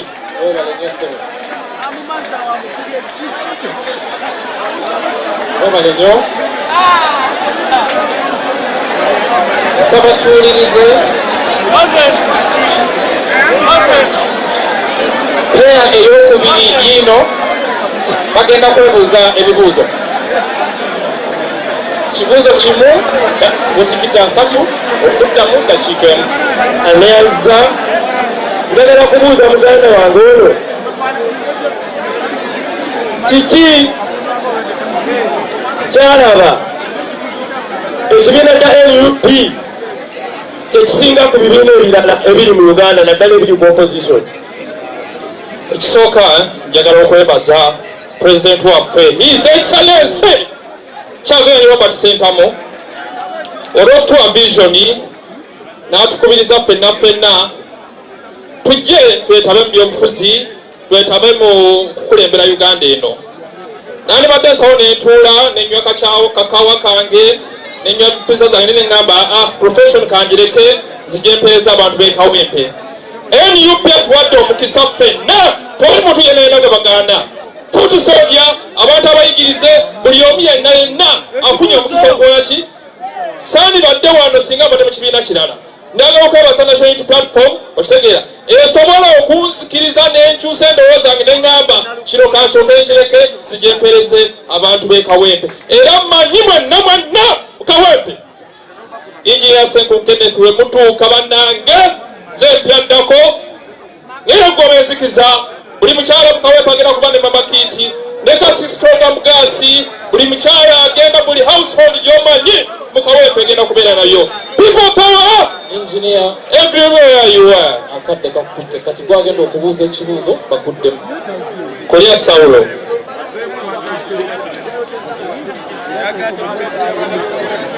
Kikyoleeta ekyenjawulo kubanga ffenna wano otulaba twogedde tulina abawagizi baffe buli omu tulinawo gye tuwa gye nvudde waffe ow'enjawulo naye njagala ombuulire gwe nga gwe honorable asuubira ki ekyenjawulo ekiyinza ky'oyinza okugamba ekitusingako ffenna abali wano. Aneeyazisa muganda wange kyengenda okuleeta ekisinga obukulu bwe bukulembeze obuva wansi nga budda waggulu, so si okuva waggulu nga budda wansi. Obuweereza obw'omuntu wa wansi pulezidenti waffe Robert Kyagulanyi Ssentamu bw'atukubiriza. Ekyokubiri, ngenda okulaba nga nteekamu bannayuganda n'abantu ba Kawempe North omutima ogutegeera nti obuvunaanyizibwa bwaffe obw'okukyusa obukulembeze buno buli mu ffe tubulina, ffe tusobola okulwanirira. Era 2026 tugenda kubeera ne kye bayita protest vote. Woolondera woosigala, woolondera wetusimbula paka nga batulangiridde. Bwe tekikwetaagisa kuva woolondera, londa obeerewo sawa 11 tugenda kusimbula awo nga tugenda gye balangirira. Oba oli Soloti tandika, oba oli Masaka tandika, ow'Ekawempe tandika, ow'Okalerwe tandika. Ffenna tukimalira Namboole mpaka Entebbe, mu Ntebbe twenunule nga bannayuganda. Mwebale nnyo, mwebalire ddala. Mwebale nnyo bassebo. Katudde ku peya ey'okusatu bassebo.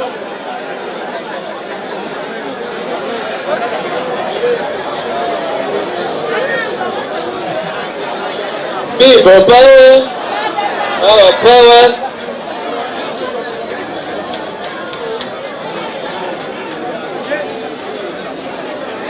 Ya, maganda wange magala okusaasira nti wayita mu bizibu bingi olw'okubeera okuvuganya gavumenti eyamusibira mu bbwa ne bakusiba obeerayo. Oteeseteese otya okuyamba basibe banno bewaleka mukomera?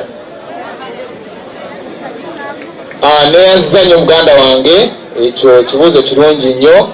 Mwenna mukimanyi bulungi nti nze Magala Umar ayimiridde nammwe wano nakasiba emirundi egiwerako, ng'omulundi ogwasooka twali Kayunga nga tugenze okuuma akalulu ka muganda waffe Nakweddeke Babba, era bwe batusiba n'abantu bangi, mwalimu MP Kalwanga, mwalimu meya w'Ekira, meya Mutebi, mwalimu ne Commissioner Rahma Juma.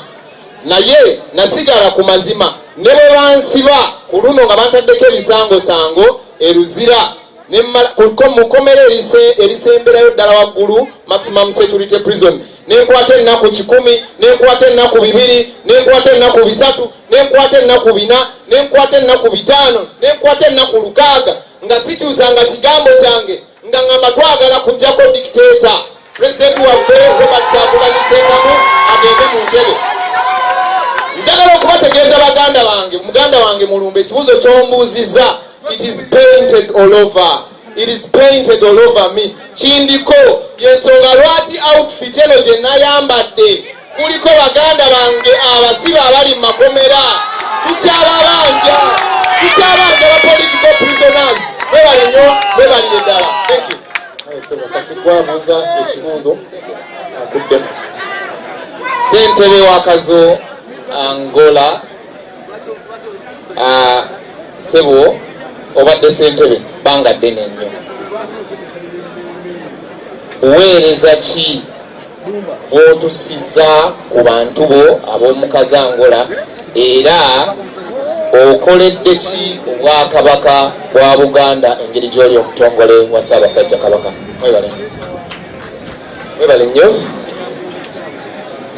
Ekyomukisa kubali wano ez'omu ku beesimbawo ku bubaka wa paalamenti mu 2021 era nga ndi ssentebe bw'ekyalo. Muganda wange, mu bizibu bye nasanga mu bantu abali mu bitundu bye tukulembera ebya ghetto areas butaba na mirimu, naye nsobodde okuwa emirimu abantu abasoba mu 50,000 nga mbawa ebbaluwa ku bwereere awatali kusasula wadde 10.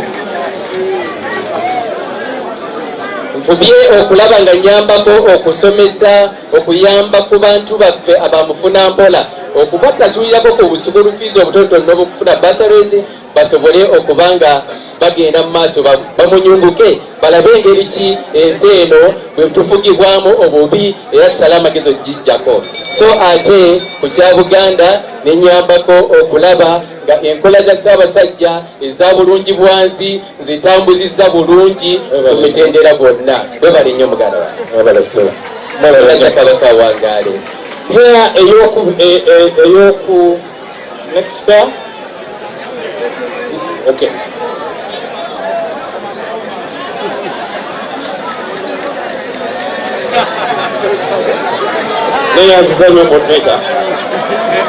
So, Mr. President, ndakatu waliwo omukisa okutegeeza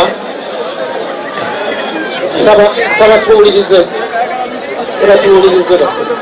So, Mr. President, kantu waliwo omukisa guno leero okutegeeza nti nesimbawoko mu Kawempe ng'omubaka wa Parliament era sebo nesobola okukwata ekifo ekyokubiri nga nafuna obululu 708 olungi guli ogwaggwa sebo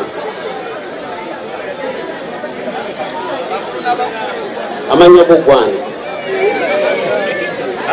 ze Charles Rubagumya sali muzukulu wa Muge neyanziza sebo. Ekibuuzo kigenda bwe kiti ti mu kitundu mwewangaalira activity kiki wali okoze ng'epromotinga National Unity Platform. Activity yambadde nkunga abantu okwegatta ku National Unity Platform era 10 z'abantu zegasse ku National Unity Platform era ogera kukiraba nga mukalumu zikubuuza gwabuuza ekibuuzo sebo mwabuse mukumu wera nnyo okubeera smart naye ate programu zezo zogera kuleta mu bantu be Kawempe ana agera kwa budget oyina goyita nakyemalira lwaki oyimba abantu lwaki tonekatako tujjawo nakyemalira. Weyanzize nnyo muganda wange sebo ziri musajja musuubuzi nti programu ezo zongedde wano naye nali nazitandika dda nga sindaba nakwegatta ku National Platform ate era sebo ntwala omukisa guno okutegeeza nti nze sibeerangako mu kibiina kyonna. Ekibiina kyensoose okubeeramu ye National Unity Platform. Sebo enteekateeka eyo ejja kutambula nga era ebintu ebyo mba mbikola mu community nina mbikola nga mporomotinga ekibiina kya National Unity Platform. Kale mwebale basebo nga tumaliriza katuyite peya yaffe ey'obubokisi bajje batubuulire bayagala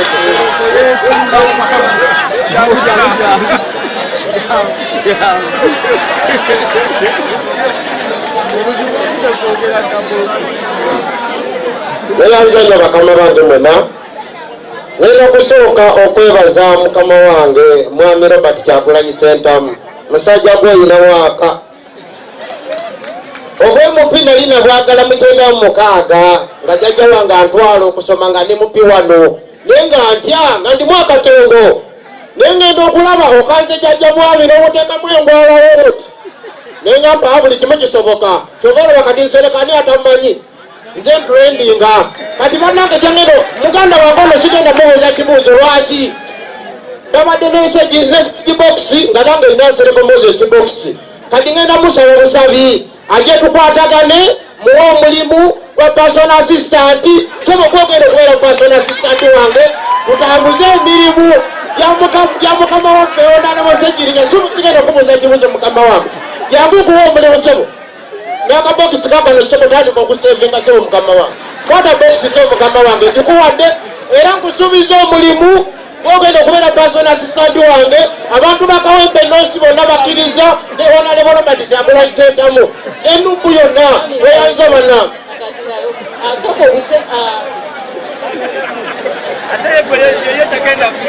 beyanza sebo kitange mwami Nsereko ekibuuzo kyange kirikirira nnyo oyagala kukiikirira abantu ba Kawempe North njagala ombuulire Kawempe North specifically eyina working population, living and working population y'abantu bameka? Neyanza yosoma mukama wange.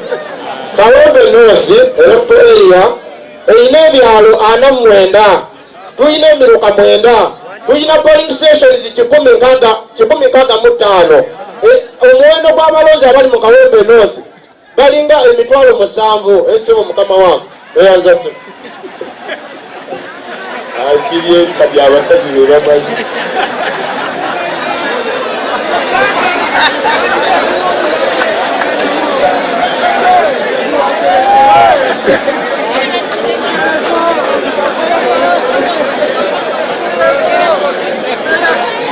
Bannange session yaffe ekomyawo tubadde n'Oluzungu n'Oluganda ndowooza abakulembeze baffe mbawuliriza era mmanyi abamu muyinza okuba muze muwagira candidate ono naye mutuusa wano ne mukyusa kibadde oso mwebale nnyo mwebale ddala mwebale kujja era nga neyanziza okuwuliriza bakandidate baffe nga nkoncludinga moderator munnange agenda kuyita bakama bange ku session eddako. Mwebale nnyo tumukubireko mu ngalo. Kubireko mu ngalo ba candidates. Mwebale nnyo. Timekeeper waffe naye mukubireko mu ngalo.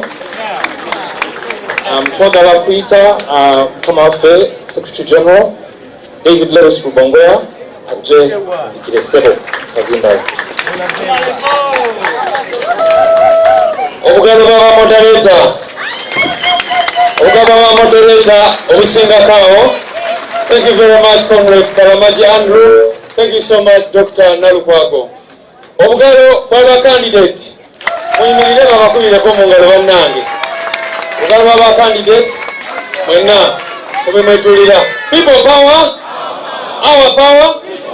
Please take your seats. Obugalo bwa Election Management Committee awade bajajinga ne timekeeper waffe. Ekiddako mwena mutegede process. All of you now know the process and how it is going. Like I said the last time, session eno ebadde eina max 10 era kyemanyi bamaze dda okuzigaba. Olunaku olwajjo bazze ne baba buuza ebibuuzo bano ba candidates bonna bonna era ne bawadinga max out of 40. Ekitegeeza kyekyo nti max 5 kati tuzirina already. Naye max 5 zivaawa zigenda kubeera ku ground era ndi musanyufu okubagamba nti team already gyeziri zikokota ground eyo okumanya abantu ba Kawempe North bagalani abakiikirire. Ladies and gentlemen, I will not say any other thing but invite the President to conclude. Mr. President, come and give us a final remark on this first ever National Unity Platform Candidates Debate. People power, our power, NUP, and everywhere.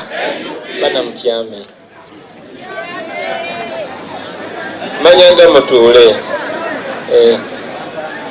I want to congratulate all of you, our able candidates. This was not only informative, it was also entertaining. Thank you very much. Zengo omuntu nyumiddwa nnyo debate eno nkakasa n'abantu abatulaba wano Uganda ne Bulangira baginyumiddwa. I want to salute our Election Management Committee. Thank you very much. The membership, the leadership of the National Unity Platform, all of you ladies and gentlemen, most importantly the media, thank you for amplifying this far and wide. Basebo ne banyabo kino tukikoze tetunabeera mu buyinza naye tulowooza nti ekibiina bwe kino okufunctioninga. Tukkiriza nti ffe ng'ekibiina tulina obuvunaanyizibwa okulondobamu oyo omuntu asaanidde okukiikirira abantu ng'ate nga tukikola mu bwerufu mu lujjudde nga tetulina kyekubira yonna. So njagala mbeebaza mwenna abenyigidde mweno process. Tuli aware nti mwenna mumanyi kyemukola era mwewaddeyo okugoberera amateeka n'emitendera na byonna byetukkirizamu. SG already akibagambye nti abantu baffe batuuse dda ku ground era bwe bakutuukako nga bakwebuuzaako manya abo ffe tubasindise.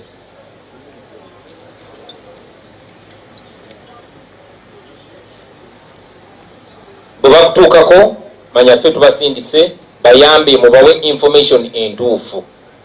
Tumanyi nti bayinza n'okubaayo eyo abagezaako okuinfluencinga oba okutiisatiisa abantu, okubawandiikisa oba making sure baweyita report batuleetera report enkyamu. Tubimanyi era tubigoberera. Akakiiko kaffe kagoberera, abantu bagoberera, ensi yonna egoberera, nange kennyini ngoberera. Akakiiko kaffe tukayinamu obwesimbu era tukakasa nti candidate gwe mugenda otuleetera yo yennyini anaabansaanidde. Muli independent, tubeesiga mukole omulimu ku lwa NUP, ku lwa Kawempe ne ku lwa Uganda. Twagala okubaagaliza obuwanguzi mwena. May the best man win.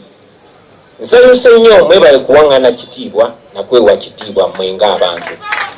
That those particular moments that I saw that made me full with pride. Mwebale nnyo mwebalire ddala tubenyumirizaamu mwena abakulembeze baffe. Nze mu ndaba yange mwena musaanidde okubeera ba MP. Naye nkakasa alina ekizo yagenda opasumukamu naye nga mwena musaanidde.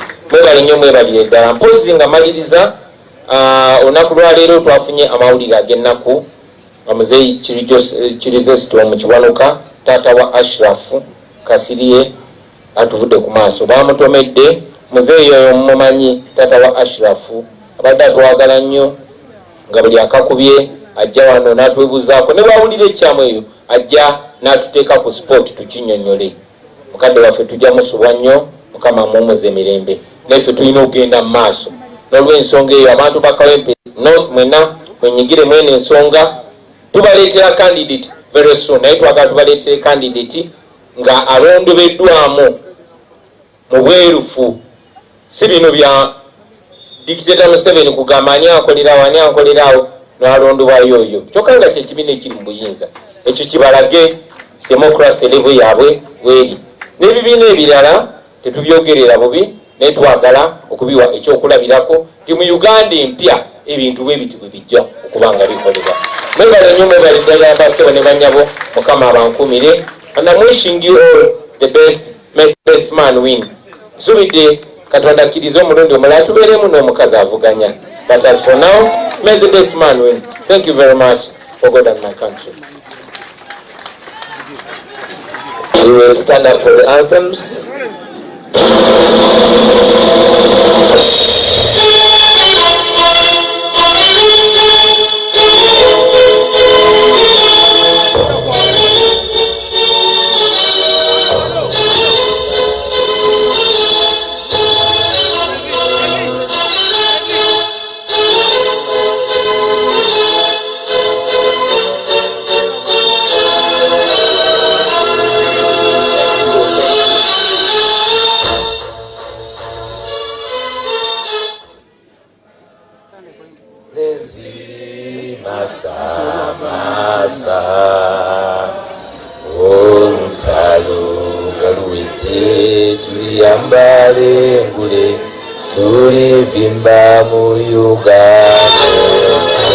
People power, our power. We will have the president leave, then the electoral management committee, and then our judges will follow suit, and the candidates, and then the rest will follow suit. So let's have the electoral committee and the judges leave, and then you'll respect the candidates as well to leave, and then the rest of us will leave. The judges, please. You're welcome. Thank you very much, Council Karamaji. Thank you very much for inspiring so many people. I have privately told you that you inspire me as well, so I'm humbled that you're here doing a great job. Dr. Nalukwago, thank you very much. I am very proud to know you, of course, as well. And our candidates, you can as well seek leave. Thank you very much, all of you. Thank you so very much.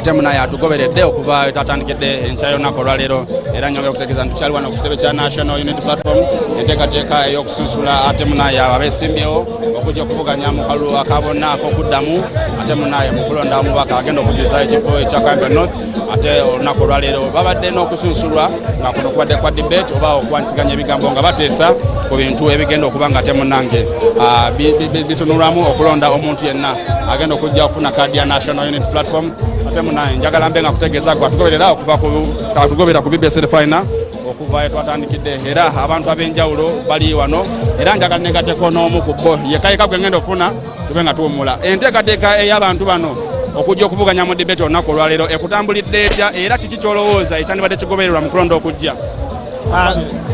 Nsanyuse nnyo okulaba nga National Unity Platform ekole nga National Unity Platform ekoze ekintu ekyenjawulo ekitabeerangawo mu Uganda naye Museveni koppa ebintu bino ogenda n'otuleeta ba MPs nga bonna bannamba lujega naye ndowooza olabye National Unity Platform ekulembera Robert Kyagulanyi kyekoze so mbadde nsaba mu kulonda kwonna okujja mukole bwe muti era nsaba Katonda asobozese Robert Kyagulanyi asobole okuwangula entebe ya Uganda buli kimu kitambule bulungi kana kazanyo kanyumidde tugenda kuleeta best candidate. Kale atulaba ku BBS Final embeera yo bwe twetambudde olunaku olwaleero ku kitebe kya National Unity Platform olunaku olwaleero nyongera okutegeeza nti abeesembyewo 10 olunaku olwaleero bonna bazze era bavuganyiza mu kusunsulwa okwa debate era munaye njagala okutegeeza atugoberera nti NUP oba akakiiko k'ebyokulonda mu National Unity Platform kati ekisigalidde kekko okugenda mu bantu ab'e Kayembe North ate munaye okola survey oba okwongera okunoonyereza ku ani alina amaanyi g'abantu era nga we banaava eyo olwo bajja kubanga balangirira ani bwe bagenda okubanga bakwasa kaadi oba bendera olagenda bakiikirire mu kulonda okwokujuza ekifo eky'omubaka owa Kayembe North ekyalimu omubaka kati omugenzi Muhammad Segirinya era nga kino kisuubirwa nti ku lunaku olwokubiri olwa Sabbiiti ejja tujja kuba tumaze okutegeera ani ekibiina kino ekya National Unity Platform gwe kigenda okubanga kirangirira era gwe kigenda okubanga kikwasiza kaadi ey'okwesimbawo mu kulonda okwokuddibwamu agenda okubanga ate munaye kujjuza ekifo ekya Kayembe North okulonda kuno oba debate eno etambulidde ddala bulungi eyabaddemu ebitundu bibiri omuli ekitundu ekyasose ekyabadde mu Luganda n'ekitundu ekisembyewo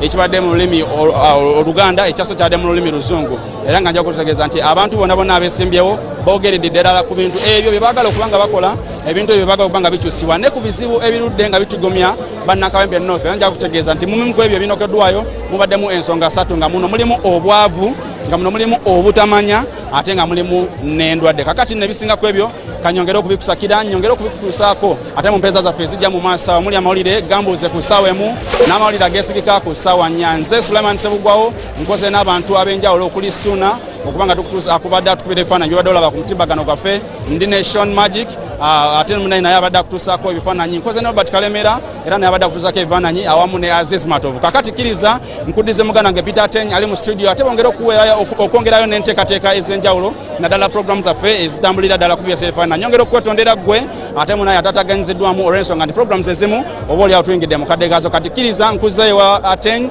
ate munaye bisigadde nyongera obikusakira era nyongere okubikuleetera nze Sulaiman Sebugwawo Ssaabasajja Kabaka awangale. Wow, wabale nnyo Sulaiman Sebugwawo omusasi waffe abadde wali mu bitundu ebyekavule ku kitebe National Unity Platform nga bakubaganya ebiro basaako balonda omuntu agenda okubaga akwatira kaadi ya National Unity Platform tegeeza nti akakiiko ebyokulonda nga lyonna akakulemberwa omulamuzi Justice Simon Mugenyi Byabakama kavayo ne kategeeza abeegwanyiza ekifo abalina okuba nga basunsulwamu akakiiko kano ng'ennaku zomwezi 27 omwezi guno ate nga lumu March oba lugenda bya lwa mukaaga asawa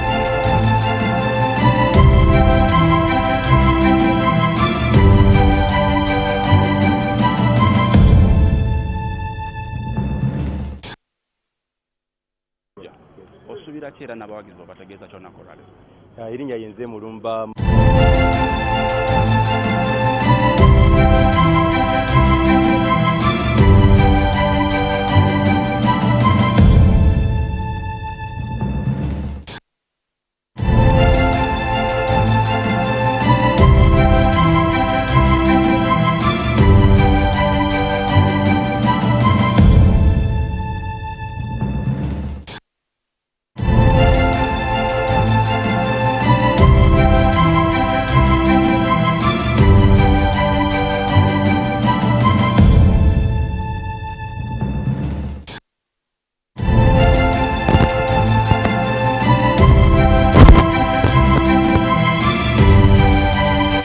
Wow, atusonyiwemu olwako kayiseemu ekyuma kibadde kigize naye ebigambo nkulisayo munnange abadde Kavule Sulaiman Sebugwawo kulikayo mu bitundu by'Ekavule gye tubadde nga abantu abegwanyiza kkaadi ekibiina ki NUP oba National Unity Platform abakubaganya ebirowoozo nzikiriza nti ensonga bazoogedde Busimba PD ensonga bazitembeese bulungi gwe Munnakawempe North naddala ng'oli wa NUP ndowooza nti candidate wo kati oba gw'oyagala omaze okuba nga omutegeera kati ssaawa zino amaaso gonna gonna kati tugoolesezza omukyala Mase Walukamba ng'onono yakulira akasoko k'ebyokulonda mu kibiina ki NUP ajja okuba obaolyawo ng'avaayo n'ekirangiro ekyenkomeredde nga bamaliriza process endala ate baveeyo balangirire omuntu agenda okuba ng'akwatira ekibiina ki NUP bende wakola nyongera okujjukiza nti mu mbeera ya Kawempe North oba mu mbeera y'okujjuza ekifo ky'omubaka wa Kawempe North akasoko k'ebyokulonda akakulirwa omulamuzi Justice Simon Mugenyi byabaka makavayo ne kategeeza nti ennaku zomwezi 27 nenga 28 omwezi guno gwa February zigenda okubeera ennaku 2 eziteereddwawo eri abo bonna ab'ebibiina eby'enjawulo ssaako n'abo bagala okweswalayo okuba namunigina